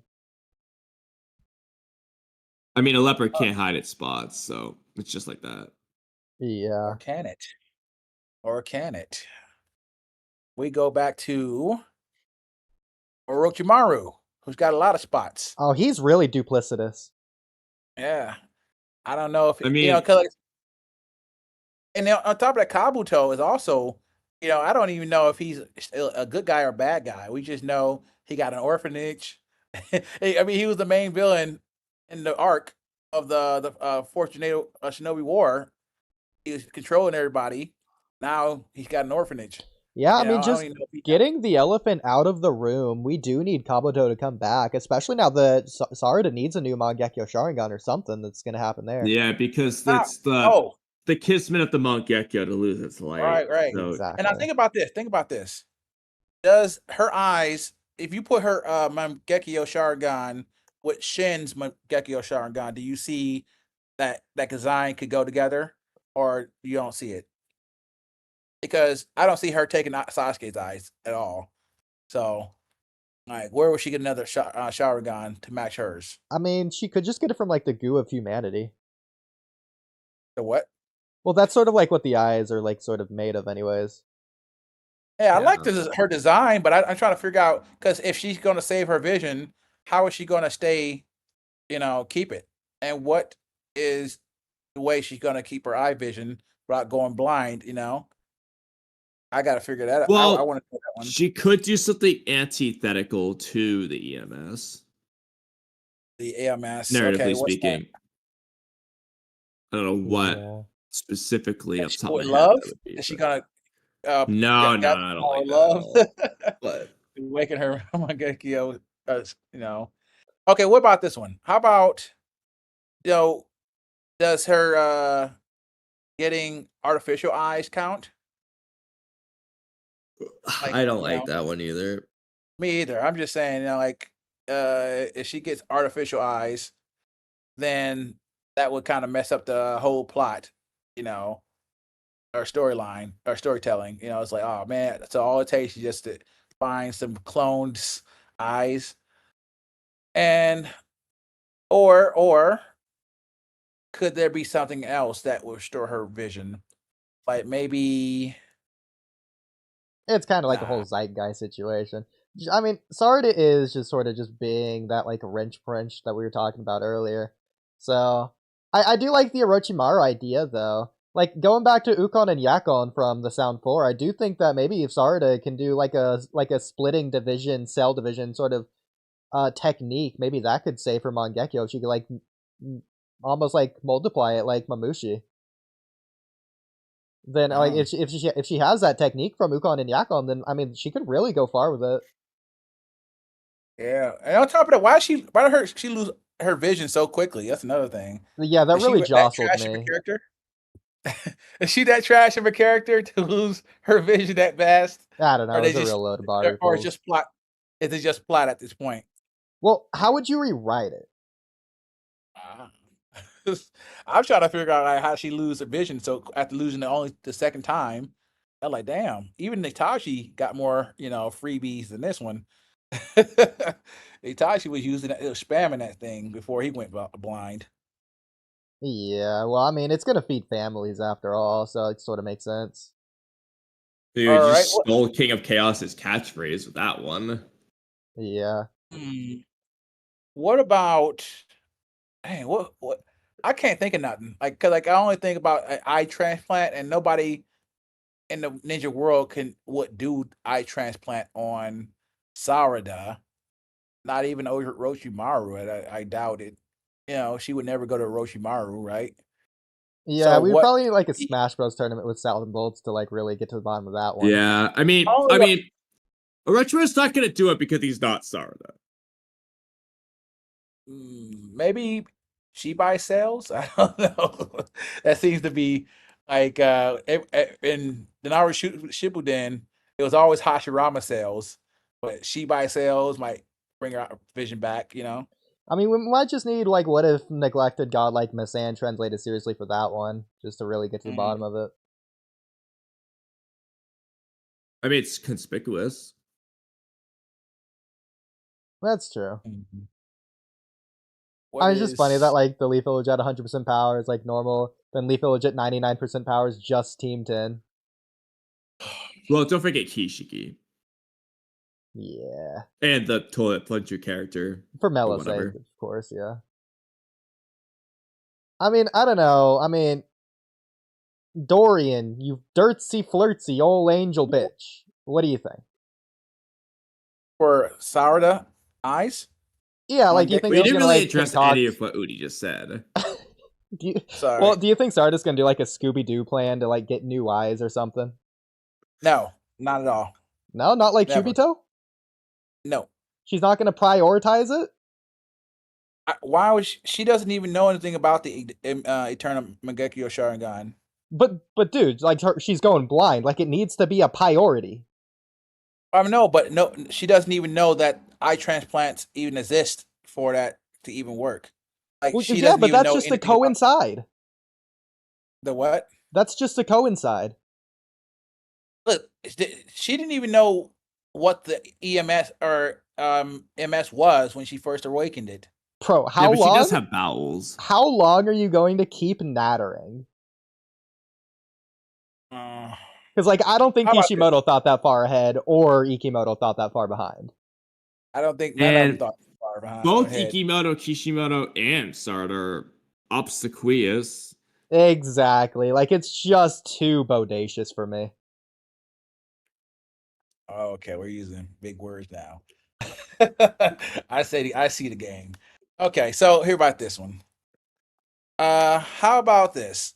Could she be going to a model? Well, she could be. Yeah. I mean, could she go to a model for maybe he has the answers. You know, because he deals with cloning and stuff, right? I mean, yeah. Do you think like maybe Amado's because we see that like well, first of all, we know Orochimaru has cloned Mitski. Orochimaru could just clone Sarada's eyes. Likewise, Amado's cloned Akabe. Amado could just that is pellucid. clone Sarada's eyes. Like that's all you need to do. Infinite eyes. Right.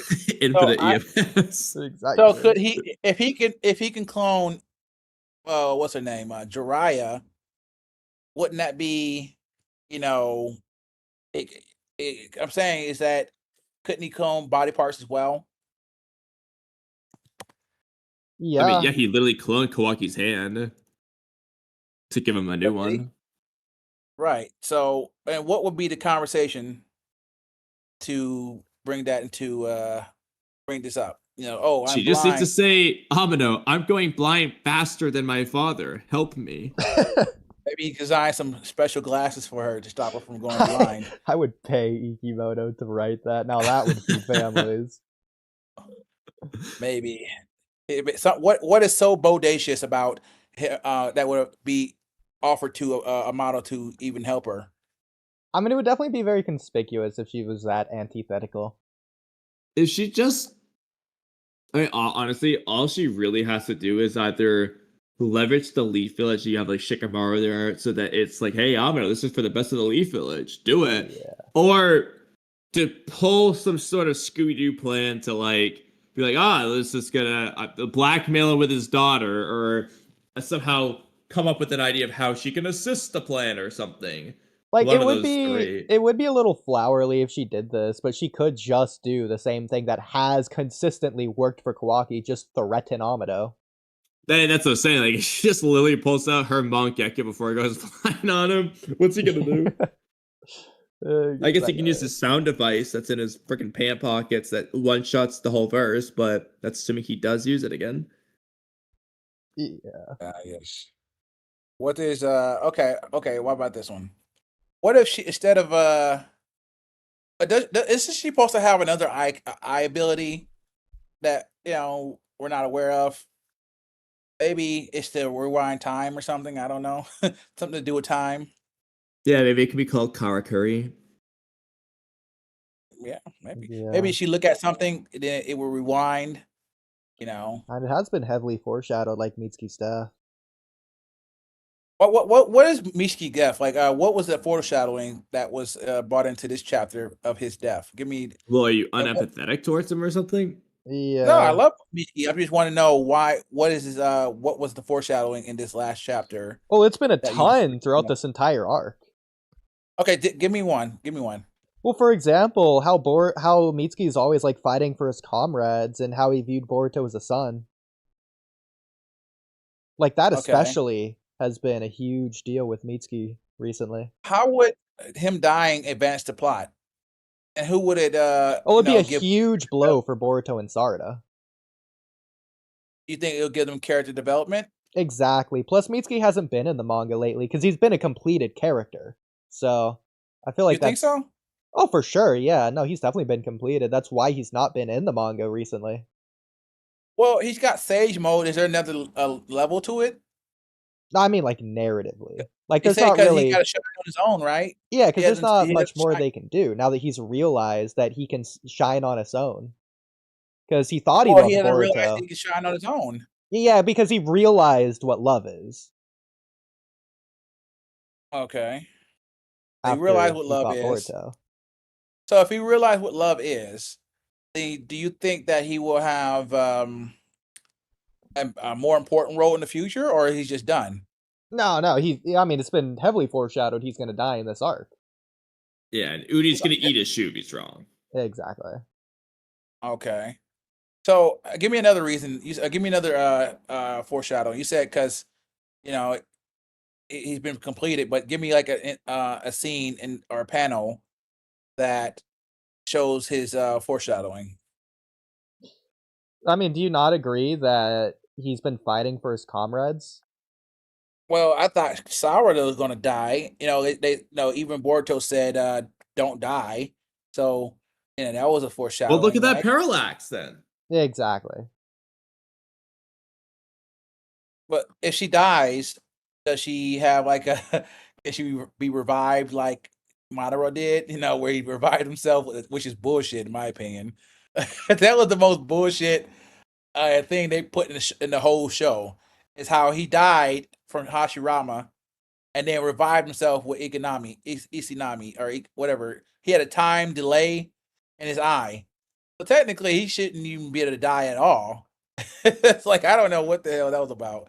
But you think that was something that could happen Well, to I mean, Sarah that was if brought Sarada back to dies, life? she could just be in that cube. Yeah. Okay. Is there any? You know, You I did know I do know mention- that I think I have an idea of what Boruto's Jogan power would be though. And it has to do with time, obviously. But I think it will give him an advantage. 'Cause like I said, you got Koji's power to see the future, Ada's to see the past, and then Boruto obviously can see the present. But we know from reading the wiki that he can see bad and good energy, positive and negative energy, whatever, or there's a negative energy. And that's going to be important to see where maybe the Asushiki are, like, or if a person he's locked onto. Let's say Shibai comes and he can't, or maybe an enemy is hiding. He can see their negative energy, which is something that no other character can do. See maybe into where the negative energy is located and where it's coming from. Which dimension it may be in. Yeah, we've already seen that ability. We saw it in Right. the New Way fight, and the Urashiki confirmed that was what's happening. And we also know the that wiki also mentions how Boruto can basically do what the Senrigan does, where he sees like his friends. Yeah. It's in the wiki. and we also know he can see he can teleport, right? Is that right? Yeah, the wiki does mention that too. Right. So he can teleport with the eye. So I'm thinking if that is the case, could he teleport to a dimension where time doesn't exist, like how like time stops, and that's What does where the wiki say that you can do that? No, I'm saying I'm just theorizing. Maybe if there is no present or past, and this what do they call it? Dimension. Remember, he was in the what was that what's that big old thunder looking creature? The Thunder Train? No, Class Rep had the one creature, Moo or whatever it's called. The second You know what I'm Shikage? Or do you mean What? Mu, the Kage? No. New Way, I think it was called. Oh, Class yeah. Rep. Yeah, that was a new Yeah. pet of hers. Yeah, that pet. Yeah, she had. She did find a new I'm saying way. is that was that in like what that dimension, was that her dimension or was that his dimension? Like was that Boruto's dimension they were in or New Way's dimension? It's definitely new ways to. Well, I mean, it could be Boruto's dimension if Boruto is Shibai, or Boruto's Didn't that inside of the dimension cube. collapse or whatever at some point? So I was trying to figure out what was going on with that. 'Cause, like they were trying to escape, but that was also filler, right? That was not canon, right? Well, the producers say it's canon. Yeah, I'm glad you're saying Really? that because, They said it's canon.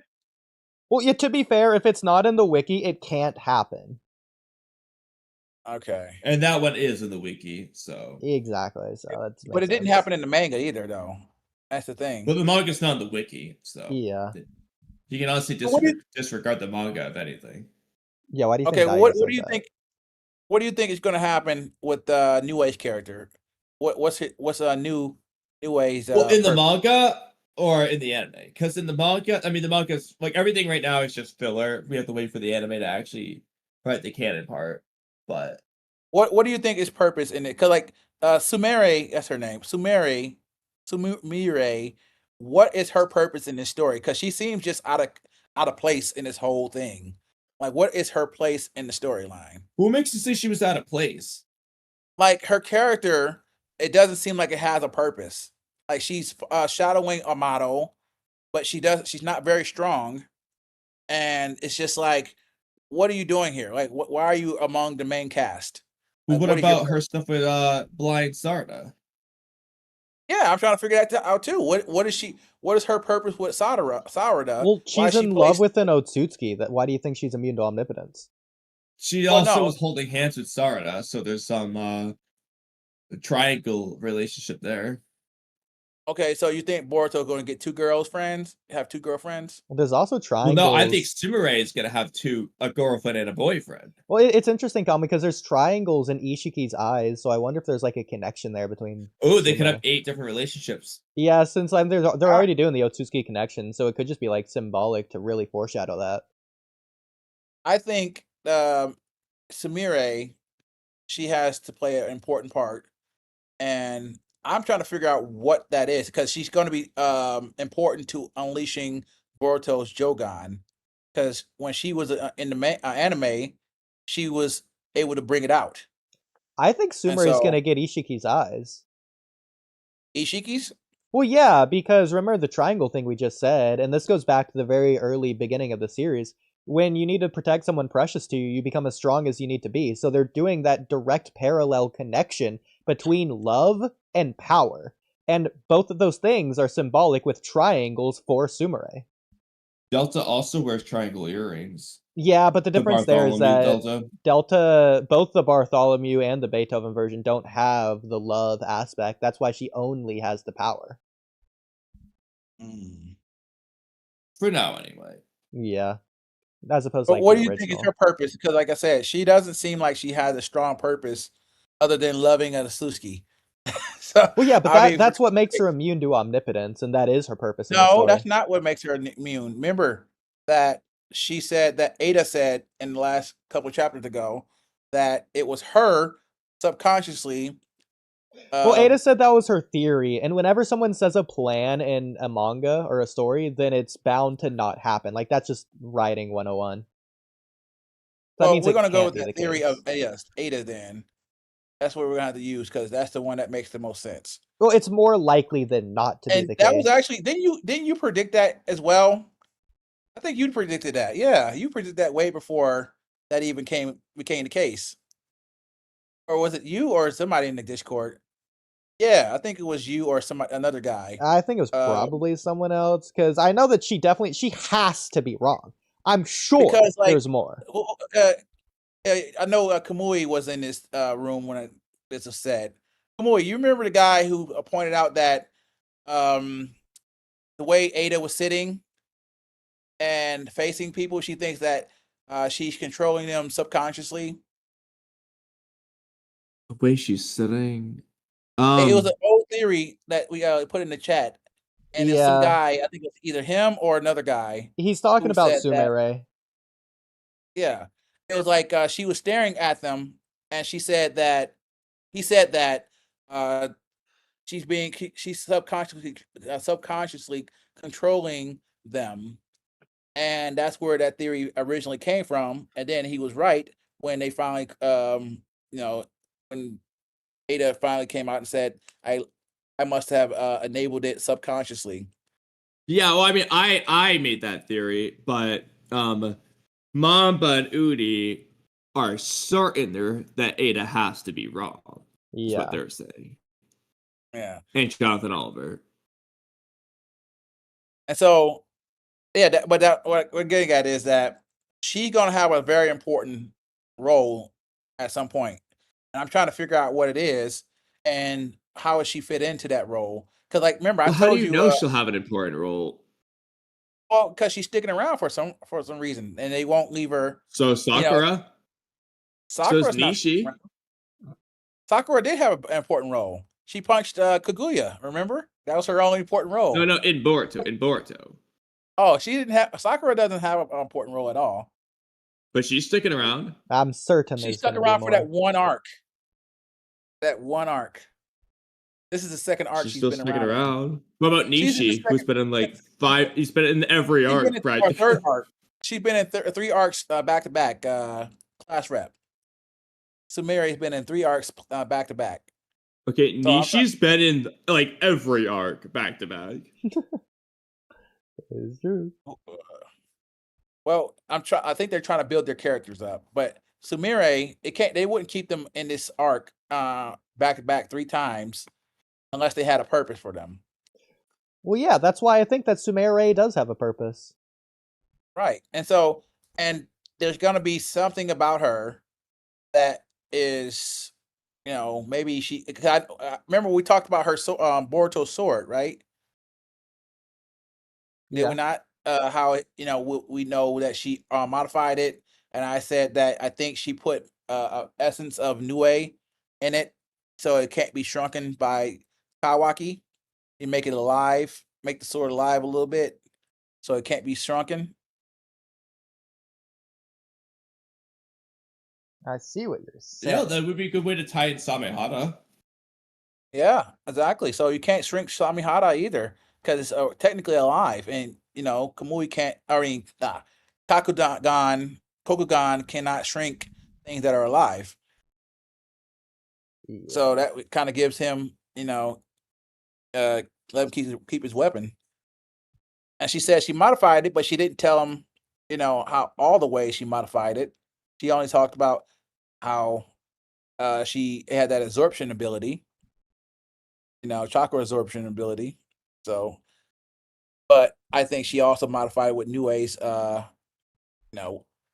essence to make it where it can't be shrunken by, because she knows that he's gonna have to face Kawaki at some point, and Boruto's nothing without his sword. So, which is funny. Yeah, we'll just have to find out next chapter. But for now, I think that'll do it. okay, that'll do. That'll do, pig. That'll do. Well, Mozone, it's been a pleasure having you on. Thank you for coming on. I'm glad that we could talk about some of your theories, and I want to talk about more theories next time as well, of course. Well, what time is it there where you are? Oh, it's almost 3 a.m. That's 3 why. a.m. Yeah, and Kamui is like 2 hours past what he wanted to be. That's why I'm trying to. Well, I went downstairs and had a great conversation with the guard. Came back up, and you guys are still talking. I'm like, they still in this thing? Well, we're not anymore. Good night. All right, see ya. Okay. Wait, oh, he left fast, Perfect. bro. Oh no. Never got to do my clog right with Sauron. I want to do that with Sauron too.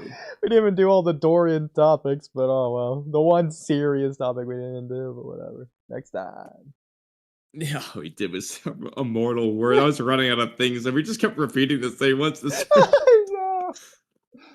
Oh my god. I was like, well, we can't do this